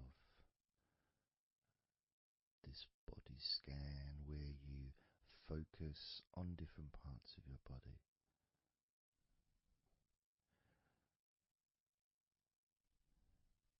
those parts that you focus on and observe, even though you're not purposely requesting for those parts of your body to relax, it's kind of expected. You expect, when you listen to my voice, to feel more relaxed naturally.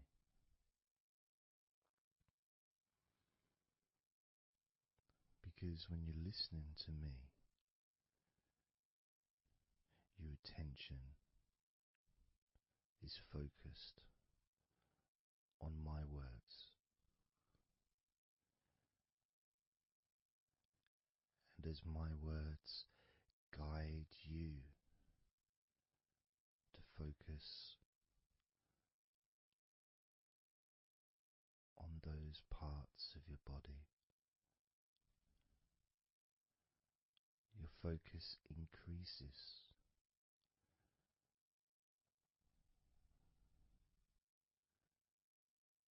Which actually calms your mind.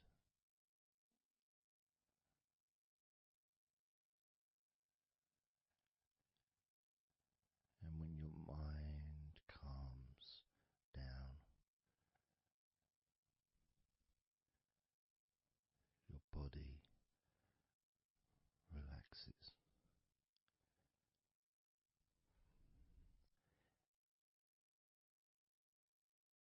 And when your body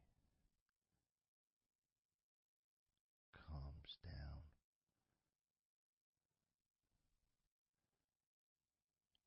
your mind relaxes.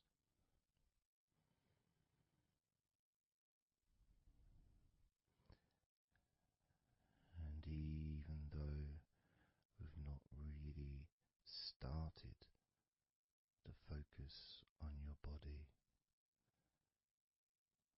you can already feel that healing energy spreading through your body, pushing out stress and tension, healing all the parts of your body, including your skin, your bones, your blood, all of your organs inside your body, all of the muscles, all of the fat, all of everything. Every hair on your body is filled with that healing energy.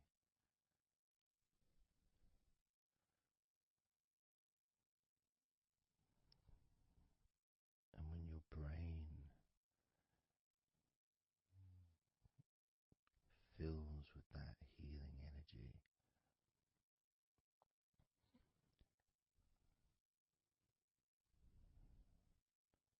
the feeling of comfort and relaxation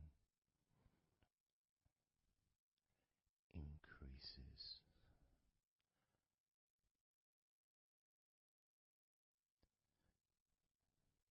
Deeply increases.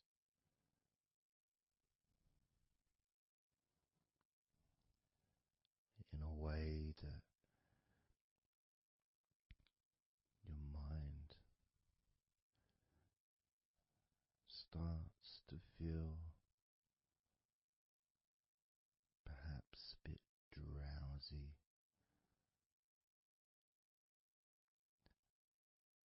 because it's not needed, and it may start to drift.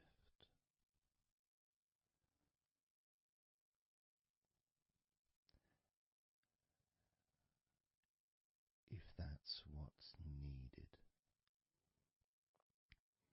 So if you're listening to this and what you need is deep relaxation, that's what you'll get.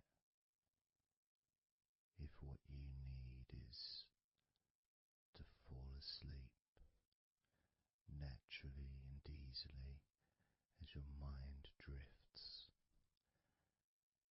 that's also what will happen.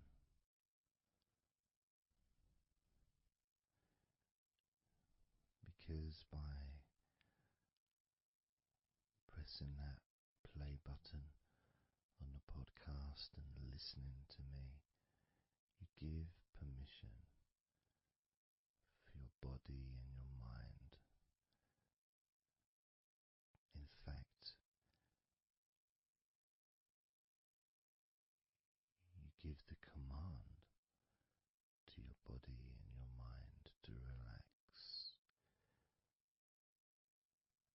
deeply and to drift off to sleep if that's what you want or need.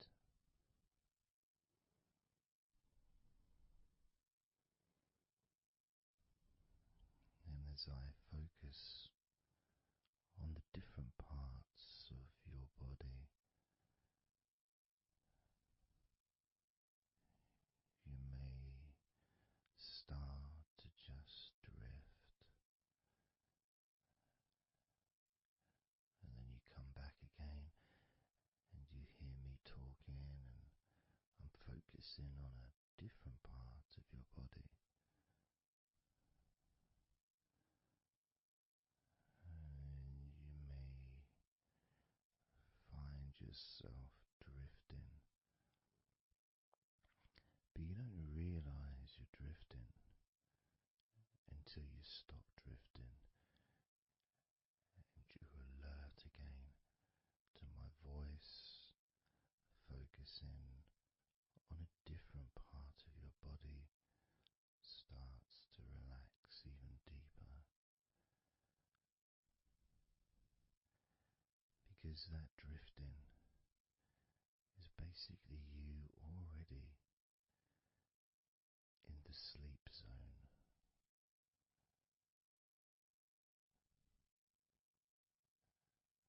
And the more you drift, the longer you drift, and the longer you drift, eventually that drifting continues into sleep.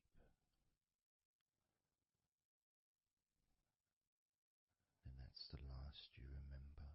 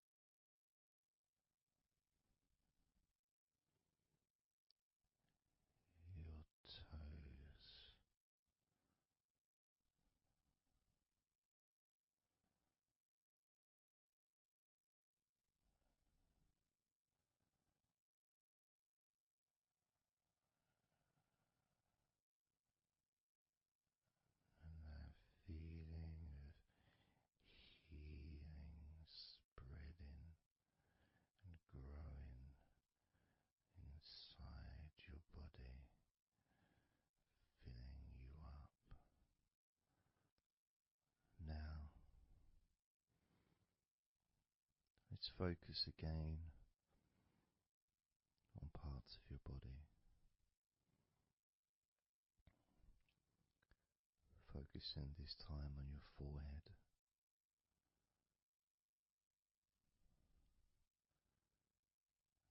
Now on your mouth, your lips, your tongue, the whole of your mouth.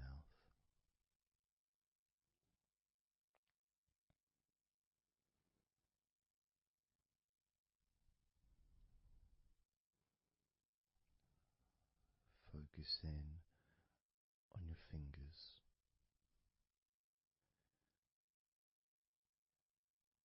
Maybe you could move your fingers a little bit so you can focus on each one individually.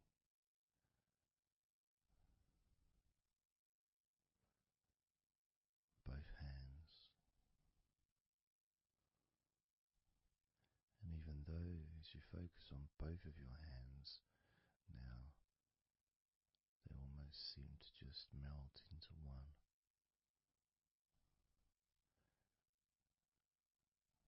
Where does your right hand start and your left hand end? It's almost as if it just mix together.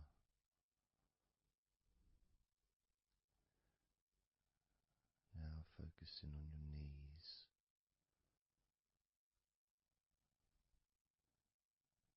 Just noticing how your knees feel.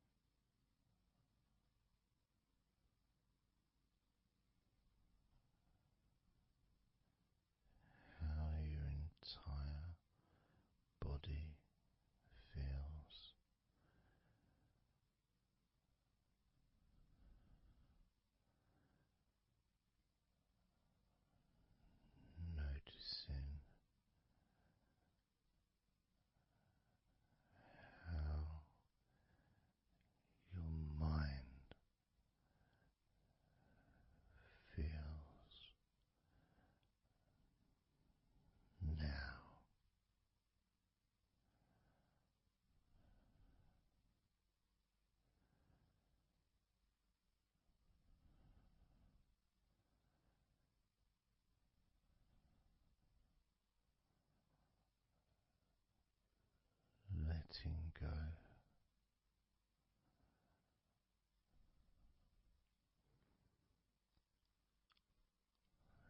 Letting go.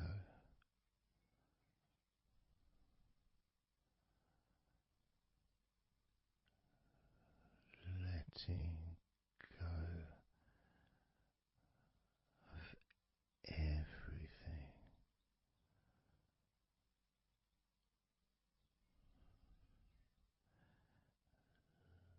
Letting go.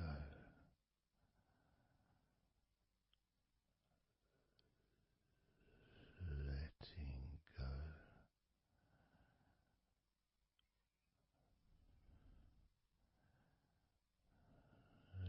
Letting go of everything.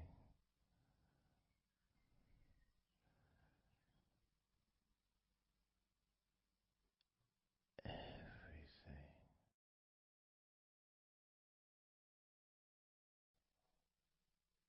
I'm going to start now, and I'd like you just first of all just to see yourself lying down on that massage table, lying on your front, your head is supported, your arms are supported, and you feel comfortable, and breathing is really easy,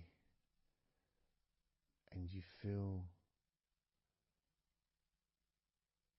confident in how you look as well. So there's none of that issue of body problems or shyness, because I'm a professional, and this is a therapy session.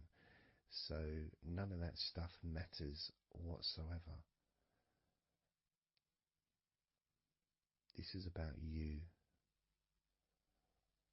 This is about how you feel and how you can enjoy that sense of comfort and relaxation that comes from letting go and allowing my hands and my fingers to relax you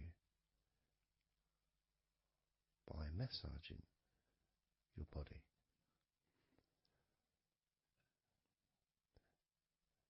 So I want to start off just by placing my hands on the back of your head, just gently, just so you can feel what my hands feel like really on you. So you can maybe feel the warmth of my hands on the back of your head. And I'll move my hands to the side of your head, not pressing, but just holding them there very gently. Maybe over your ears and a little bit on your face, just so you can feel my hands, so you can become accustomed to them.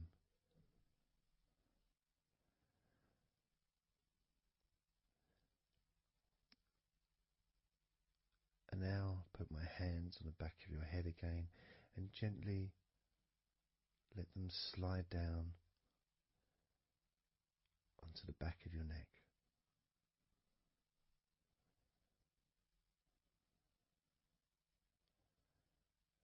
You can feel my hands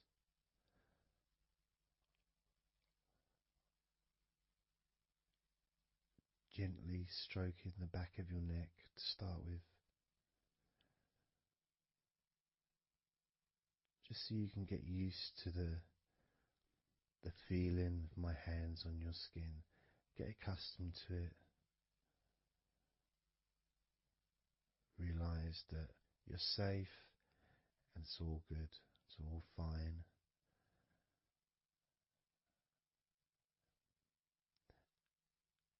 And I'm going to start gently massaging the muscles in the back of your neck.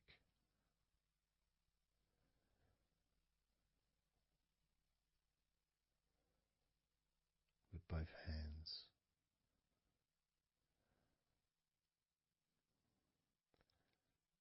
this is a very trusting situation, really, because our necks are so fragile, and to have someone have their hands around your neck in that way can sometimes be problematic for people, which is why massages are quite good, because it allows you to relax and to get in touch with trust, to feel peaceful and calm.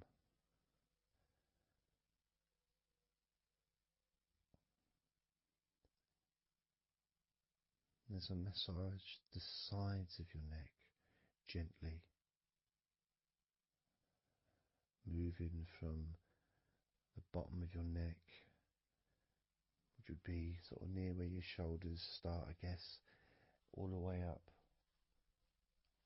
to your jaw, your ears kind of area, that side of your neck, of course, is a lot longer than the front of your neck.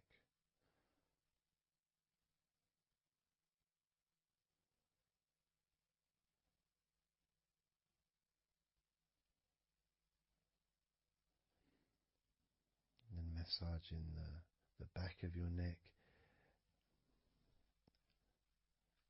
especially that area where perhaps we hold tension.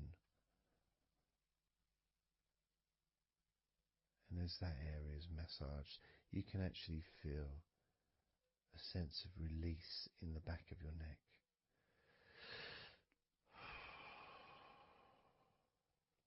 And maybe you can breathe it out as well. Notice how it feels. Notice how you feel.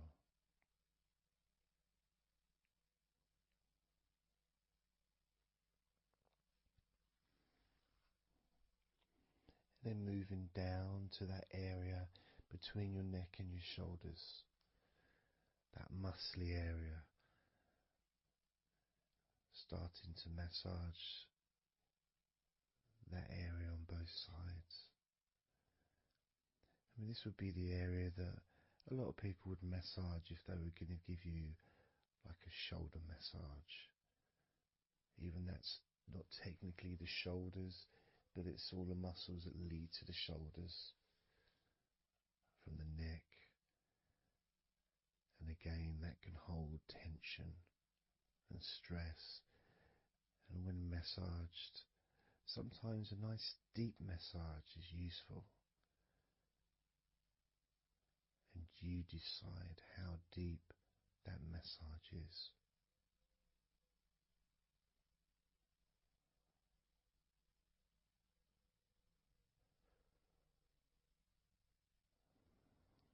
And just allow my knuckles just to dig in, to get to those muscles and to really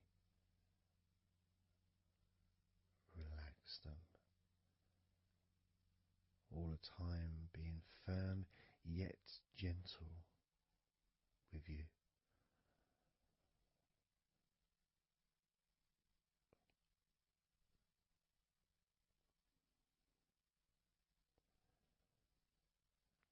And just stroking down that area to your actual shoulders, moving to the muscles of your shoulders.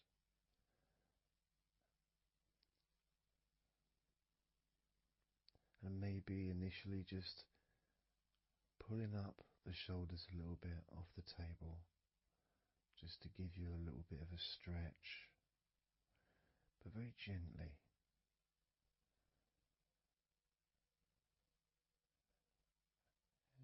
And you've got the muscles at the front of your shoulders, the sides and the back.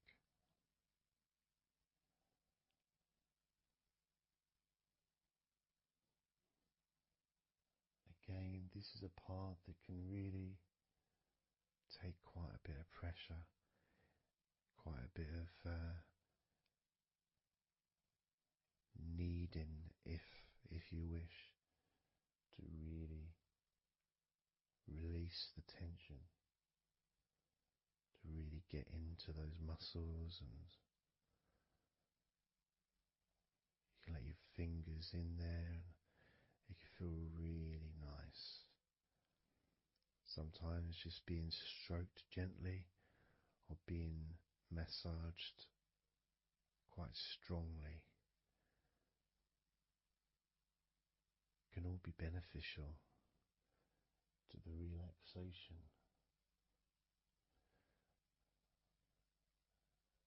of the muscles in your shoulders.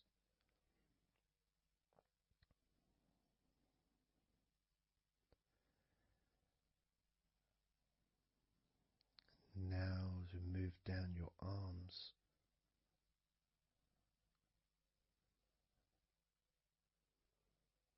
we'll do one arm at a time, starting with your right arm.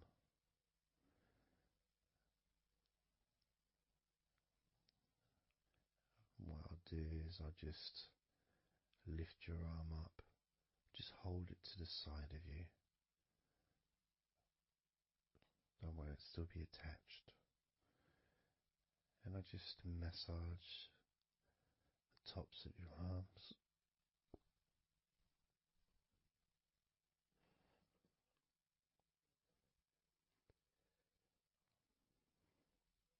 All the way down to your forearms, into your wrists.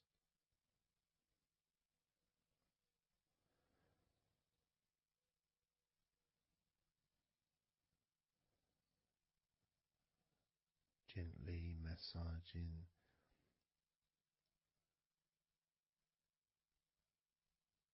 that part, the softer part, which is the under part of the arm, which leads to the crease in your elbow, the inside. It's much more sensitive skin.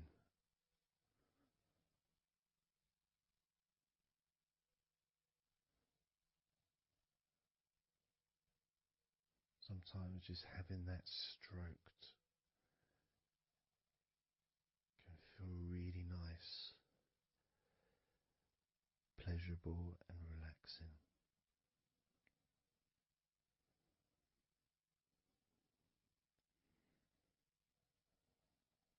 Now moving down to your right hand.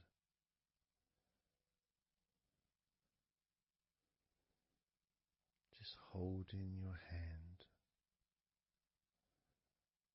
in both of my hands.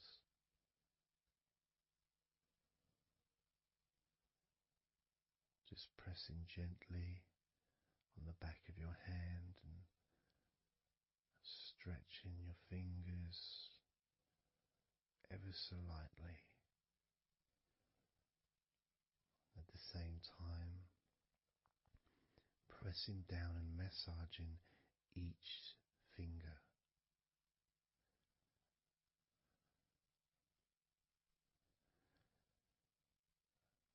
And then starting to massage the palms of your hand.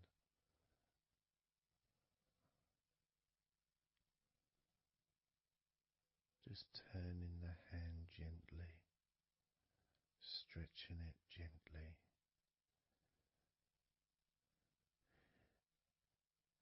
And actually having your hand held can really be an emotional experience sometimes, even if it is with a stranger, someone you don't know very well, like a massage person or a therapist maybe, because it's intimate.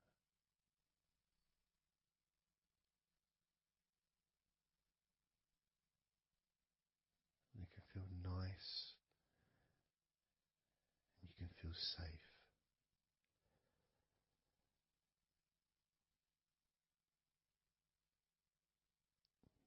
And as I put that right arm back down where it was,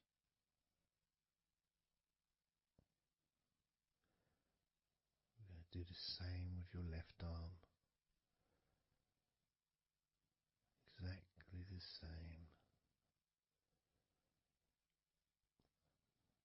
massaging the muscles in your arm all the way down to your wrist, stroking the inside of your arm.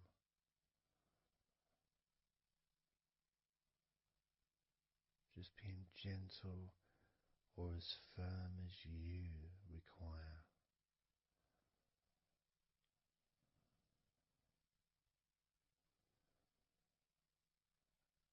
And then massaging your left hand,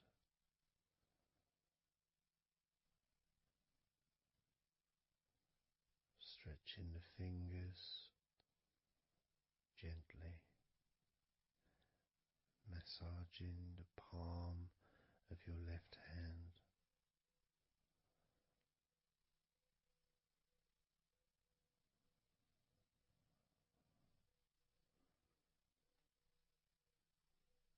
You can feel so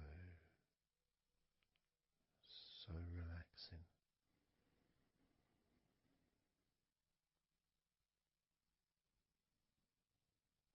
So comforting.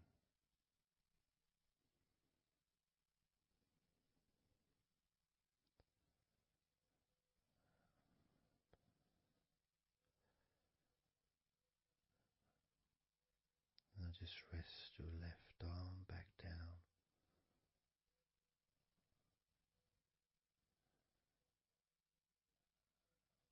Start to massage your back, the biggest part of your body.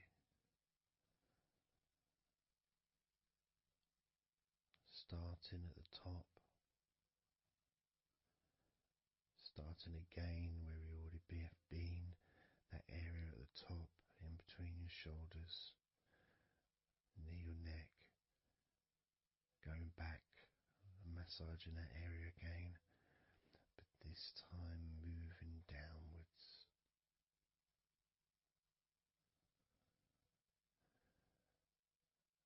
Making a downward stroke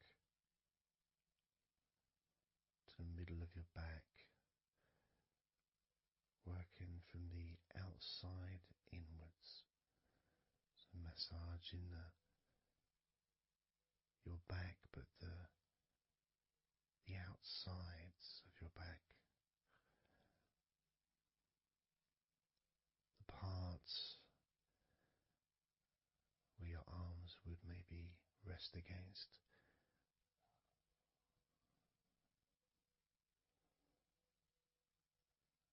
Almost the part that connects your front to your back.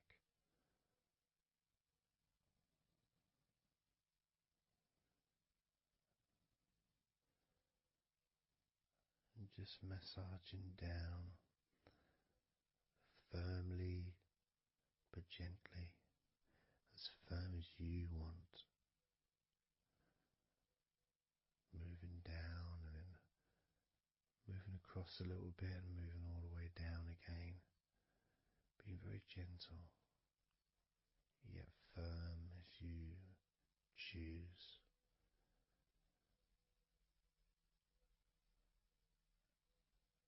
Eventually we get to the spine.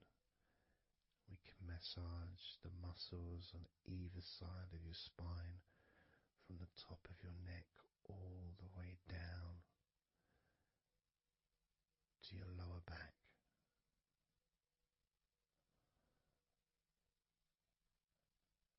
We can do that a few times.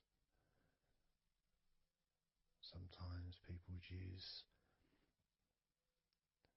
the knuckle or the two fingers and just go either side of the spine and almost just push down and go all the way down to the bottom of the spine. Each time releasing tension and opening up the body, stretching your body so that you feel more relaxed, but at the same time rejuvenated.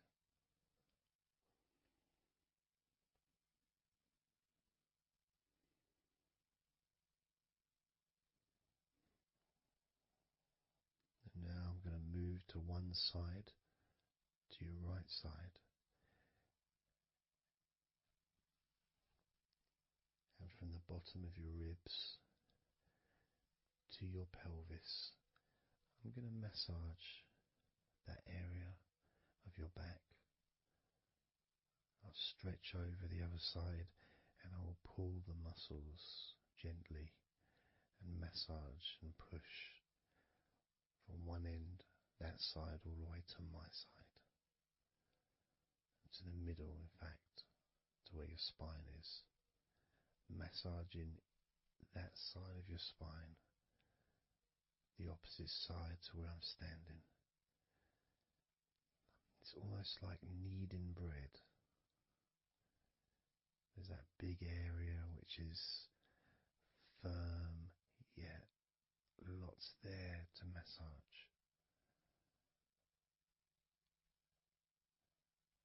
Potentially one of the most important places to actually have a massage, because you really feel it. You really feel the release and the pleasure of having your lower back massaged. It releases so much from your body that's not useful, starting a healing process which will continue long after this recording is over.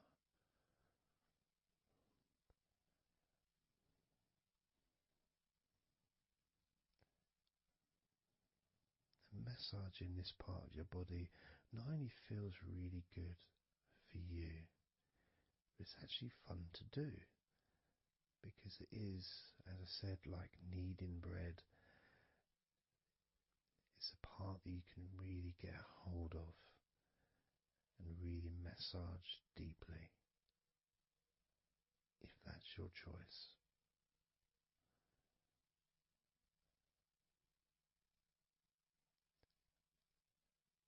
Then I'm going to move over to the other side of your body and do the same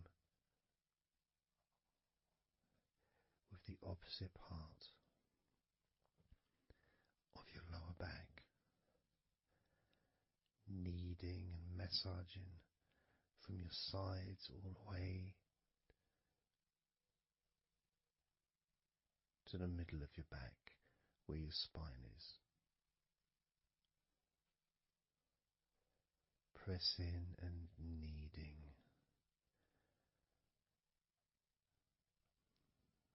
firm and gentle at the same time. It feels so releasing. There's a mixture of pleasure, comfort, release, calmness, relaxation, all mixed together.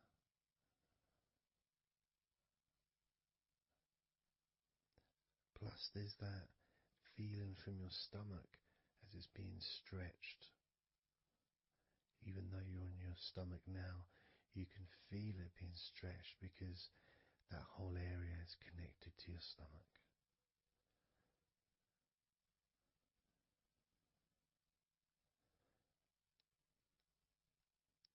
Now we're going to move further up to your top of your body, and I'm going to do the same. This time starting with your upper back, put my hands forward over and massaging that area up to your spine, from the side of your body up to your spine.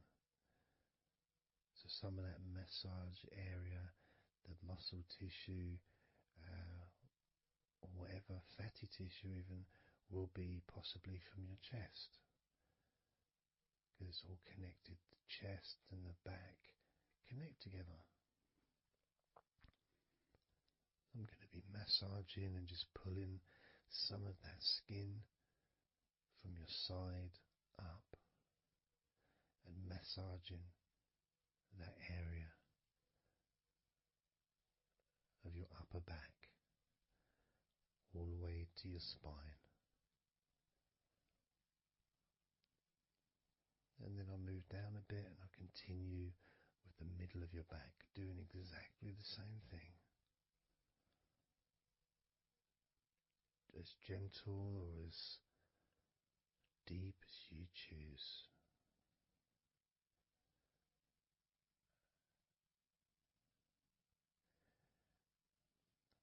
Now I'll move the other side again and do the exact same thing with the top of your back on the other side, from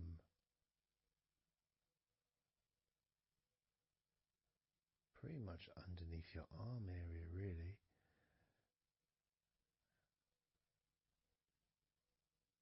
to your spine.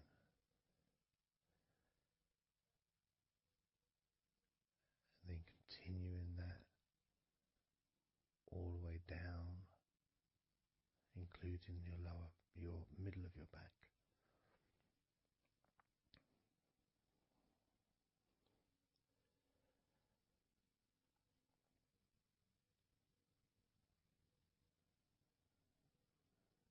Now I'm gonna go to your thighs, the backs of your thighs, and the sides of your thighs.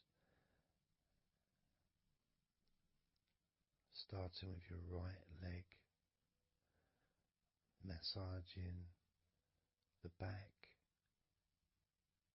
and the sides of your thighs, gently and firmly. There's a lot of muscles there. It's an area that can be very tense at times and maybe needs a little bit more pressure than the rest of the body. But that's up to you. You can gently stroke the back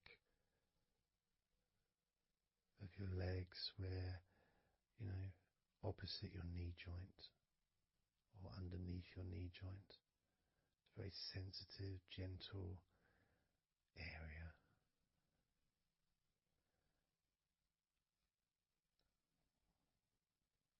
And working down to your calf muscles, massaging your calf muscles thoroughly and deeply if you choose,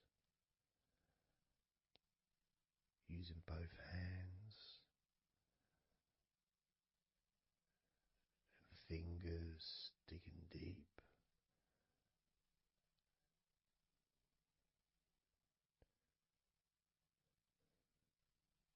To your ankles and the back of your ankles, just gently massaging that area.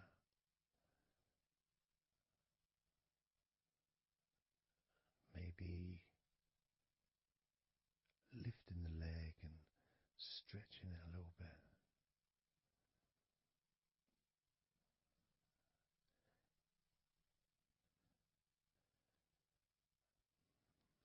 Moving to the right foot.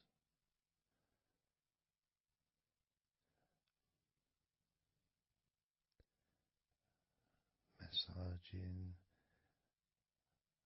the bottom of your feet and the sides of your feet.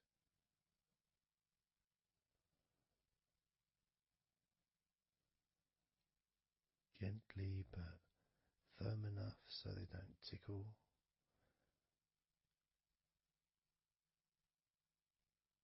And just allow the pleasure that you get from having your feet massaged to just overtake you. As I continue to massage your feet, the bottoms of your feet, the sides, your arches, your heel. You can put a lot of pressure into your heel and it feels amazing. Yet the arches need to be a bit more gentle. Stretching your toes gently and massaging the bottoms of your toes with my fingers, each one individually.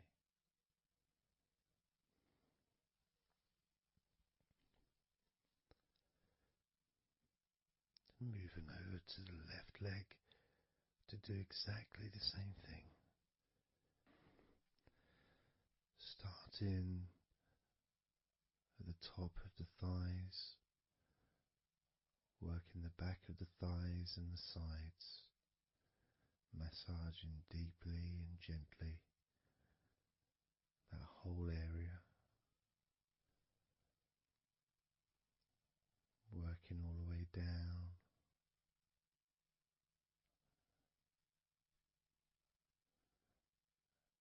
And this is an area that maybe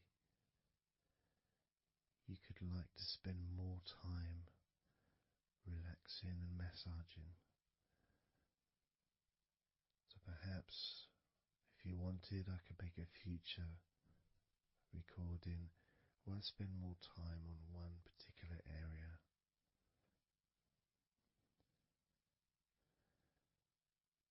As you move down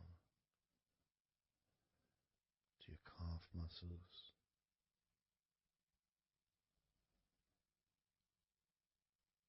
massaging your calf muscles firmly and gently.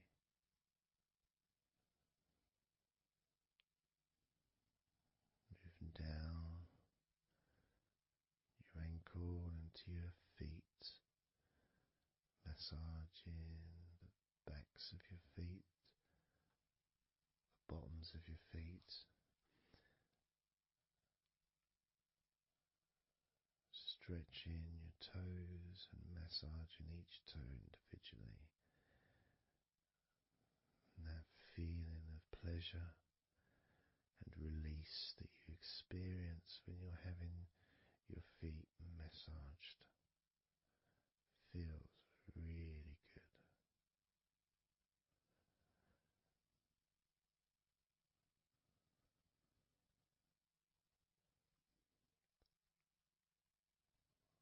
Now, as you turn over in your mind, laying on your back,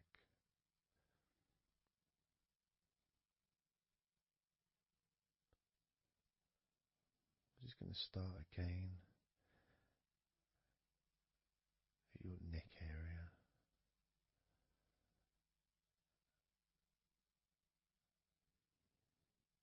in your shoulders, just to get back in touch with that area.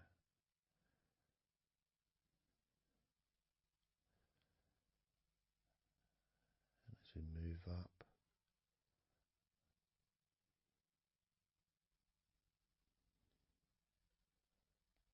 I can clean my hands, make them all fresh, because now I'm going to massage your face gently. Starting off with your forehead,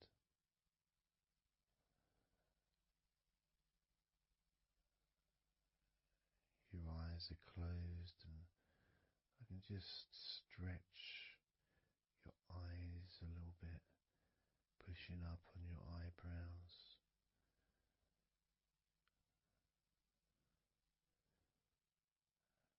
Just massaging around your scalp,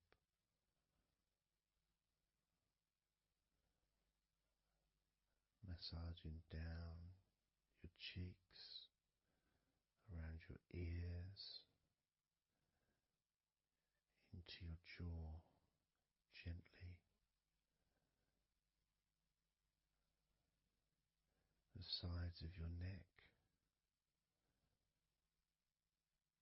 your chin,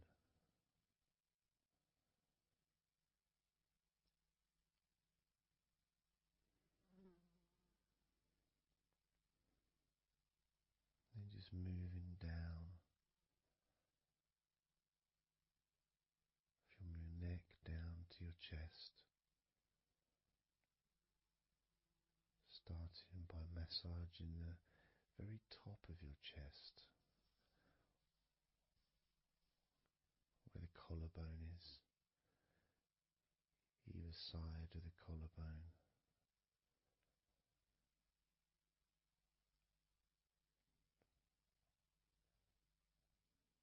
And then just massaging the whole of the chest.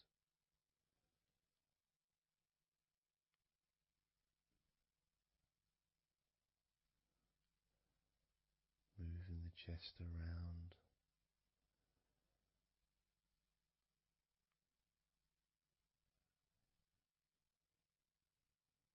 Because it's quite a large area, you can move from one side to the next, moving my hands underneath pretty much where your arms are, stretching up, stretching some of the muscles of your back in the process. Moving up over your chest, and then moving down again.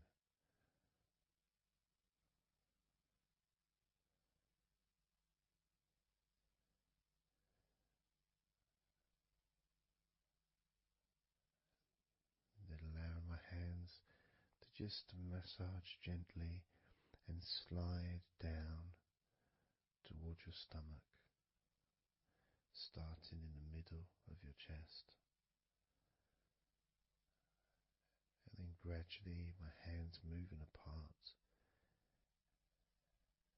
and massaging and sliding at the same time, moving down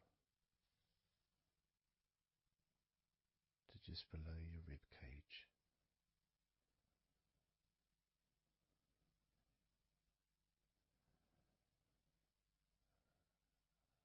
Moving down, then massaging up again, giving your chest all the attention that it needs to feel completely relaxed.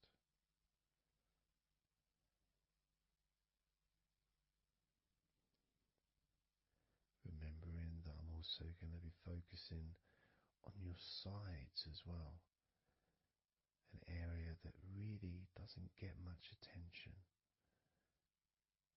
but feels really good when it's massaged.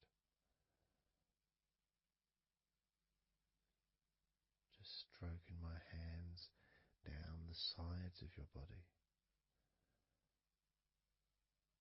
from just below your arms all the way down to your hips.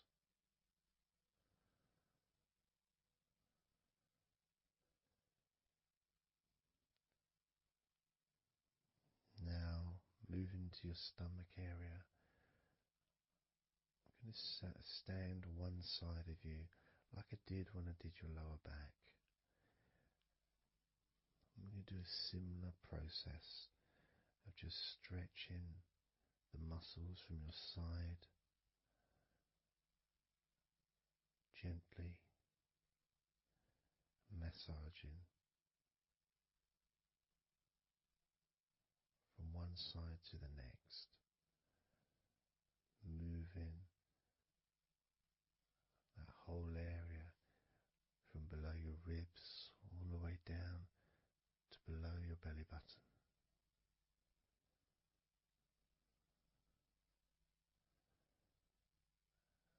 And then move round to the other side of you and repeat that.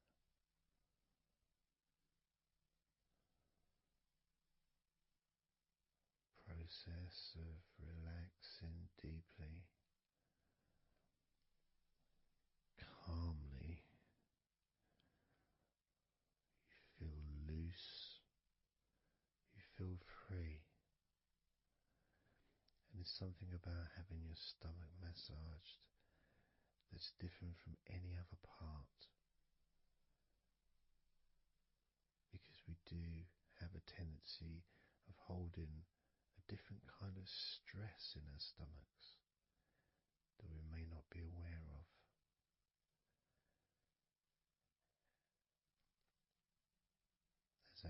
massage your stomach, the front of your stomach, making circles around your belly button.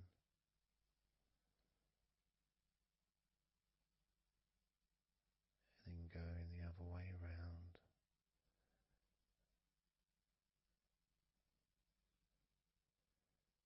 There's a gentleness and a freedom that comes from feeling how you're feeling.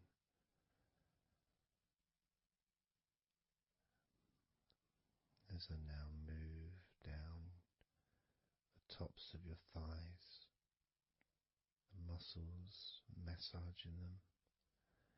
And I can do this with two legs at the same time, pressing down,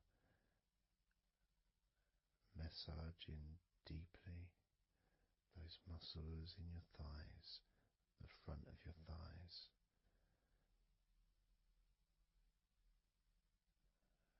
And moving down to your knees, gently massaging your knees.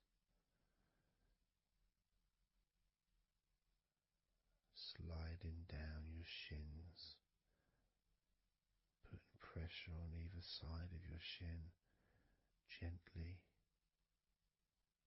softly but firmly. Moving down to your ankles, stroking the tops of your feet.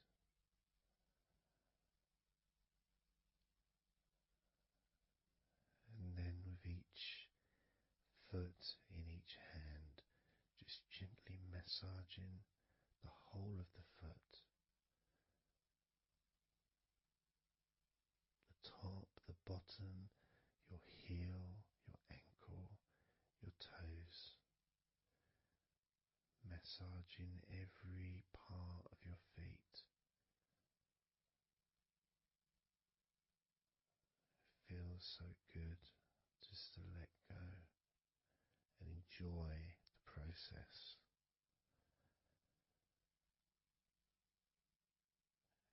Enjoy feeling so deeply relaxed.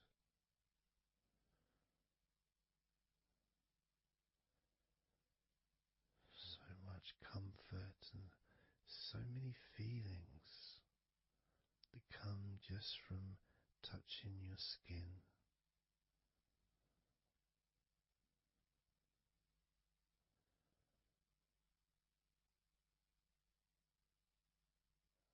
And you can just lie there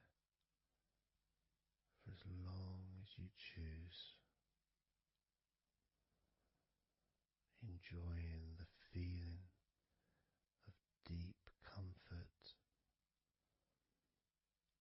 from being massaged by me.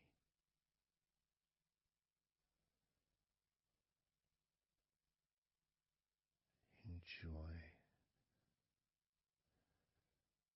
feeling deeply relaxed.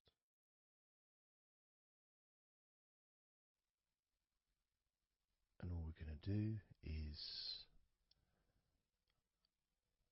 blow out some candles in your mind.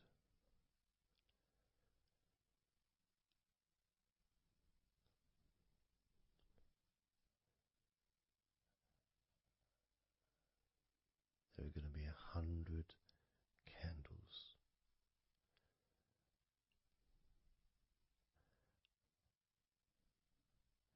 And you're going to blow each one out individually, one by one, starting at 100 as I count down,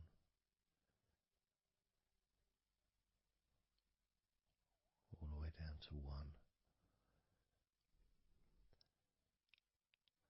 And each time I say a number,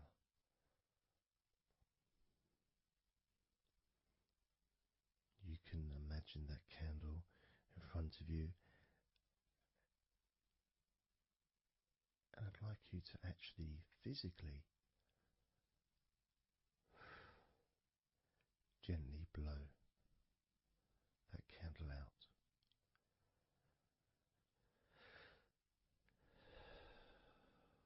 Just so it's not a big blow, it's just a gentle, and that candle will extinguish.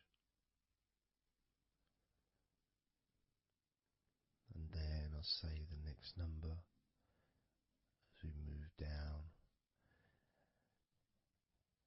and you can just blow that one out as well.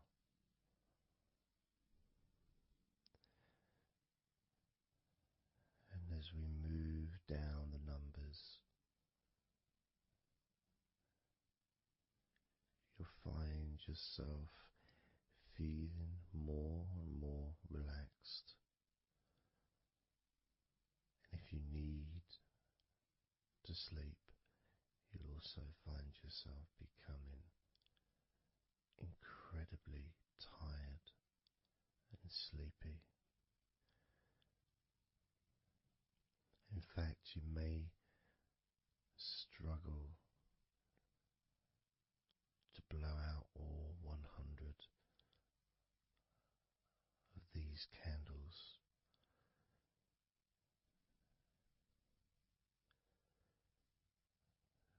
As you feel more and more deeply relaxed,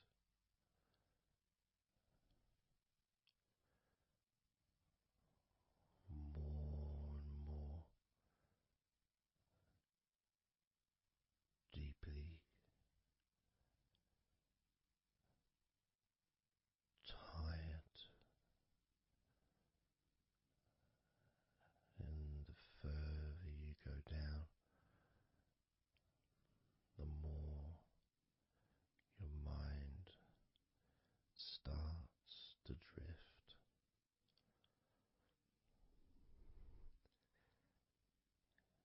You may find that you stop listening to me after a while.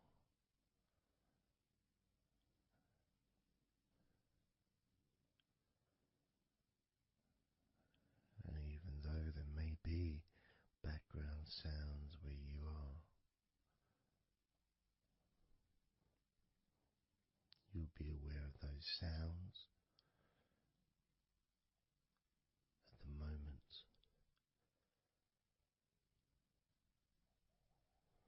You may start to just not even notice them at all because they're unimportant.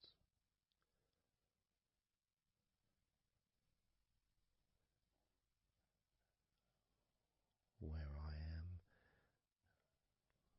I've got the sounds of the birds. There's Horace the pigeon, who likes to say hello sometimes. And there's the odd plane that goes by, maybe traffic and trains in the distance.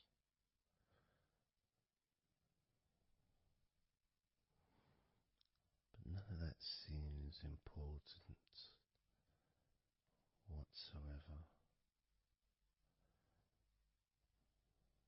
The more candles you blow out, the less important anything is. The more candles you blow out, the further you seem to move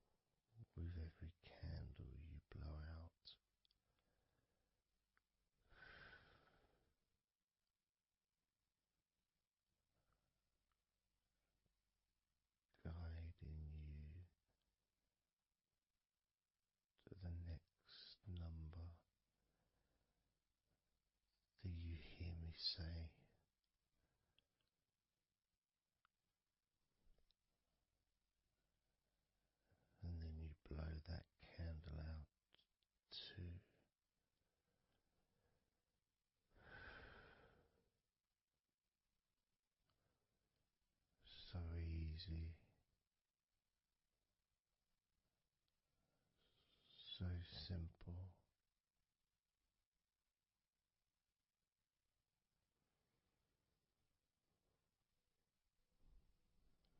I'm going to start by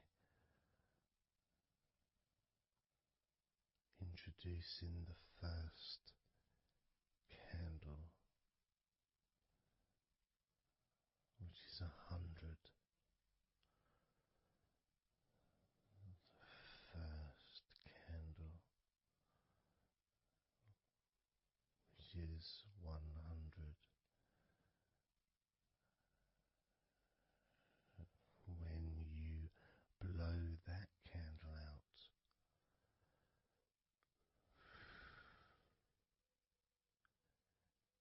you'll find immediately a slight change in how you feel,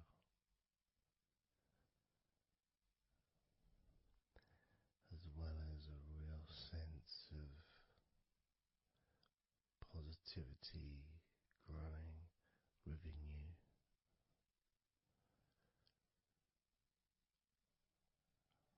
Relaxation and sleepiness expanding,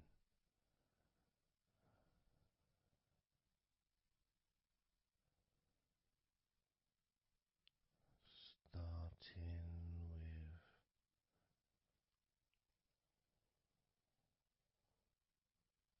with 100. Blow out that candle now.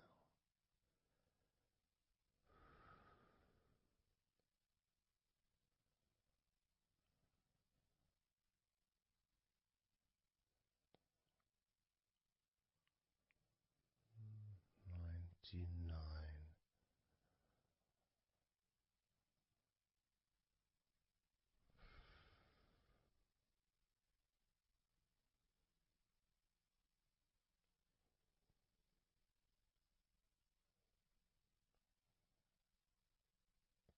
Candle 98.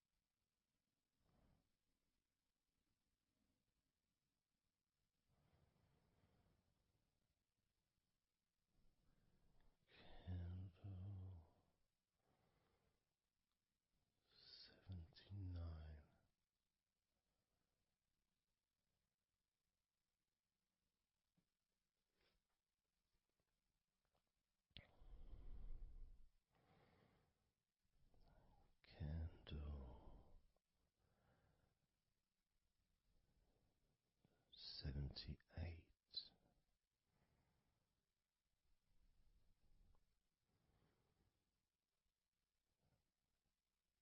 Candle 77.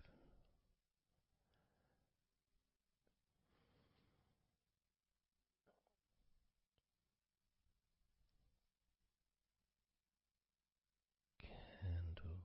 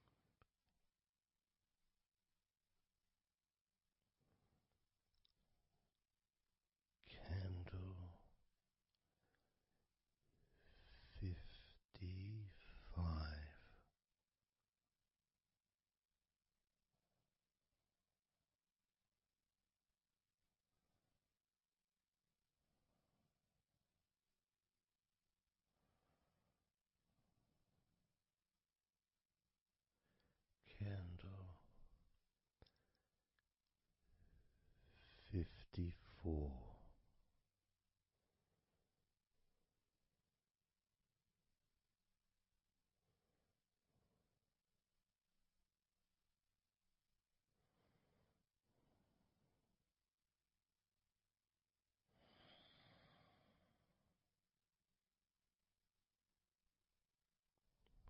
Candle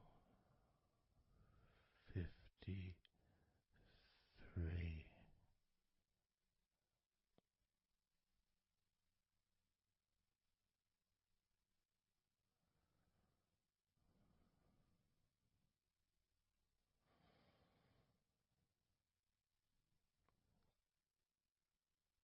Candle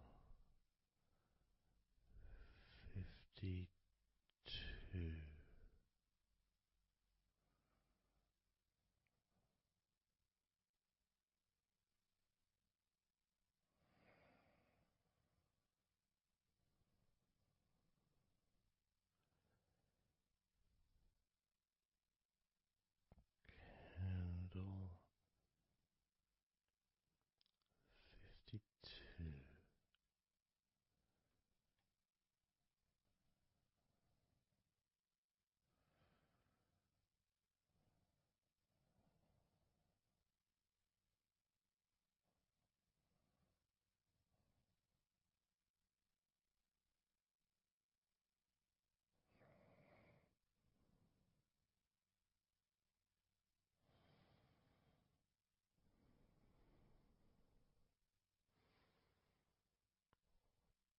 Candle 52. Candle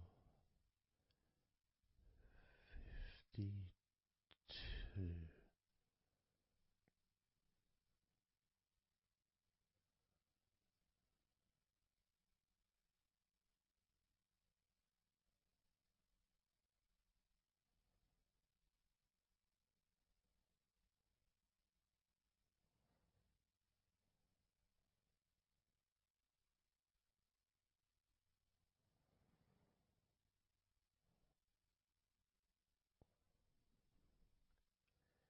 Candle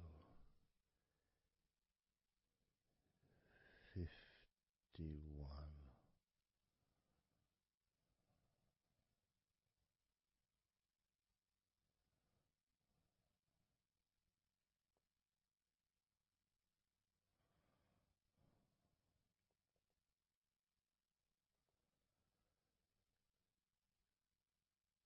Candle 50.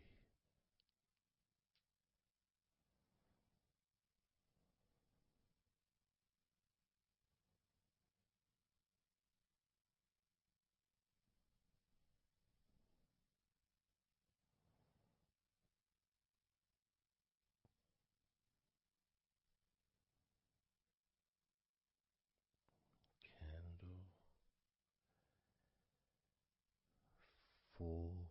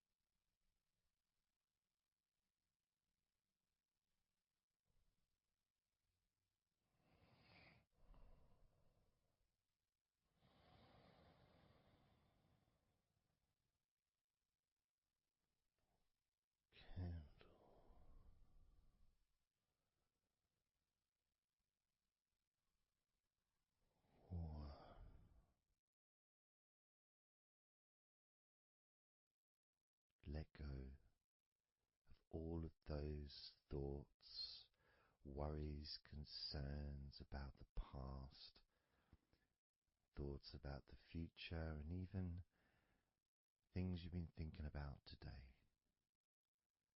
Just let it all go,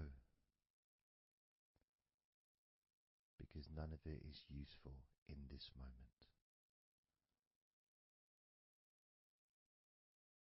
This is your opportunity to just focus on feeling relaxed, allowing yourself to get in touch with that natural sense of peace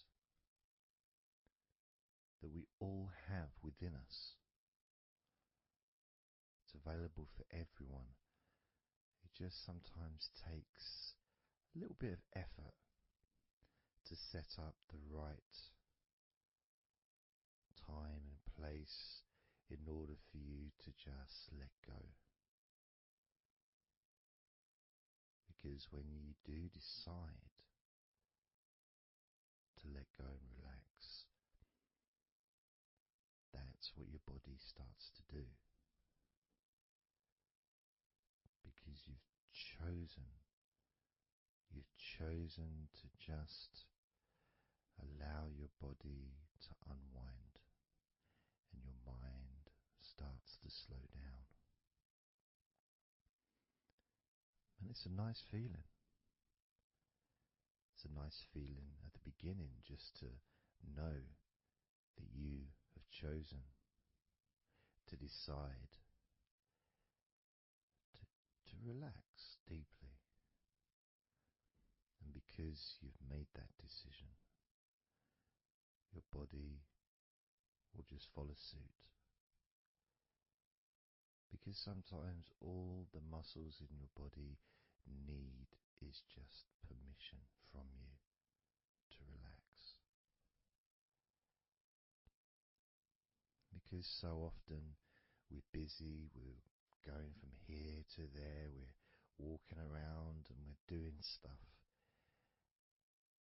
and the body doesn't have any time or space to really relax deeply.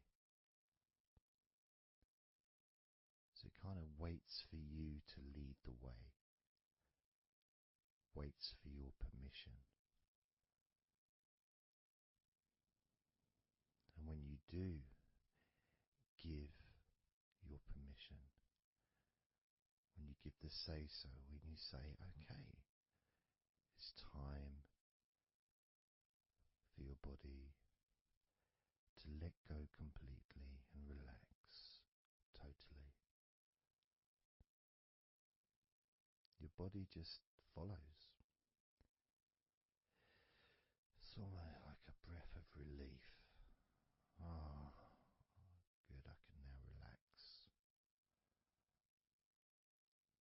That feeling at the end of a day, of a very physical day that you may experience in the past, where you get home and you just sit down on a chair, maybe you kick your shoes off and feels so nice. Knowing that you don't have to get up again for a little while at least. And if you choose, you can just sit there for maybe an hour or two. It feels blissful. And just by sitting down like that, your body knows that it's time to relax. Your body has been given permission from you, because it's a mindset. In your mind, you're prepared to let go of everything and just completely allow all the stress of your body to evaporate. Any tensions can just gradually vanish.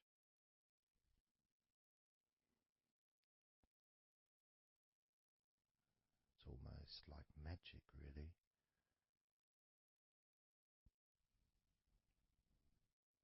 because that sense of relaxation in your body is a very natural state. It's not something unusual. It may feel unusual when you first start to relax if you haven't really spent a lot of time focusing and giving yourself this space to let go completely and relax. It may seem almost alien, but it isn't. It's actually the most natural thing in the world to let go completely, to relax totally. The most natural thing in the world to allow yourself to feel really calm in your mind. And it is almost like a literal unwinding. It's like you press a button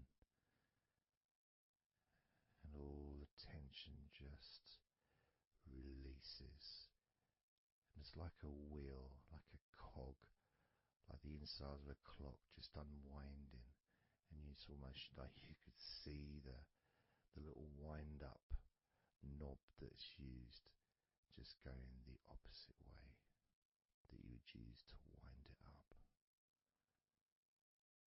And the energy, that frenetic, stressful energy, gradually winding down, losing its power, losing its strength, as the sense of relaxation becomes stronger and deeper. And you may find that the more relaxed you feel, that your mind starts to wander. Maybe you seem to stop listening to me for a while and your mind goes somewhere else, and then you realize you're listening to me again. And that was just your mind drifting to sleep, which is quite natural, because sometimes when we're stressed and tense, we may not actually be aware of what we need, what we physically or emotionally need in this moment. But when you allow your body and mind to relax completely, and you let go of all thoughts, concerns, worries, ideas, all letting them go, allowing them to drop onto the floor.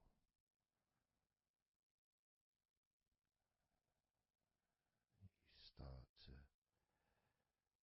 get in touch with the feelings of such relaxation. It feels so nice to be in touch with the calmness of the different body parts as they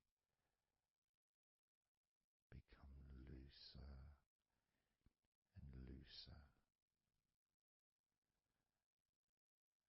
Even your breathing seems easier and more natural, effortless.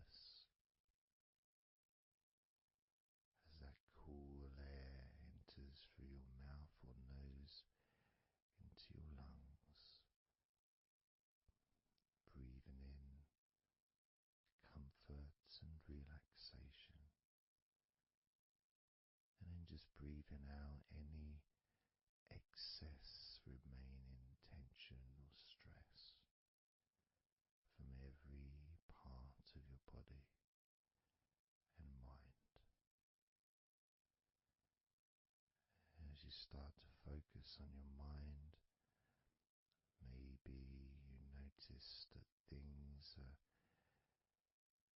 come to a standstill, or maybe just much, much slower than before, because your mind is not really needed when listening to my voice, which allows your mind to relax just as deeply as your body. And that synchronicity between the relaxation of your body and relaxation of your mind lets you know that feeling completely calm, loose and relaxed really is a great healing experience for you, and has so many positive benefits for your body, your mind, and your life, to be able to let go of everything and to relax completely in all parts of your body and mind. Even your bones are relaxed. All your muscles are relaxed.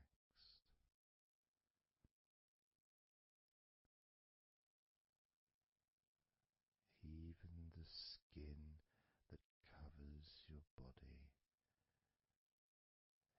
is relaxed.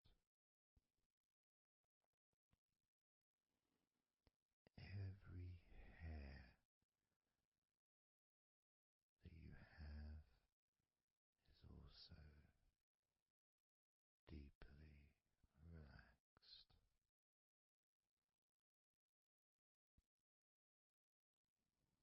And your brain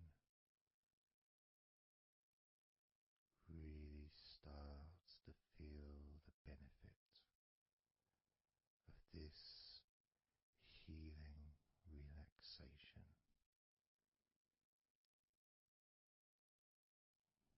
And as you focus on the inside of your scalp, where your brain is, you can start to realize and notice the benefits of your brain relaxing deeply. And as your brain continues to relax, it sends those messages to the rest of your body and your mind to really relax even more deeply, relaxing even more completely,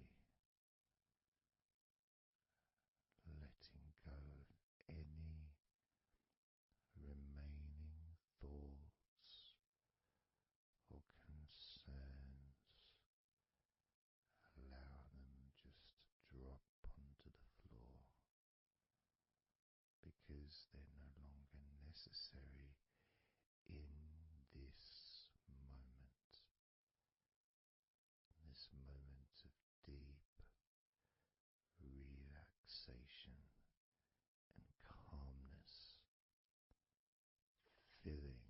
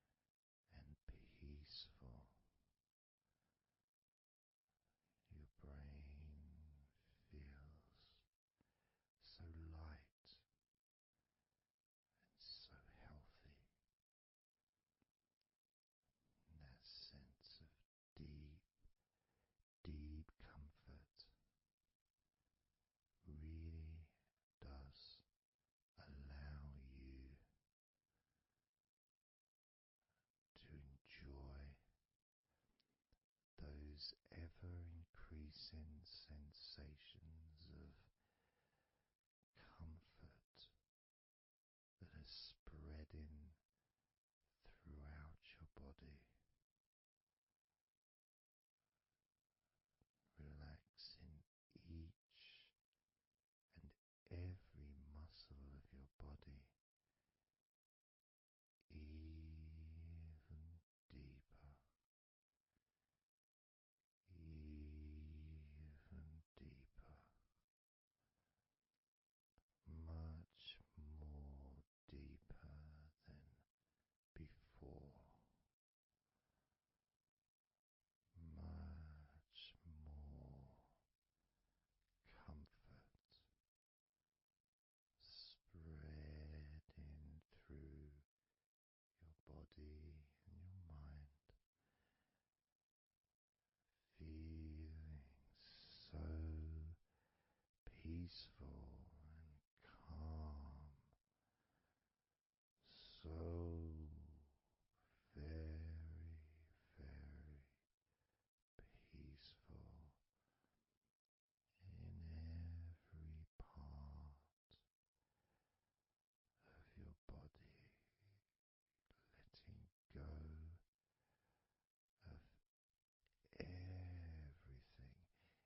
of everything,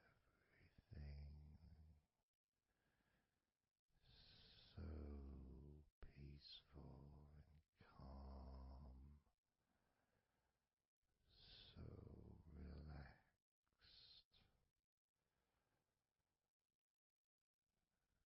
with every second that passes. You feel deeper and deeper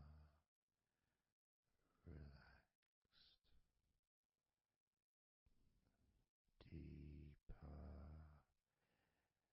and deeper relaxed, calm, so calm, peaceful, so very peaceful, from your head down to your toes, such peace and comfort growing all the time, such peace and comfort spreading through your body and mind, deeper and deeper, such comfort spreading and sinking deeper into every muscle of your body, so that you feel amazing, so relaxed, so peaceful, so relaxed and peaceful, letting go of everything. We're going to do a body scan, focusing on firstly how you feel in your body, not trying to change how you feel, not trying to relax, not trying to move away from any discomfort or stress or tension, just accepting, observing and accepting how you feel in the different parts of your body. Just allowing yourself to be exactly as you are, to notice, to get in touch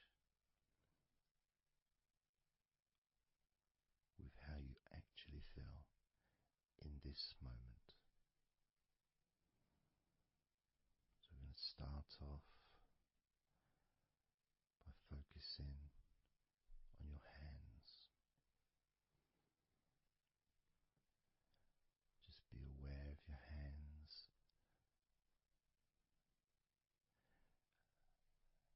I'd like you to move your hands around. Just maybe move your fingers a little bit, open and closing your hands very gently, just so that you can get in touch with how your hands and your fingers feel, with very, very slow movements.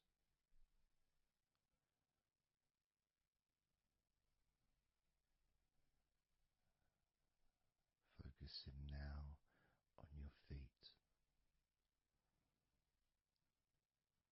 And if you can, just do kind of an equivalent with your feet as you've just done with your hands.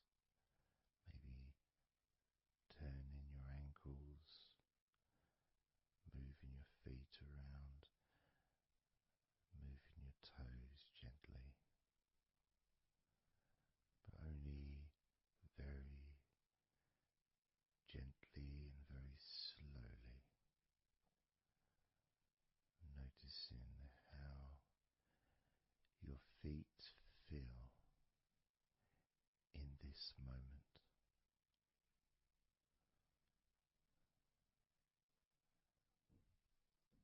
Focusing now on your eyes.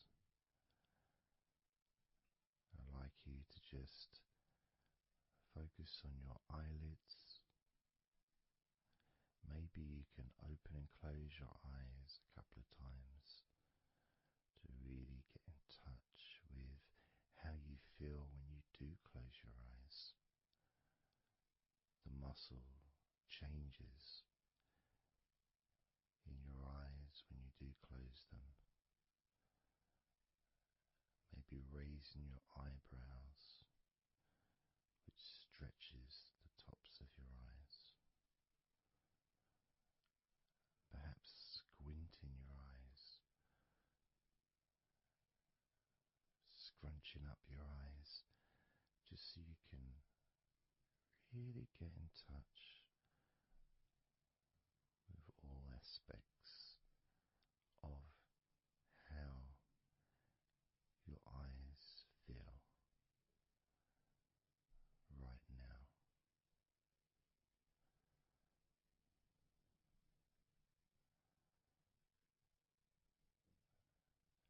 Now focusing on your thighs.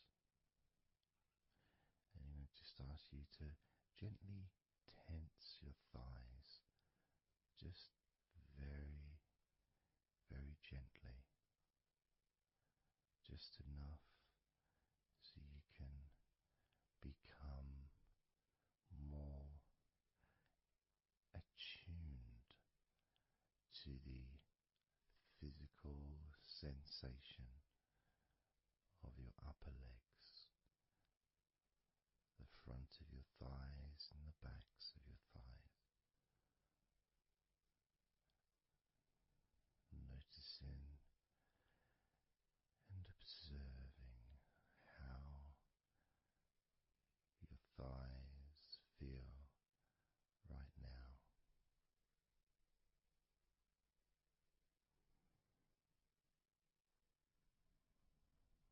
Moving your focus to the back of your neck. Just noticing the back of your neck, the muscles. Of course, they lead to the side of your neck. They also lead to the top of your back, which lead to your shoulders. So as you focus on the back of your neck, maybe you can move your head gently upwards as if you were looking up. Maybe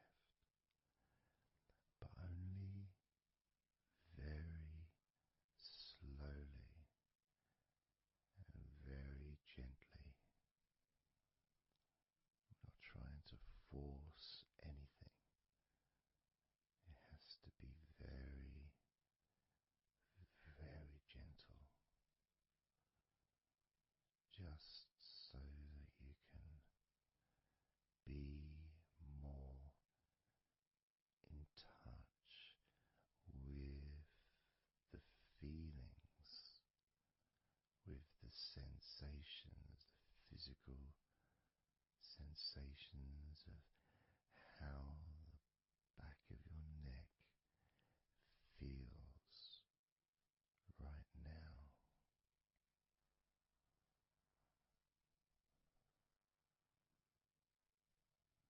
As we now focus on the tops of your arms, the parts where your biceps and your triceps are, between your elbow and your shoulders. As you focus on those parts, the tops of your arms, you may like to just tense them, but very, very gently and slowly, so you're not straining or putting any pressure whatsoever on your arms. It's just so that you can gain more of a sense of how your upper arms are feeling in this moment, and just noticing as you gently, very gently and slowly tighten the muscles and then let go. Notice how the tops of your arms feel right now.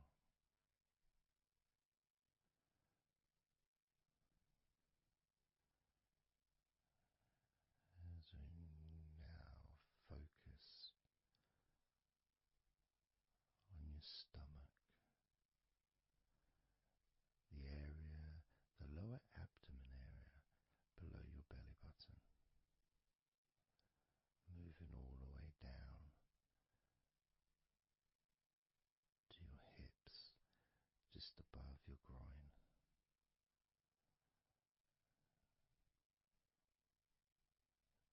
Maybe you're able to tense these muscles in that area very, very gently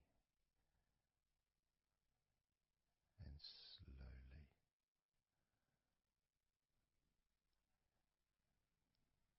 If that is a difficult thing to do, then maybe you can just move your body,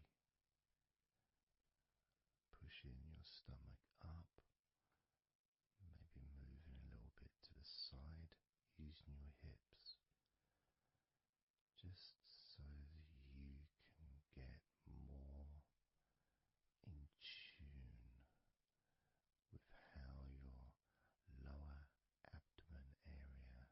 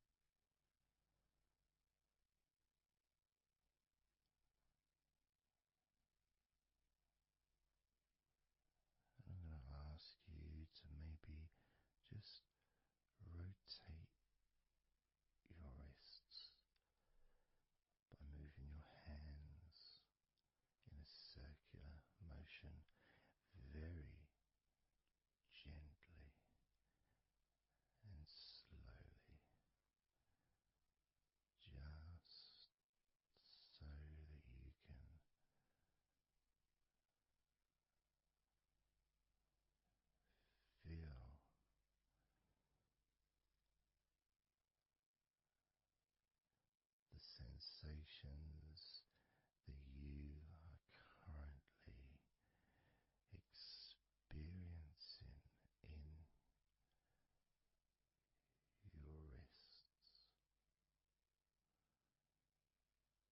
perhaps moving your hands up and down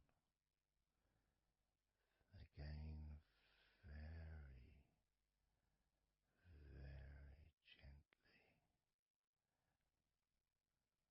and slowly.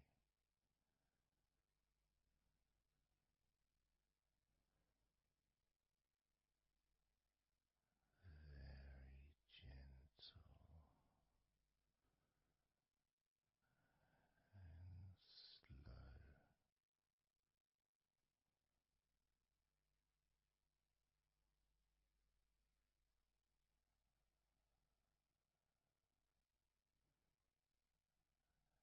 as we now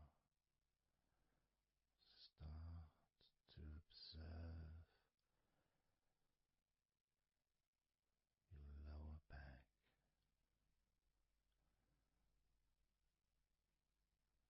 That back part is just above your hips, where your coccyx are.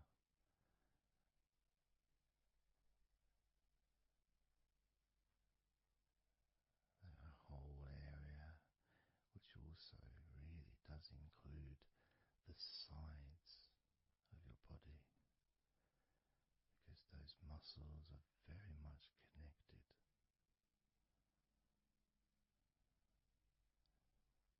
As those muscles also move into your hip area, connecting to your buttocks,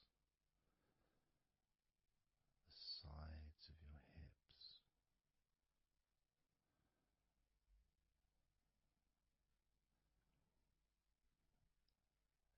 and if you're physically able to do so, maybe you can very gently just move your body ever so slightly, very slowly, from side to side, just enough for you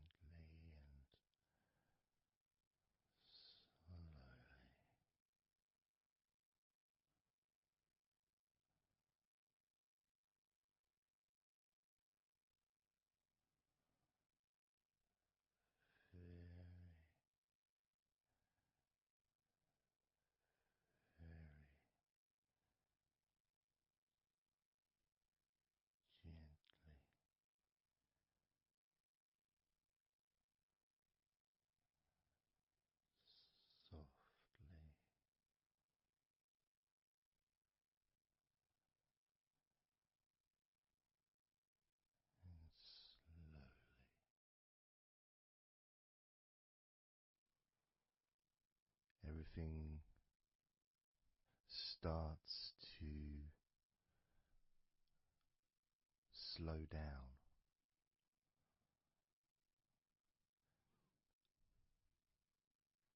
including the thoughts in your mind, and your mind itself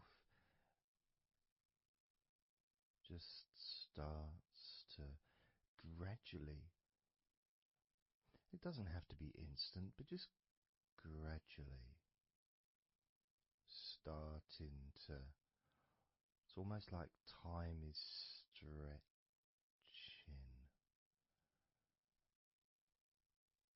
It's a slower pace to maybe what you're used to in your day-to-day life. It's a slower movement of energy.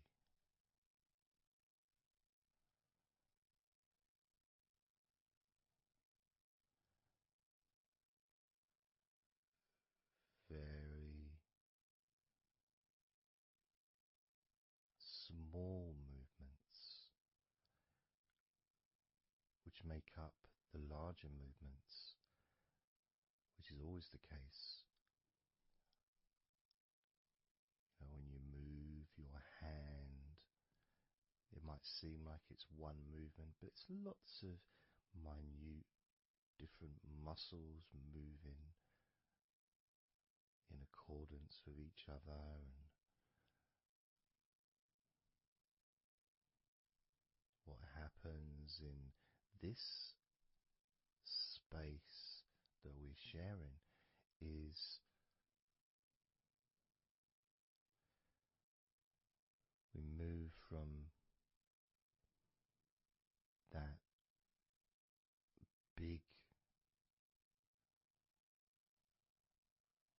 movement into those smaller movements,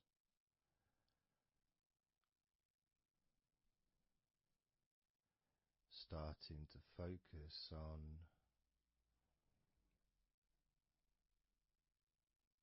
how your body feels, but not just as a whole, not just, oh, I'm feeling this way, I'm feeling stressed or tense, or I'm feeling relaxed and calm, I'm feeling this way, I'm feeling that way.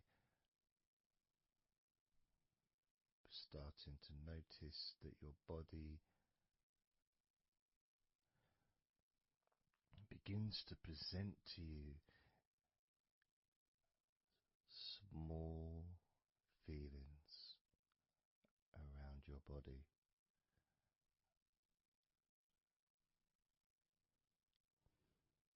Small physical sensations in your legs, whether pleasurable or not.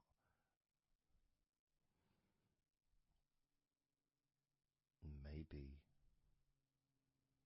resisting the temptation to label them or to judge them, those feelings, just thinking about them as just being neutral, just feelings.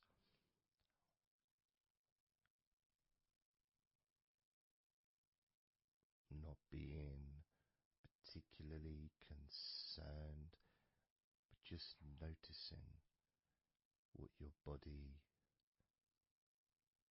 is telling you.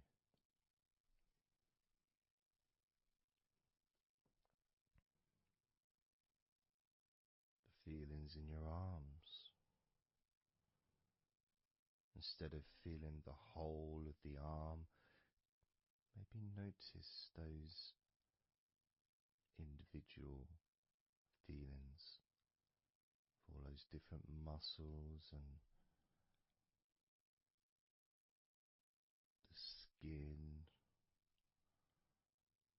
the hairs of your arms, all the internal parts of your arms, the veins,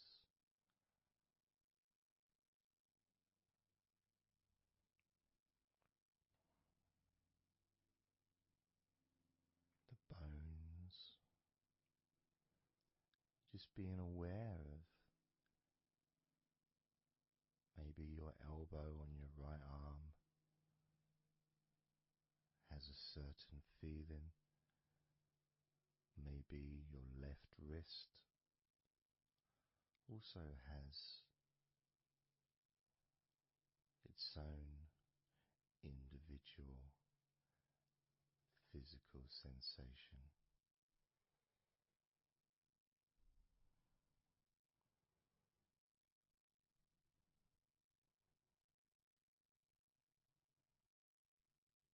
What about your forearm on your right arm?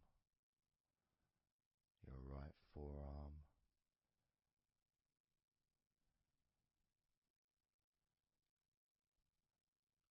There may not be any particular feeling that you could even give a name to.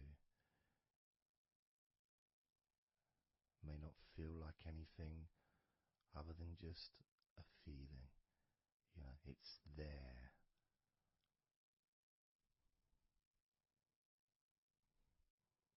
The feelings in your shoulders.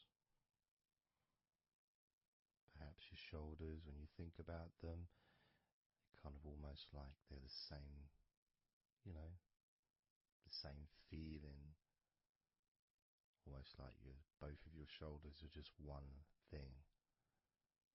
But of course they're not.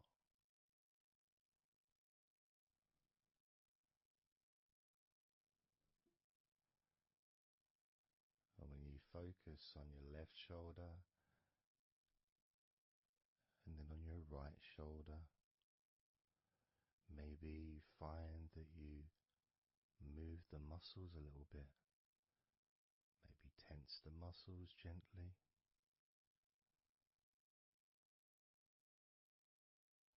Noticing the difference in each shoulder.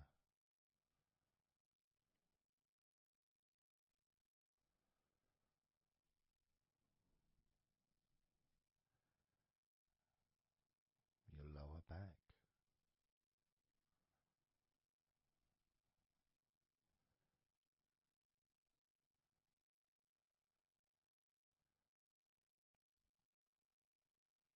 The left side of your lower back and the right side of your lower back.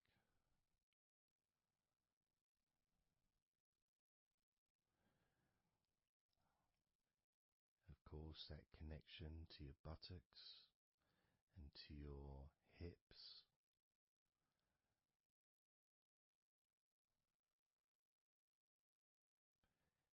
And also moving up into the middle of your back.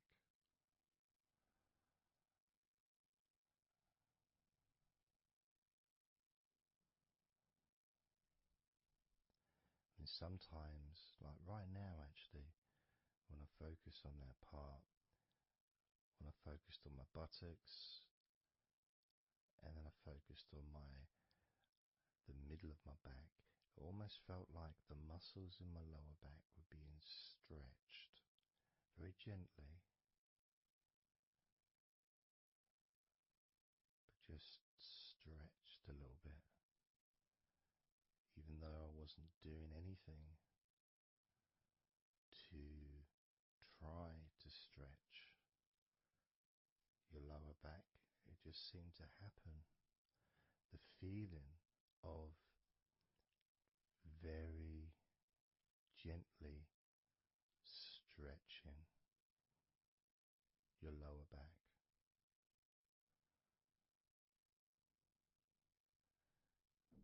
Comes along, that feeling.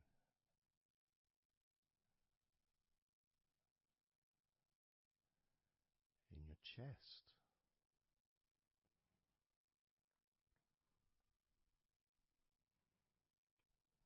Just noticing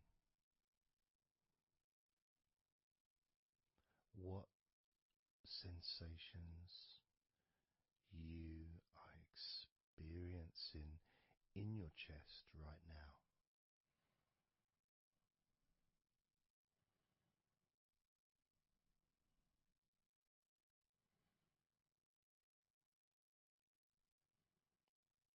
so much of the chest. Obviously, there's the collarbone leading to the chest. You've got the chest bone. You've got the muscles in your chest. And of course, if you're female, there's possibly the breasts. If you're male, you've got the different, well, mine aren't that different these days, but there may be more muscles at the top of the chest, but at the side, underneath, it's pretty much the same. Whether you're a man or a woman, there's muscles there, muscles that stretch out to your back, as well as breast tissue which stretches and moves into your back. So just being aware of your chest,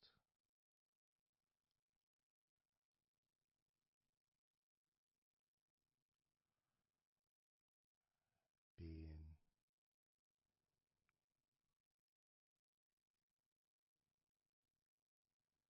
with whatever feeling there is in your chest.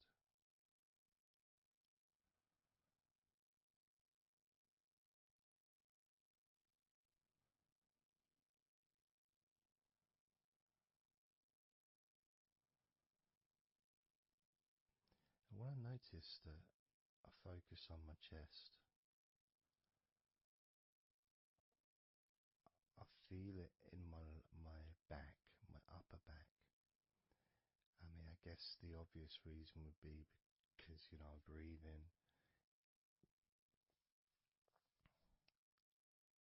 in and it stretches my chest and my back at the same time.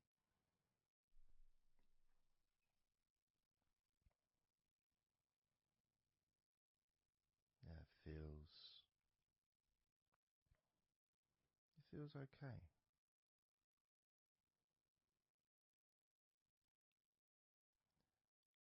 Doesn't feel. I got a little bit of pain in my right chest. A little bit, not pain, but little discomfort, maybe stiffness, possibly. I don't know. I notice my shoulders are also wanting to flex for some reason. I think that's probably part of my upper back.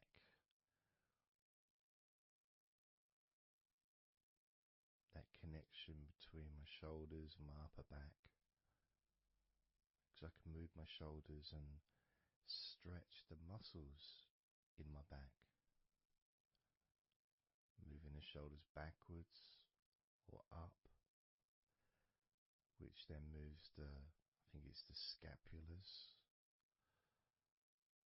in your back.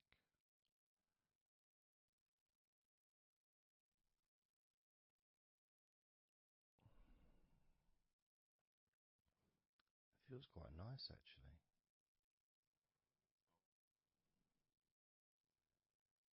The good thing about this is you can, if you want to, you can just flex or stimulate the various muscles in your body gently in order to get more of a sense of how they feel.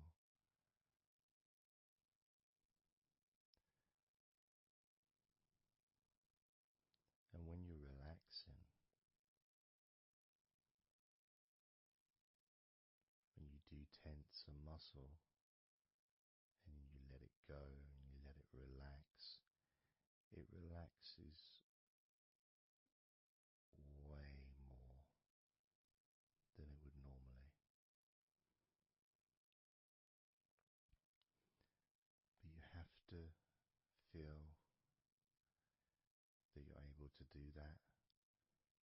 There's no point doing it there's an issue with a part of your body, you need to be gentle with yourself at all times when relaxing deeply. It's important to be kind to yourself.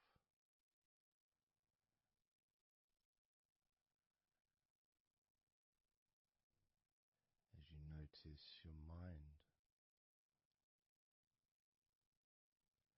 how much has your mind slowed down since we started this recording?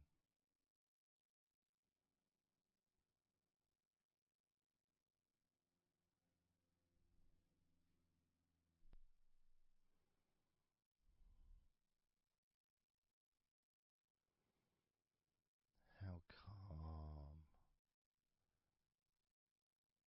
and peaceful is your mind right now?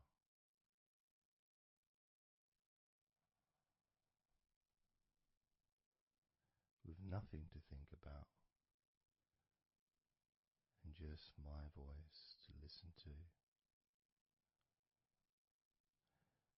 because you know the intention behind this recording is relaxation. At the very least, for you to feel more relaxed at the end of the recording than you did at the beginning.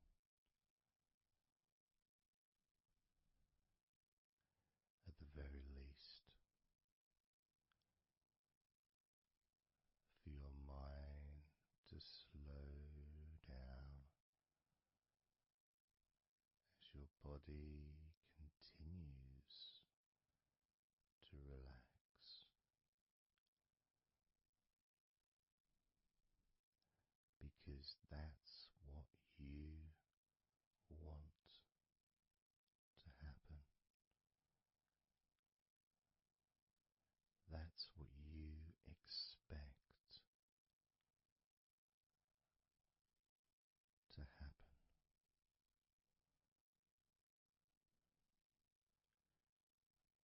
For relaxation to fill your body,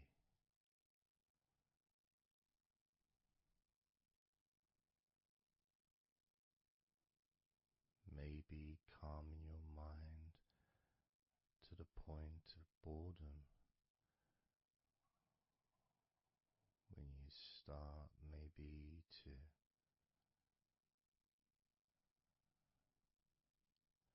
drift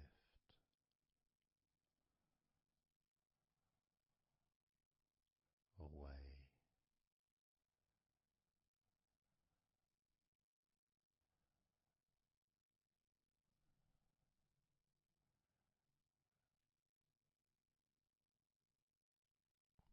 drifting.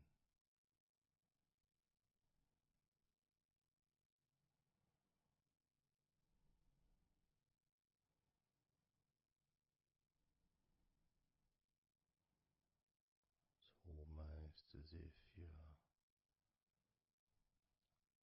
moving further away from your body and your mind, just leaving that there.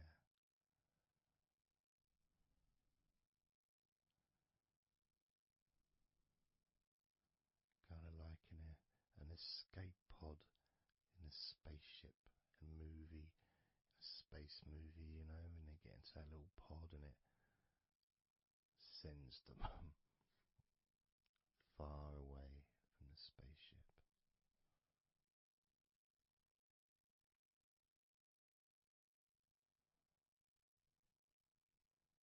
Safe to dream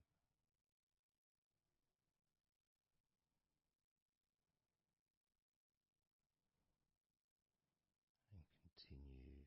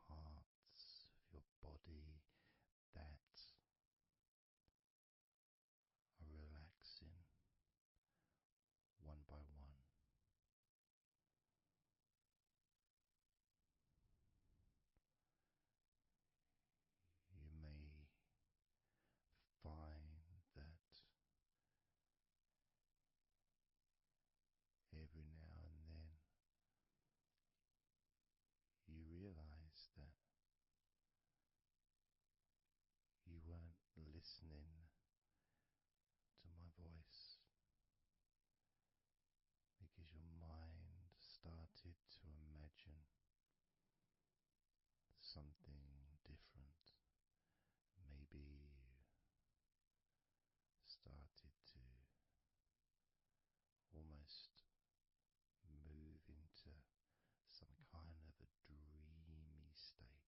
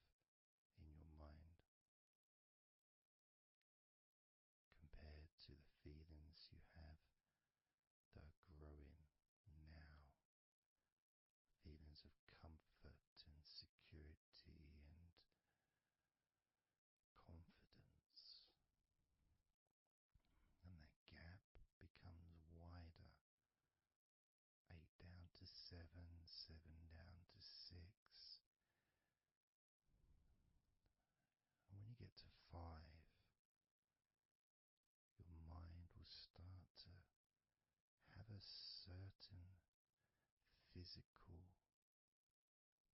sensation,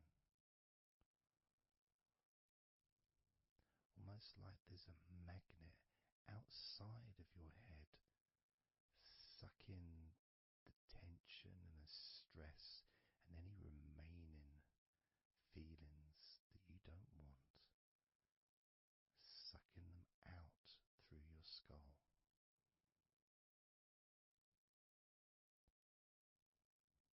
And then down to 4, you can start to really experience that sense of not just emptiness but space,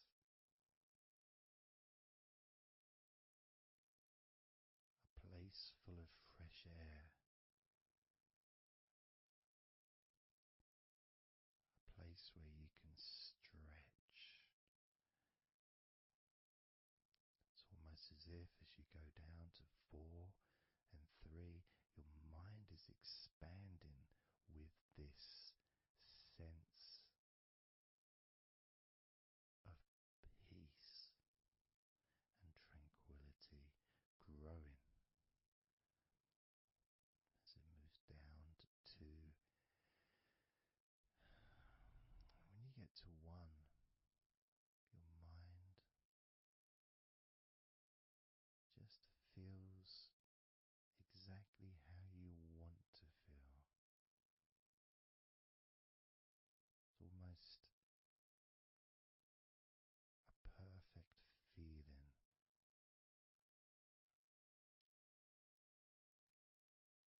maybe a sensation that you'd like to keep, a place that's safe where nothing can affect you at all.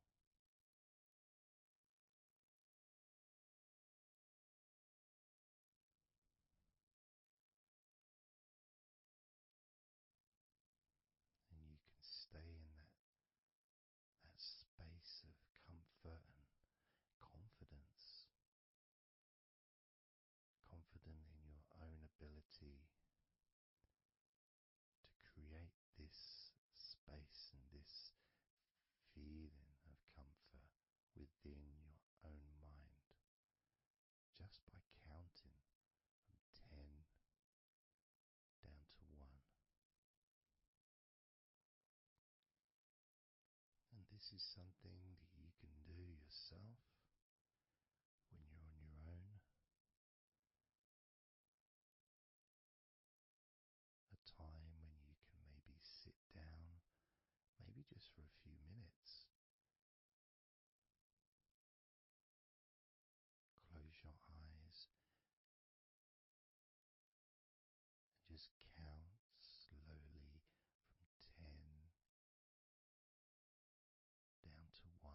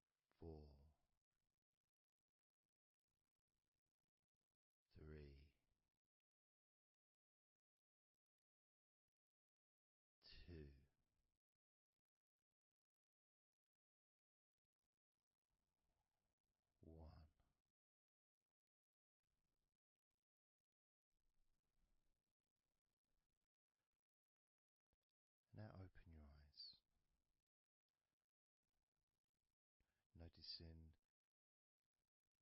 how you physically feel, having counted down from 20 to 1, allowing stress and tension to leave through your fingertips and your toes.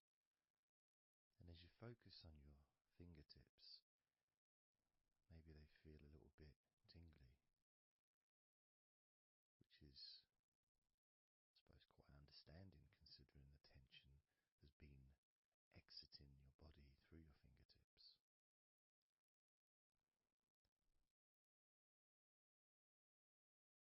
So now we're going to count from 20 down to 1 again. This time you're going to feel relief of tension and stress, any anxiety that you may have, leaving through your stomach. Just leaving through your stomach, almost as if it's just releasing the whole of your stomach, from your navel to just above your chest, or below your chest rather. So surrounding your belly button area, that whole area, you can feel the tension of your body, whatever's left, just releasing from that area. And you may notice that your stomach will become very relaxed as I count down from 20 down to 1. Now, 20, 19, 18,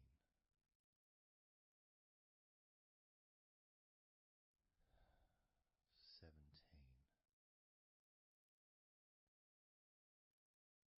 16, 15, 14,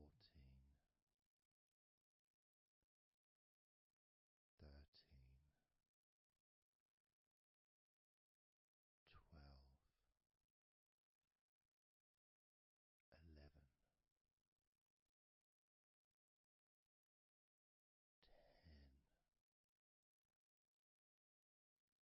10, 9, 8,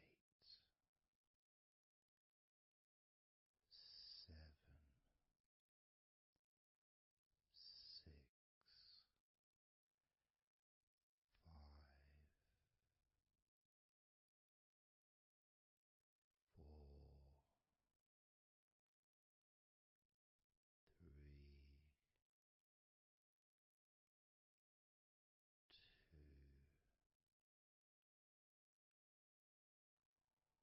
2, 1.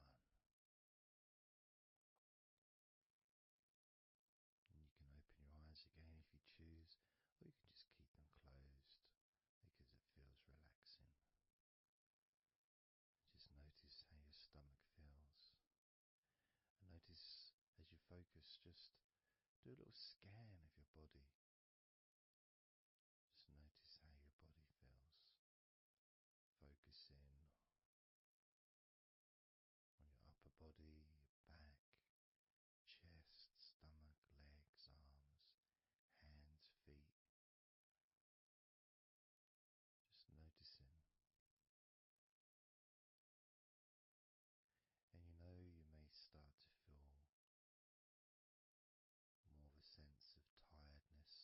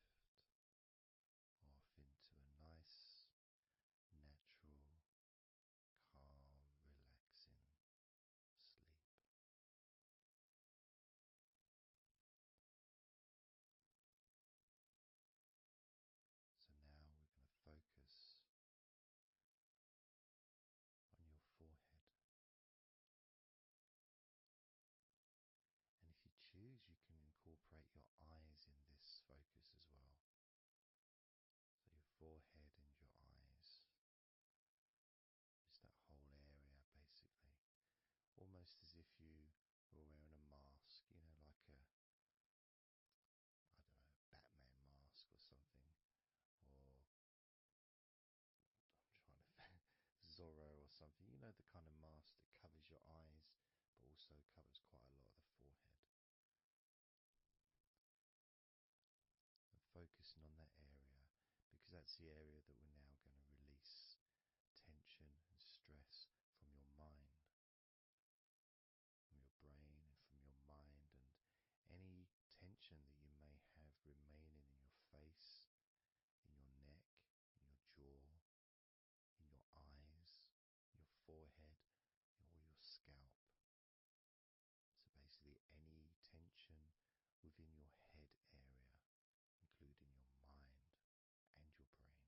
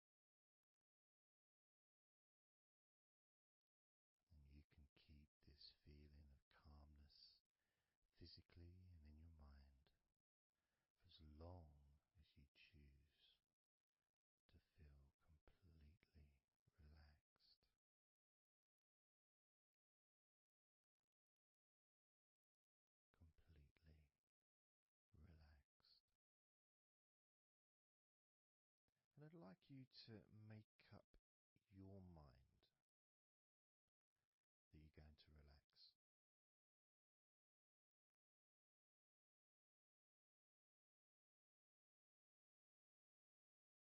And I want to explore that with you, what it feels like when you actually decide that you're going to relax. Not forcing yourself, but giving yourself that. I guess it is a command, really, isn't it? When you're telling yourself, relax. In a gentle but firm way that only you can really tell yourself in that way. You can't really have someone else saying to you, now relax, relax, you know. It needs to be gentle, but someone else can't really have the same kind of influence or power that you have over your own physicality, over how you feel.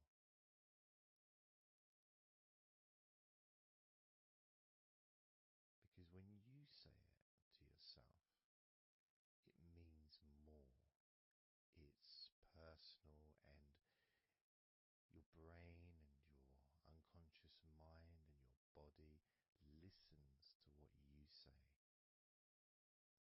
So, for example, we'll test it out. We'll do a little test, a few little tests along the way, and you can get more of an idea of the force, the positive force that you can have in creating a sense of comfort and relaxation in your body and your mind quite quickly, just by you telling yourself to relax. So I'm going to start by, let's focus on your hands. So focus on your hands and just tell your hands to relax. So just say relax as you focus on your hands. You could say, my hands are relaxed, or I want my hands to relax. But I think if you actually do it directly, by focusing and imagining that your hands can hear what you're saying, like they've got little ears, which is a bit weird. So talking to your hands and just say, relax.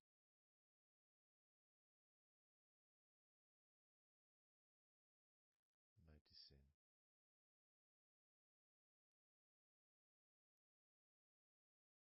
how your hands start to relax.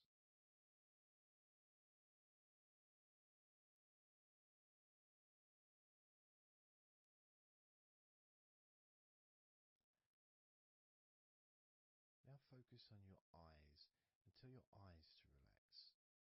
So you're just saying the same word, relax.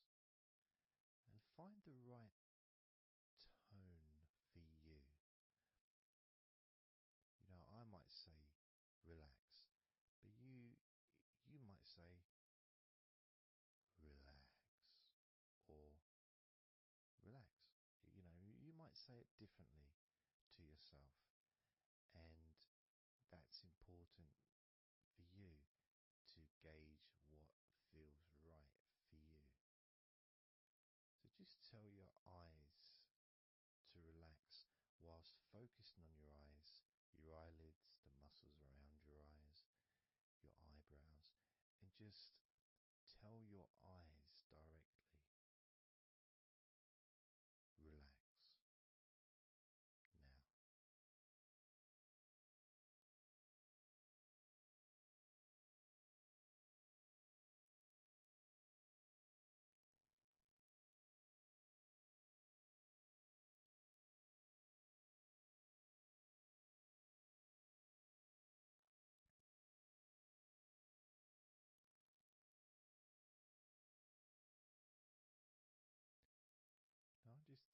yourself, and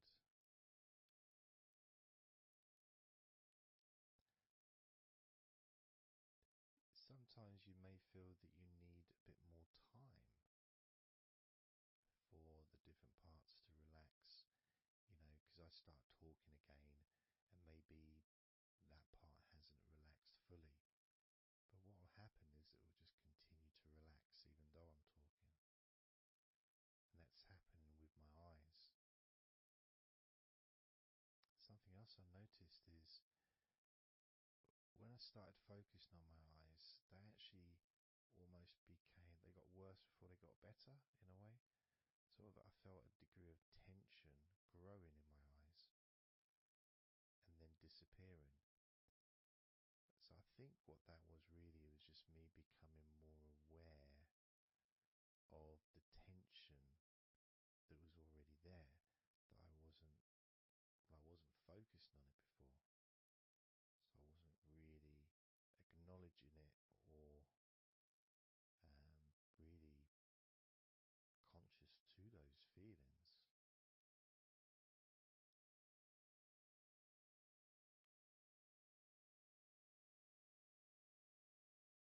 Yeah, my eyes are still continuing to relax, as well as my hands actually.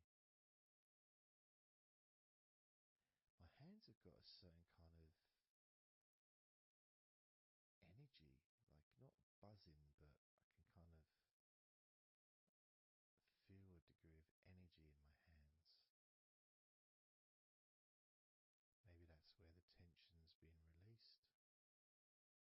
Maybe that's causing that.